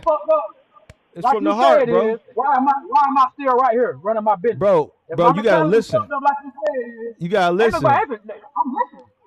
You gotta listen, I just bro. heard you say my mentality fucked up. If my mentality fucked up, why am I still right here running my business? Why? If my mentality so fucked up, you know why? I'm going out what you say. Because the shit that you just said, like, what does that have to do with anything? Like, you just dropped that shit in there for what? Theatrics or something? What the fuck? What the fuck? Listen, the reason why I said I'm a street nigga, I was about to say something else, pertaining to something, but I don't want to talk about that shit online. That's why I stopped myself. That's why I say it don't mean nothing. I had to catch myself. I think what he's saying is because he's a street nigga. And it ain't got nothing to do it. It ain't got nothing to do with threatening nobody or none of that. I know it ain't got nothing to do with threatening nobody. He said he a street nigga because that means that he don't care about getting into the members. That's usually what people mean when you talking about members and they say, I'm a street nigga. That means a street nigga don't care about getting into the members and all that. That's what you trying to say. Usually when a nigga say, nigga, I told and I asked, now the dude that I asked why is he talking to me? Now he putting words in my mouth. Hey, you know what Dizzy is? You know what? I'm gonna go ahead and say it. You know what? I'm gonna go ahead and say it. I already know what you finna say. I'm a street nigga. I know numbers, and I've been dealing with drugs. I know in the street. I know where you've going with it. And I know numbers very damn well. Okay. So buddy to the right, just be quiet, bro. That's why I say I don't never know why you talking to me, bro. Hey, well, you know what? I beg to differ with you. I beg to differ with you, Dizzy. I beg to differ with you, Dizzy. I beg to differ with you, Dizzy. I beg to differ with you. That's why I say you need to change your mentality. Because just because you hold on. Just because you I'm still here. Hold on. Just because you nigga, and you sold some drugs don't mean you good with numbers. There ain't no hold on that. Like, bro, what are you talking about, bro? Your numbers is capped. 25,000 is capped. Hey, check this out. Hey, check this out, Dizzy. You know what you is? I'm gonna tell you what Dizzy is. But it don't work here. Dizzy a type of motherfucker. Let me tell you the type of nigga Dizzy is. I know niggas like Dizzy. He a bully. He a bully. He try to overtalk niggas and I'm a street nigga. Any nigga that say nigga, I'm a street nigga. That's like a bully tactic for a motherfucker to just shut up and leave alone. Nigga, you a fake ass bully. I don't believe nobody. He a fake ass bully. If you gotta say you a street nigga, you ain't no street nigga. I don't believe you. I don't believe you. Hey, Dizzy. If you gotta say it, you ain't really. I don't believe you, fam. Dizzy. Because if you gotta say it, I'm a street nigga. Dizzy. That ain't no achievement. Hey, Dizzy, you like a fake ass bully, bro. I never said it was an achievement. You try to you try. Hey, you like a. Why you think I caught myself when I said it? Because you think I caught myself when I said it? Because I didn't want to bring it up. Because when we get to the numbers, you try to. Man, that shit don't work, bro. That shit don't work with me, bro. You always trying to say something, put words in my mouth, and don't even know what you're talking about. And I catch you with that bull job every time. That shit don't work with me. Go play that shit with somebody else, nigga. That shit don't mean nothing, bro. That's why I said I caught myself because I didn't want to bring that up. Go ahead, bro. That shit ain't got nothing to do with you, bro. We talking about business. You still saying that part though. And anytime somebody say that, you don't think selling drugs was business? I wasn't dealing with no petty shit, bro. But what you saying is because you bro. But what you saying is because you sold drugs. Bro. Hold on. What you That's the saying is reason why because I you. talk about this. good I at don't business. talk about this shit. Hold on. They don't mean you good at business. I wasn't dealing with nothing petty, dog. But you saying because you did that, that means you can count, bro. When you prove so many times that you can't. This man said I can't count and prove so many times that I can't, but I'm still right here running my business. I can't count. Make it make sense what you're saying, dog. So you see, No, you said that. So you you said that make it make sense. and got your little groupies in the chat believing that crap what you be saying, but you can't get me, bro. Dizzy, I got you over an hour ago. Everything that you're saying about me, Dizzy, I'm still right here. I got you over an hour ago, sir. Everything you're saying, I'm still right here. You ain't got nothing over an hour ago. You might have thought you got something over an hour ago. Dizzy. I made your little groupies in the chat believe that you got something an hour ago. You ain't getting that, dog. Dizzy. So I'm still right here, and I'm still running my business. So everything that you're saying about me, that's just going in the wind, homie. And like I said, your numbers are kept. Pull yourself up out of that. You like to post everything else. Since you like to post everything else, why don't Mark post his numbers? Have I posted you? Have I posted you, Dizzy? Doing $25,000 move. Have I posted you, Dizzy? You like to post everything else. The downgrading box truck driver. Why don't Mark downgrading box truck driver? Okay. And let's get up in his world. Dizzy, when have I ever downgraded a box truck driver? But when it comes to Mark, Mark always get the big bucks. When have I ever downgraded a box truck driver? Mark don't got a fluctuate with the market. When did I ever downgrade a box truck driver? But Mark got to tell everybody else what they got to do. When? Well, why are you here watching? And downgrade them for doing it. Why do you watch the channel, Dizzy? I watch the channel because like I said, I watch you because you be saying some real shit. I said the only place me and you bump their heads at is on this particular subject right here. Okay, so and I'm gonna continue to watch you. Here's the thing, and that's fine, great. I appreciate it. No, listen. This ain't nothing but a healthy debate. But where the problem is you don't understand where you're wrong, sir. You're wrong in both of your arguments. See, there you go trying to tell me I'm wrong. I'm not wrong about nothing. Well, Dizzy, we're debating. We're debating. Somebody has to. We're debating, sir. No numbers. Hold on. We're debating, sir. We're debating. We're not debating something that's based on. We're not debating something that can be based on opinion. We're based on something that's based on data and facts, right? There's a formula for cost per mile. The formula that you articulated earlier is absolutely positively wrong. It's wrong, sir. So your data and facts and pull up that $25,000 moves you be doing. Sir. Your formula is absolutely positively wrong. Why can't you hold on. How can you determine your cost per mile based on a rate? How can you determine you making $25,000 a move in that? No, hold on. How can you determine your cost per mile based on the rate that you're running, sir? The whole purpose of determining your cost per mile is to determine the rates that you can or cannot accept. But you're telling us that you determine your cost per mile based on the whatever rate you're running, and you divide it by the miles. I'm just sitting here just saying all the rates are going to be are not different. The rates are going to go up and down depending on what area you in, or if you're trying to get back somewhere, you trying to get up out of an area, you got to head to somewhere and all this other stuff. Once again, what does that have to do with your cost per mile? When I said, it's always got to be Mark's way. If it ain't Mark's way, it's the highway. No, that's the formula, sir. If it's not Mark's way, it's the highway. It's not my way. This formula existed before I was even in trucking, sir. If it's not Mark's way, it's the highway. Sir, this formula has existed before me.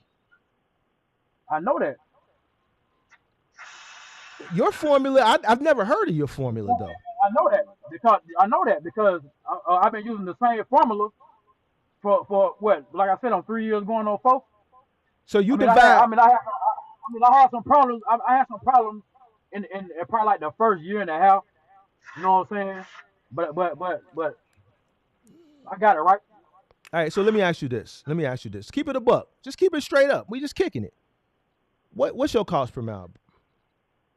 My car, I just told you my cost per mile. I know what the hell I'm doing, and it ain't gonna change. I don't care how many times you bring it up, or how many you get up and leave, or how many times you don't care how many times you bring it up, or try to flip flop it and all this other stuff. I know what the hell I'm doing. That's my cost per mile.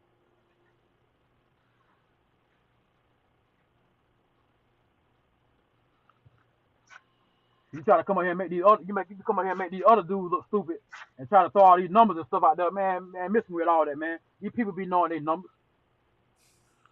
They just scared. They just be shook, a little nervous to come at you. I ain't scared to come at you. Neither one of y'all chumps. Y'all chumps in the chat. Y'all chumps in the chat too. Y'all want to make threats. You don't want to pull up. Where they do that at? You can't. Internet thugs, you could be running for 4 years and not be doing nothing, fam. Just because you're money, just because you still in business, don't mean you doing what you doing. Like I said, why are you still talking to me, dog? Do you start see me still right here in this truck? You just told me a chump. Do you not, bro? Do you not see me still right here in this truck? You could be goddamn. You could be running dead even. You wouldn't even know it because you don't know your number. Now you saying I call you a chump. Last time you said I call you a bum, I wasn't even talking to you. I even said I wasn't talking to you. You still continued to run your mouth. After I told you I wasn't calling you no bum. But you still continued to run your mouth and would ride Mark like the little groupies in the chat would ride. They were sitting here, the little groupies in the chat were talking bad about you while you were trying to explain to Mark what you were trying when you were trying to get your point across.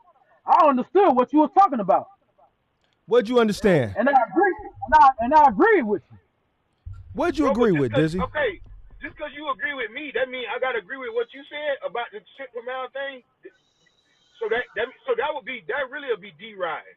Just because you come on and you agree with what I said, that means I gotta agree with you, nah? What you saying on your that's what that means? No. Me and you cross paths when you talking about I call you a bum. And I never said, I said, bro, I wasn't calling you no bum.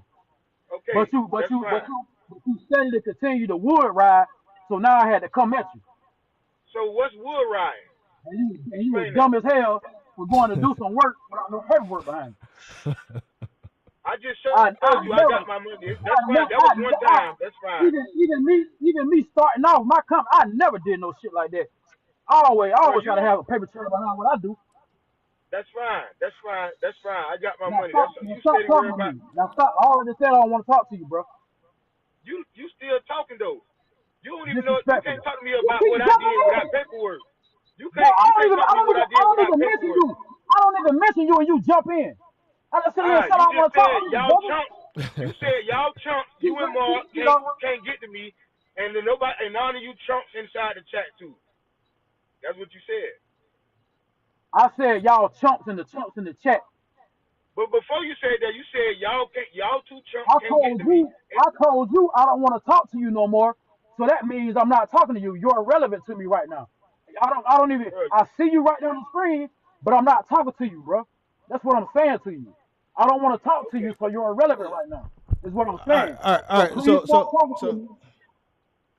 talking to me. This my mouth though, so I can say what I want. This is my mouth, so I can say what I want. But you go ahead. You keep talking about but why you keep bringing up something talking about I'm talking about you, and I'm not even talking to you. I don't even want to talk to you. So why would I want to call you a name if I know you're irrelevant to me right now, dog? Bro, go ahead, bro. Go ahead, crying. Common sense, bro. If I said I don't want to talk to you, bro, that mean I'm talking to you. You ain't got to. I could say what I want to say out my mouth though. That's the reality of it. Okay, bro, you got it. All right, you got it. You right. Now back to you, Mark. We still wait for them numbers to pop up on the screen. Bro, let me explain something to you. You worried about what everybody else. You worry. Hold on. You worry about. Hold on. And then you can talk. Hold on. You worry about what everybody else made or didn't make, and you don't know what you making or not making. Bro, You just literally said, man, my cost per mile depends on my rate. I take the rate and I divide it by the miles. Bro, that makes no sense whatsoever, I was giving you a breakdown. Okay. That's a breakdown? And my cost per mile is I know what the hell I'm doing. No. That's not a breakdown, sir. That's not a breakdown, sir. That's not a breakdown, sir. I'm still right here. That means nothing. That means nothing. It could be a lot of your dope money. You could be using your dope money. You said you was moving a lot of it. Now you said this shit, so I ain't telling on you. You said this shit. Why you think I stopped myself? All right, well, you said it though. But you said it. When I said I'm a street nigga, I was gonna say some other stuff like I was like, man, I ain't even gonna say it. But see, that ain't got shit to do with nothing. It's a lot of niggas that's street niggas. Majority of niggas that's in trucking is street niggas. And guess what? Majority of them don't know what it costs them to operate their business. A lot of them are not. Bro, so that shit don't mean shit, nigga. They might think that don't, bro, that shit don't mean nothing, bro. It's street niggas that so dope that don't know what it costs them to operate in that business. But they don't know what come on, bro. Like, come on, bro. Like that shit, what you just said, that shit was some of the most ignorant shit I ever heard in my life, bro. A few things you said, some of the most ignorant shit that I ever heard in my life. I was finna get a point across when I said that. That's why I called. Man, you can't get no point across with that, bro. You want to sit up here and debate business, bro. You can't debate business with the mindset that you got, bro. You'll never beat a guy like me, bro. You'll never beat me, bro. Never. Until you change your mindset. You can't.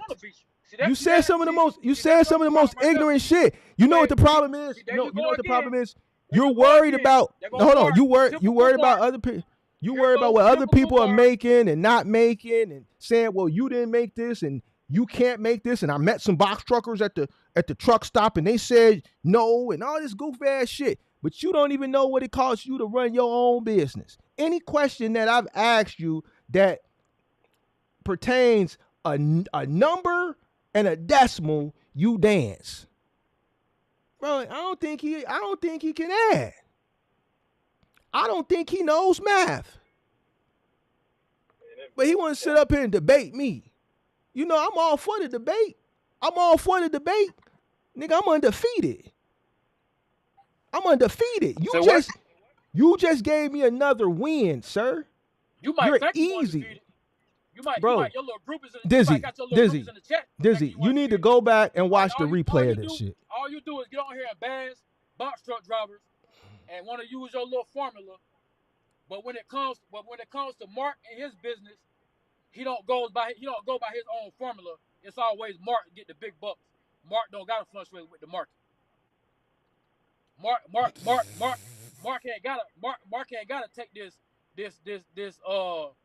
You talking about you doing $25,000 moves. You still ain't proved that. You still ain't pull up no paperwork, but you like to pull up everything else. When I first started, hold on. When I first started YouTube, Mark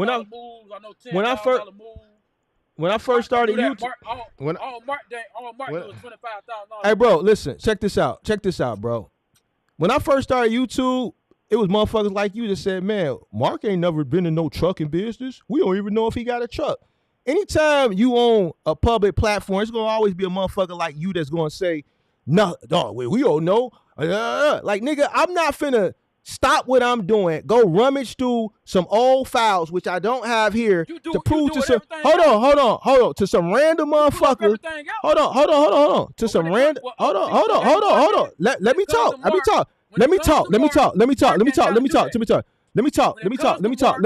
Hold on. No, I'm not saying I won't do it. But what I'm saying is I'm not going to do it because you want me to do it. You're a typical Mark. I'm not going to do it what you want me to do. You're typical, dog. You're typical, man. Bro, you don't even know what it costs you to run your business. You don't even know what it costs you to run your business, sir. See these other dudes that come in here, they're scared. They be nervous. Sir, you haven't given me one answer, sir. You haven't given me one answer. Any question that I've asked you that requires a numeral and a decimal point, you can't answer it. You can't answer it, bro. What's your cost per mile? What's your cost per mile? I know what the hell I'm doing. How much it cost you to operate your truck? Ain't gonna change. You can ask me. How much did it cost you to operate your truck? You can ask you me said next week. you said you did a move. You said that you did a move across country for $12,000. You can ask me a month from now. You said you did a move cross country for $12,000. I don't give a damn what you for a 3-bedroom, for $12,000 cross country. Like got to say about it. You don't know how. You don't. Hold on. You don't know. You hold on. You here's something else. Here's something. Hold on. Here's something else you also said. Here's something you also said, sir. You said, listen, my CPM depends on my rate. I said, how you come up with your CPM? He said, it depends on the rate. I take whatever the rate for the load that I'm running and I divide it by however many miles. I said, what sense does that make? You said, well, you said somebody got to pay me the money. Some dumbass shit, bro. Nothing you say makes any sense, bro. I was giving you a breakdown, man. What? Even that don't make sense. What the fuck does the breakdown got to do with your cost per mile? How do my breakdown make sense? What the fuck does that have to do with anything, bro? You can't sit here and tell me that when people get a load, they don't divide the rate of the load by the miles they drive. You can't sit here and tell me people don't be doing that, bro. Listen to what you just said, bro. Listen to what you just said, bro. Listen to how ignorant you sound. Don't do that. I hope nobody does that dumbass shit. The rates fluctuate the rates fluctuate just like fuel, food, depending on where area you in. The shit fluctuate, dog. Everything ain't gonna always be the same. Hey Marv. When he said rate, I don't think when he say rate, I don't think he's talking about the dollar amount, not the decimal amount, like the percentage. When you talk about the rate, you talking about the rate that he running the load for, right? Yeah, that ain't how you get CPM. That ain't how you get your cost. It's wrong. It's wrong. Yeah, that ain't how you. It's wrong. That ain't how you get your cost. How can you get your cost? Hey, Dizzy, how can you get your cost from the rate? The whole purpose of you formulating what it costs you to run your business so you can determine what rate you can and cannot accept, bro. Listen. So how do you get that out of the rate, bro? Like, listen what you're saying, bro. You won't even sit back to listen what you saying. Listen what you saying. Anybody can think they can have a cost per mile, a set cost per mile. There's no such thing as a particular set a particular cost per mile that's set because of how everything fluctuates. Okay. Now what? But when I said it don't make no sense, but like I said, typical always got to be right. It's mark or the highway. Bro, no. What you trying? I'm trying to get you to understand this shit, but you won't. You trying to sit up here and debate with me and call me all these things, but I'm still right here running my business. Hey, so Dizzy, what nobody is debunked off rip. I can see if I was a dude. I can see if I was a dude that was out here talking to you, and I'm telling you, man, I didn't do crazy, this and that, bro. and do this and that, and I had to shut my business down. And blah blah blah and blah blah blah and get up here and cry and complain. But I'm right here in your face, and you see me right here in your face, and you sit here and saying all these things about me. Oh, that shit. What did I say about you? What did I say about you, sir? You're wrong, bro. Listen to me. You don't know your numbers, and you don't know how to do this. You don't. Bro, why am I still right here then? Why am I still here then? Dizzy, listen. Just listen for a second. Why am I still here? Dizzy, just listen for a second. When have please. I ever came up? When have I? Tell me this. When have I ever got up here and complained about this? When have I got up here and never complained about how bad the rates was and all this other stuff? When have you ever seen me do that? Never, right? Dizzy, can you listen for a second? Right? Dizzy, can you listen for a second, bro? I'm still here. Everything that you're saying about me is not true. That's your own opinion. You're a typical Mark. You always like the bass box truck drivers, dog. Hey, bro, listen to me. You typical Mark, man. Just admit it, bro. You typical Mark, dog. Bro, let me give you the formula for cost per mile, bro. Let me just give you the formula. You know Can I give you the formula? Can I give you the formula? Can I correct you? I've been watching you probably like. Can I correct you? I've been watching you for probably maybe a good 6 months on and off. I can't really catch you every time.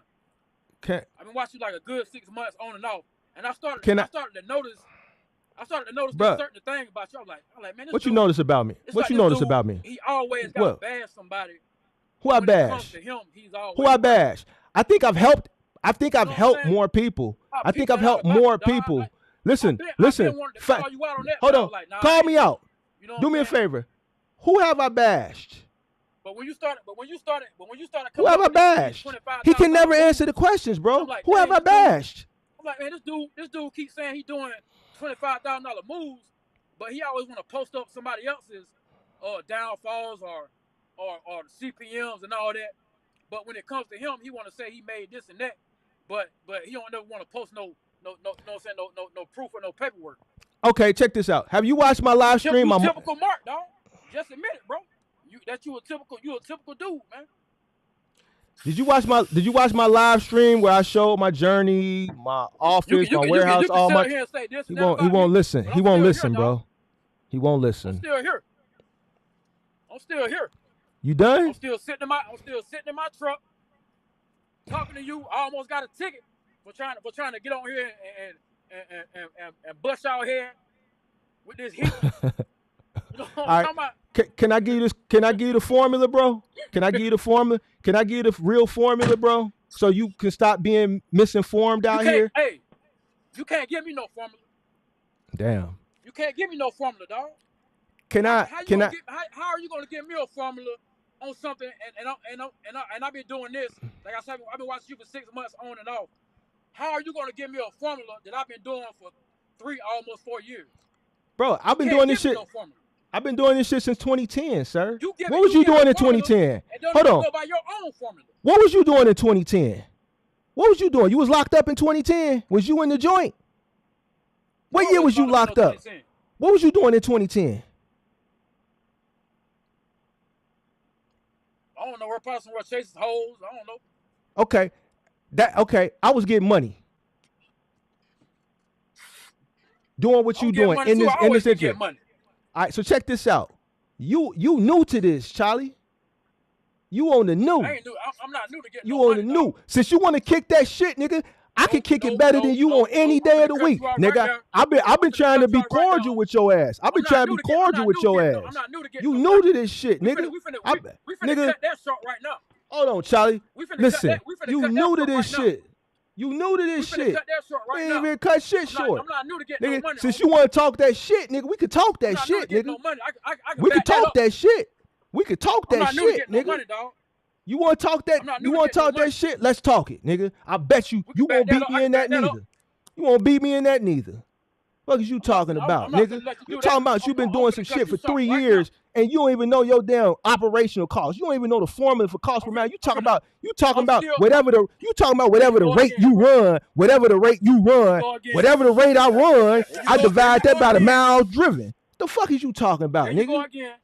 Nigga, I'll let you talk that shit, nigga. But now, nigga, I'm done letting you talk that shit. I'll let you go on and go on and go on. The only thing I asked you to do is let me give you the correct formula. That's all I asked you to do, and you said no. There you have it. You can't, Mark, bro. You can't give me no formula. So let me say. So you think I'm sitting up here on the platform? Hold on. You can't give me no formula, man. You might think you got can your give own me no authority. A whole 4 years? Whoa! Or have your oh my God! In the chat, thinking you giving me a formula. So hold on. All right. Let's look at. Hold on, kid. Let's look at it like this. Hold on. What you say, bro? It doesn't matter what you say, man. You can't get me with that, bro. Because I'm still right here and I'm still running. So you get these other dudes on here that drive box trucks, and they be scared to come at you. See, some of them don't know what the hell they doing. And I peep. You don't know what the hell you doing. But I never got in the chat. I never got in the chat and downgraded them or say some old shit. Bro, man, you making us look bad, bro. You making us look bad, bro. Bro, you making us look. Bro, you making us look bad, bro. You making us look bad, bro. You making us look bad, bro. Yourself look bad. Nah, you making us look bad, bro. You can never make me look bad. It's still two. right here. It's two black You gonna men up make here, me look bad, and I'm I'm still trying to. right here. All I said still is, in the man. game. All I said, brother, is still can in the I game, get? though. All I said, brother, can I give you the correct I'm still in the formula, game, bro? and I'm comfortable in the game. Bro, it's crazy, bro. How am I making? Who am I making look bad? I said, brother, can I give you the correct formula? And you said, no, you can't give me nothing. You can't give me no formula. Bro, you said you take your rate, whatever the rate that you running for, and you divide that by the miles, and that is how you formulate your cost. Bro, that's wrong, bro. That's wrong, brother.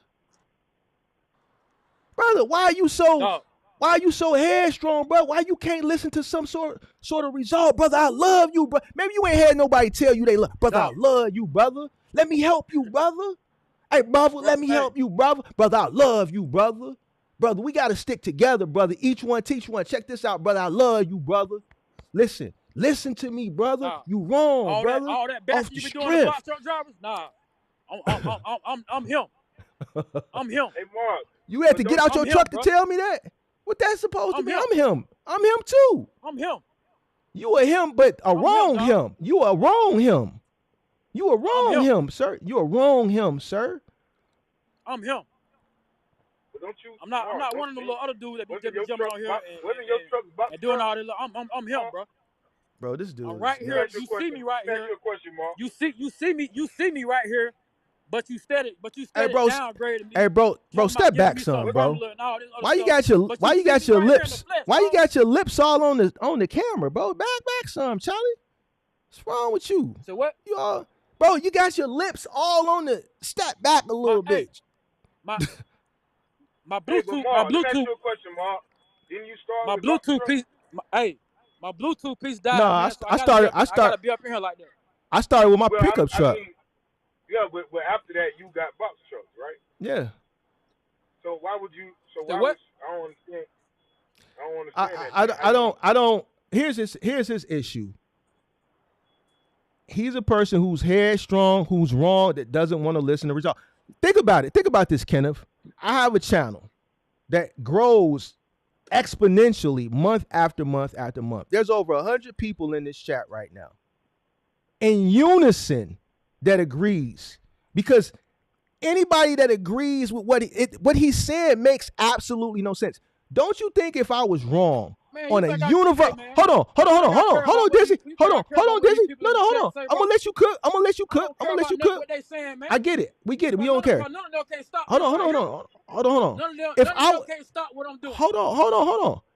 A universal. Check this out, Kenneth. A universal formula. A universal formula, bro. A universal formula, bro. You can Google this. Instead of him just taking a step back. That's why them little bums in the chat was sending their little threats out. And then when I dropped the addy, they googling the area where I dropped the chat at to try to see if the area's safe.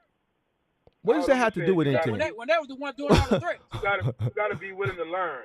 Everybody can learn. You think I care about what them bums? You think I care about what your little groupies in the chat say about me, bro? You gotta. Man, I get every money, day you gotta be willing to learn. You gotta be willing to learn.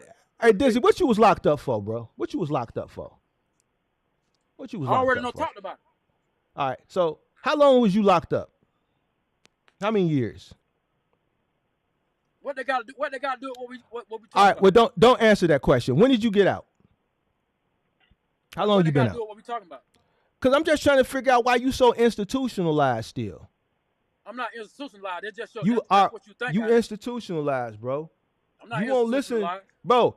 Okay, here's the thing. If I'm here to help you, bro, why you just can't even just hear me out and listen to what I gotta say, bro? If I was institutionalized, I'll be like that one dude up here that was trying to run a business but still smoking weed. Hey, here's the thing. I don't smoke. I don't drink. I don't do none of that dumb shit. I don't. Bro, can I ask you a question? Go down lot lizards and can I ask you a question? On no cutty. None of that dumb shit, bro. He said cutty, bro. Hey, listen. I'm here to help you, bro. Why you just can't at least? How you gonna help me? Why you just can't at least hear me out? How you gonna help me though? Can you just at least hear me out? See me right here doing my Give me thing. 1 minute. Give me 1 minute. Can you give me? Can you give me 1 minute? Can you give me 1 minute without interrupting me? Hey, man, this your show, bro. All right, so check this out. Your formula is wrong. All right, the cost per mile formula works like this. It's your hold on, let me finish. It's your operational cost divided by miles driven, not the rate that you're running the load for. So your fixed cost, right, total, your variable cost total. Divide those two numbers by the total amount of miles driven, and then you add those numbers. That's how you determine what rate you can or cannot accept. You can't divide your rate. You've been doing it wrong, sir. This is what I'm trying to tell you. Saying. No, you did not say that. Just because I didn't say it your way doesn't mean I don't know what the hell I'm doing. Sir, what do you mean my way? Want me to say it, you been want me to say it your way. What do you mean my way? Same thing. I know my fixed rates. I know my variables. Bro, No, you didn't, sir. I know this, bro. Sir, I know this shit like the back of my hand, dog. Sir, you articulated it like this, sir. You said the load that I'm running, whatever the rate is on the load. Hold on, bro. Bro. Just because I didn't put it the way you said it don't mean I don't know what the hell I'm No, sir, you're not going to. Y'all said two different things, though. Thank you. He said, man, I look at the rate that I'm running, the rate that I accept, and then I divide that by the miles that I'm driving. That's what you said, bro. Listen. It's up here, bro. All you got to do is rewind. All you got to do is rewind, sir. I know what I said. Nobody can have a particular set CPM. What does that have to do with anything? We're talking about a formula, sir. Nobody can have We're talking about a formula, dog. The formula doesn't change, sir. We're talking about the formula. We're talking about the formula. We're talking about the formula. Because of how everything fluctuates. We're talking about the formula. We're talking about the formula. We're talking about the formula. Typical Dizzy. Typical Dizzy. Dizzy. You lost, bro. You got to hold this one. Nobody has a particular set. You got to hold this one. Dog. You got to hold this one, sir. Everything fluctuates. You got to hold this L. It's over with. You lost. You lost. A set CPM, you lost. But that don't mean you're going to make it. What the fuck are you talking about, bro? What the fuck are you talking about, bro? What are you talking about, bro? Dizzy, what are you talking about, bro? What you mean trying to make your cost per mile? What you mean that don't mean you gonna make it? That don't make no sense. You can have a set Dizzy, CPM, bro. Don't make Dizzy, it. What you you need to listen. Everybody's not gonna have a particular set CPM, dog. Oh my God, my Jesus! I don't care. This is. Hey, so hold on. Go ahead. I don't care what the hell y'all say. I don't care what nobody in the chat say. I don't care, bro. I get money, dog. You feel me? Do you feel me? You see me right here. You see me right here in the flesh. You see me right here in the flesh. I get money, homie. Oh, Lord have mercy. So you can sit up here. You can sit up here and say this and that, and the people in the chat say this and that. They can't touch me, dog. Hey, check this out. What if I run circles around them fools, man? Hey, what if they added a barrier to entry to be in the box truck business? And that barrier to entry, what if they added a barrier to entry for the box truck business? And what if that barrier was it was mandatory that you had to know arithmetic? You got to hurry up, man. I'm about to get ready to catch this game, dog. So you got to say something. Well, hey, go ahead and go. I ain't got to do it. I ain't got to do a motherfucking thing. What are you talking about? Nigga, you don't dictate. Nigga, you can leave it. You got to spark my interest, dog. Shoe fly? Nigga, go ahead and get up out of here, nigga. Fuck is you talking about? Spark my interest. I ain't got to do a motherfucking thing. Nigga, go ahead and leave. You got to say something that's going to keep me on here. Man, get your goofy ass on, boy. Right now, I ain't hearing go ahead, nigga. Leave, nigga. Fuck wrong with you? Because keep you on here. I ain't hearing it because I'm still right here in the flesh doing my thing. You're going to be in that same box truck all your life if you don't learn how to listen and learn. And here he go again. Hey. If you don't know how to learn, if you don't learn how to listen, if you don't know how to listen and learn, you're going to be in the same position for the rest of your life, buddy. Ain't nobody saying nothing to you, but when I start to get on you, you want to play the victim. And be like, when I start to get on you, you want to play the victim like a little female. Hey, bro, you don't victimize me at all. How I'm playing the victim, bro? I don't see that. There you go again. There you go again, trying to play the victim. I don't see that. How I'm playing the victim, bro? I ain't saying nothing to you. I ain't saying nothing to you. Yeah. Hey, one thing I ain't about it, saying nothing you to gonna you. and you But gonna when I get keep on you, being dumb. you want to flip You the gonna script keep and being play the victim dumb. like a little female.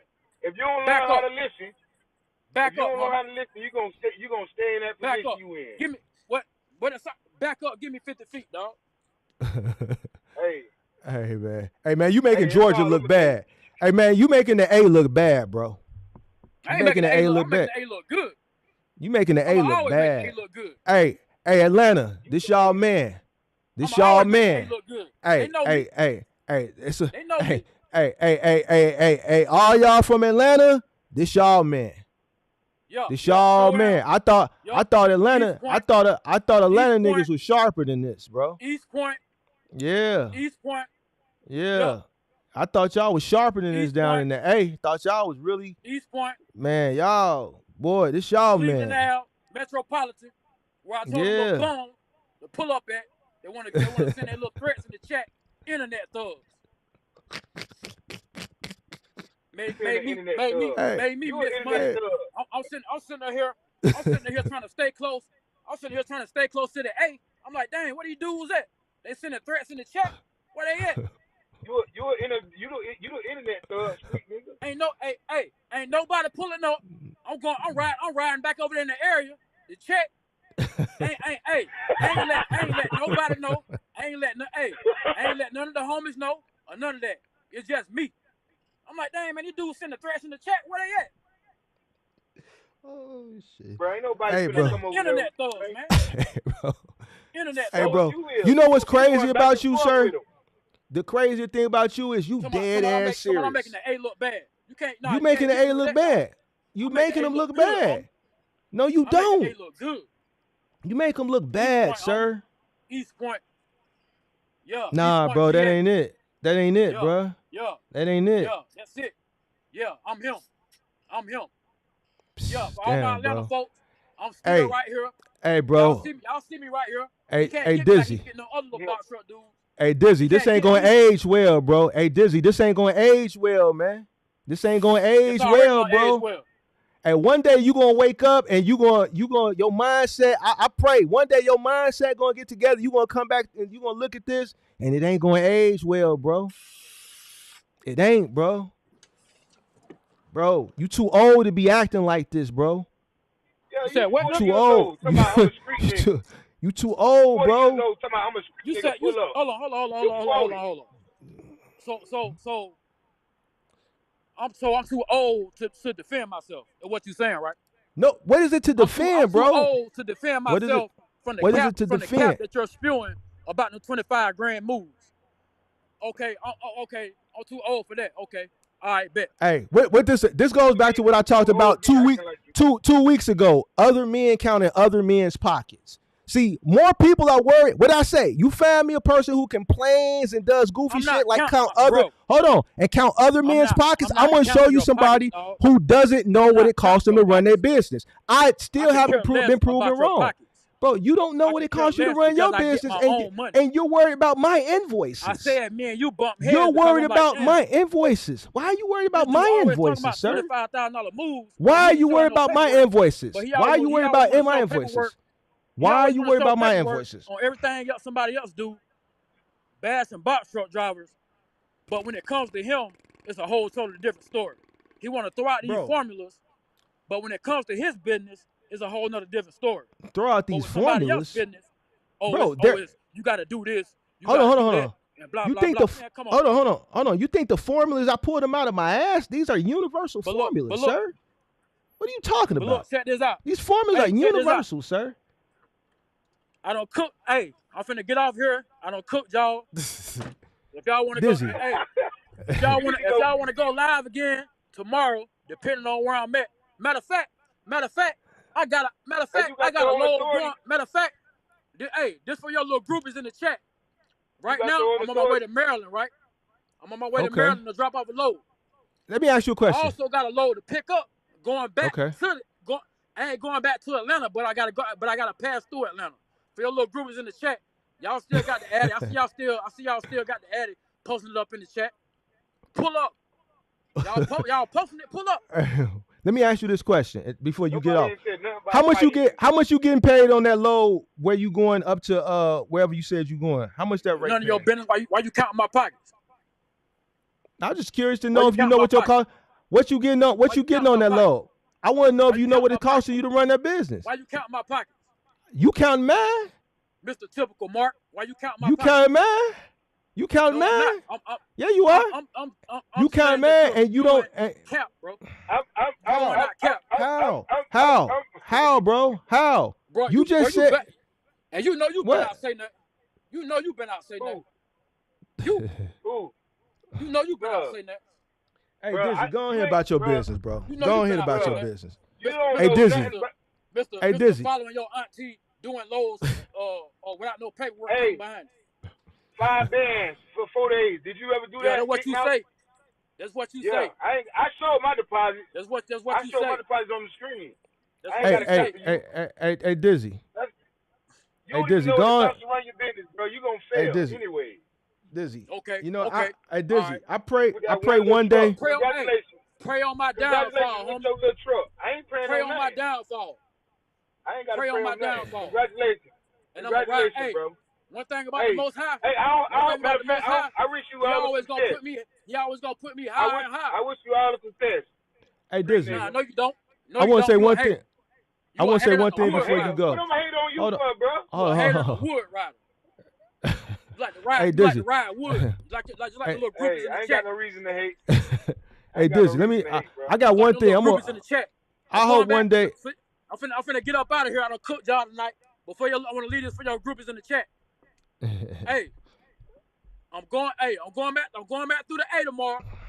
I gotta pass through there. I got a load to drop off in Georgia, in South Georgia. Hey, I gotta ride through the A. I'm gonna go to that address and I'm gonna post up. Just me by myself. Ain't calling to my homies. None of that. Pull up. See, this is why you gonna have this is why you gonna struggle. This is why he gonna struggle. This is why he gonna struggle. This is why he gonna struggle, because he worried about the wrong shit. He don't know what it costs him to run his business. He's ignorant. He's an ignorant person. And he don't want to run his business. And he don't want to listen. So it is what it is. I was gonna say something, but I'm gonna keep it PG because OG already know how I give it up. I'm gonna let Dizzy do Dizzy. But I was just in Atlanta, punk ass. I didn't see you out there. You old motherfucker. Let me. Man, I'll talk about it later, man. You don't want to see me, man. All right, man. Hey, y'all getting serious. Hey, bro. man, listen. Y'all getting dead serious. The reason why I let him cook up is because eventually it's not going to age well. It's not going to age well. It's not going to age well. And I want that to be an example of how ignorant most people are. Like a lot of the content that I talk and the people I be talking about, get it out the mud, trucking and shit like that. That's prime example. All I wanted to do at the end was said, man, Dizzy, can I give you the formula? No, he didn't want to hear it. Everything he said was absolutely wrong. Absolutely wrong. We're talking about a universal formula. This isn't a formula I concoct. You said your formula. I didn't concoct this formula. This is a universal formula. It also goes back. People think because they're surviving that they're winning. For that whole 2 hours, any question that I asked him that involved a decimal point or a number, he couldn't answer it. I don't think that's his own company. I don't know. I could be wrong. I think that might be his truck. It's probably his company. Here's the thing. There's a lot of people like him. There's a lot of Dizzies out there. The difference between him and what makes him unique is other people are willing to listen. He's not willing to listen. This is his second time coming up here. He says a bunch of outlandish things. He said shit like Venezuelans, this is their country, and this country was stole from them. Venezuelans. You know what I'm saying? He says crazy things, and then I try to let him talk so I can see like where he's coming from. You know what I'm saying? But this is your competition, ladies and gentlemen. So here's the thing, and I'm gonna get out of here because I'm gonna still make the gym. We ain't gonna miss the gym on chest day. Check this out. I'm gonna give you the content. I'm gonna invest the time. But ladies and gentlemen, this is your competition. Y'all gonna allow somebody like him to beat you? He's surviving without knowing his cost per mile. He's surviving without being even understanding. I don't even think he knows arithmetic, bro. I don't even think he understands arithmetic, sir. That's why he don't want to talk about it. You see what I'm saying? So he danced whenever it came to any type of math, right? So this is your competition. There's no way on God's green earth I'm going to allow someone that ignorant beat me, bro. No way. So when people be like, yo, man, this, that, and they blaming them, he's a part of that group. So you mean to tell me if you have some type of business acumen and some type of understanding, you can comprehend, you gonna let a motherfucker like that beat you? Man, ain't no way on God's green earth I'm going to allow someone that ignorant to beat me. This is why I let him cook and showcase it, because he's an example of what your competition looks like. So if he can fucking make it out here, you mean to tell me you can't? Get out of here, bro. Like, I don't. And he believes everything. He said, this is not scripted. He actually 100% believes this shit, bro.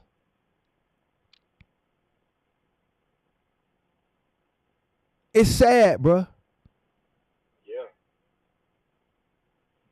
Hey, but they like that saying, you see who swimming naked when the tide go down. So he keep telling me, I'm making it. All right. And I ain't willing to learn. And that's what I said. That you saying the same thing I said. Man, you said something totally different than what you do. Hey, when you actually broke down how you calculated, then you say, oh, you saying just what I said. He's delusional. I ain't gotta say it like you. He's delusional, bro. He's delusional. So he's delusional, and it's sad. But he'll be back. He'll be back another time. And as soon as he disagrees, because he doesn't understand, he only disagrees with things that have to do with math. He said himself, he agrees with everything else I said, but when it comes to math, he disagrees. Numbers. He wants to say or negate what another person makes or doesn't make, but he can't even articulate what it costs him to operate his business. He doesn't know the equation, proven. I don't think he can. I don't think he understands arithmetic. He's just picking loads off the load board and running. Whatever he thinks is a big enough number. Oh, I'm going here to there. This number seems big. I'm going to run it. Yeah, because if you don't know your cost per mile, there's no way for him to know if he actually doing like good. Yeah, you might get a deposit or whatever, but you don't know if you really doing, if you profiting.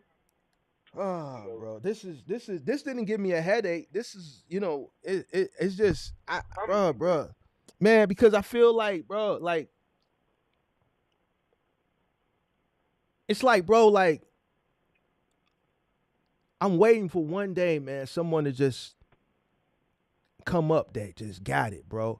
But it seems like the shit gets, like, I'm like, yo, it can't get no worse than this, bro. It can't get no worse than this. Like the shit that I'm like, bro, it can't get no worse. And then someone calls up and it just gets worse, bro. And then when I look at the data, because I'm a data person, 85 to 95%. So with what comes up, it correlates with the data perfectly. The majority of the people that are in this industry have absolutely, positively no idea. There's a minute amount of people that get it, bro. Well, I'm making it. Bro, you're making it until you're not. You don't know what's coming in, what's going out. He doesn't know he doesn't probably have a P&L sheet. He probably doesn't know what his profit margin is. He's just running. And he told on himself, I'm a street nigga. Exactly.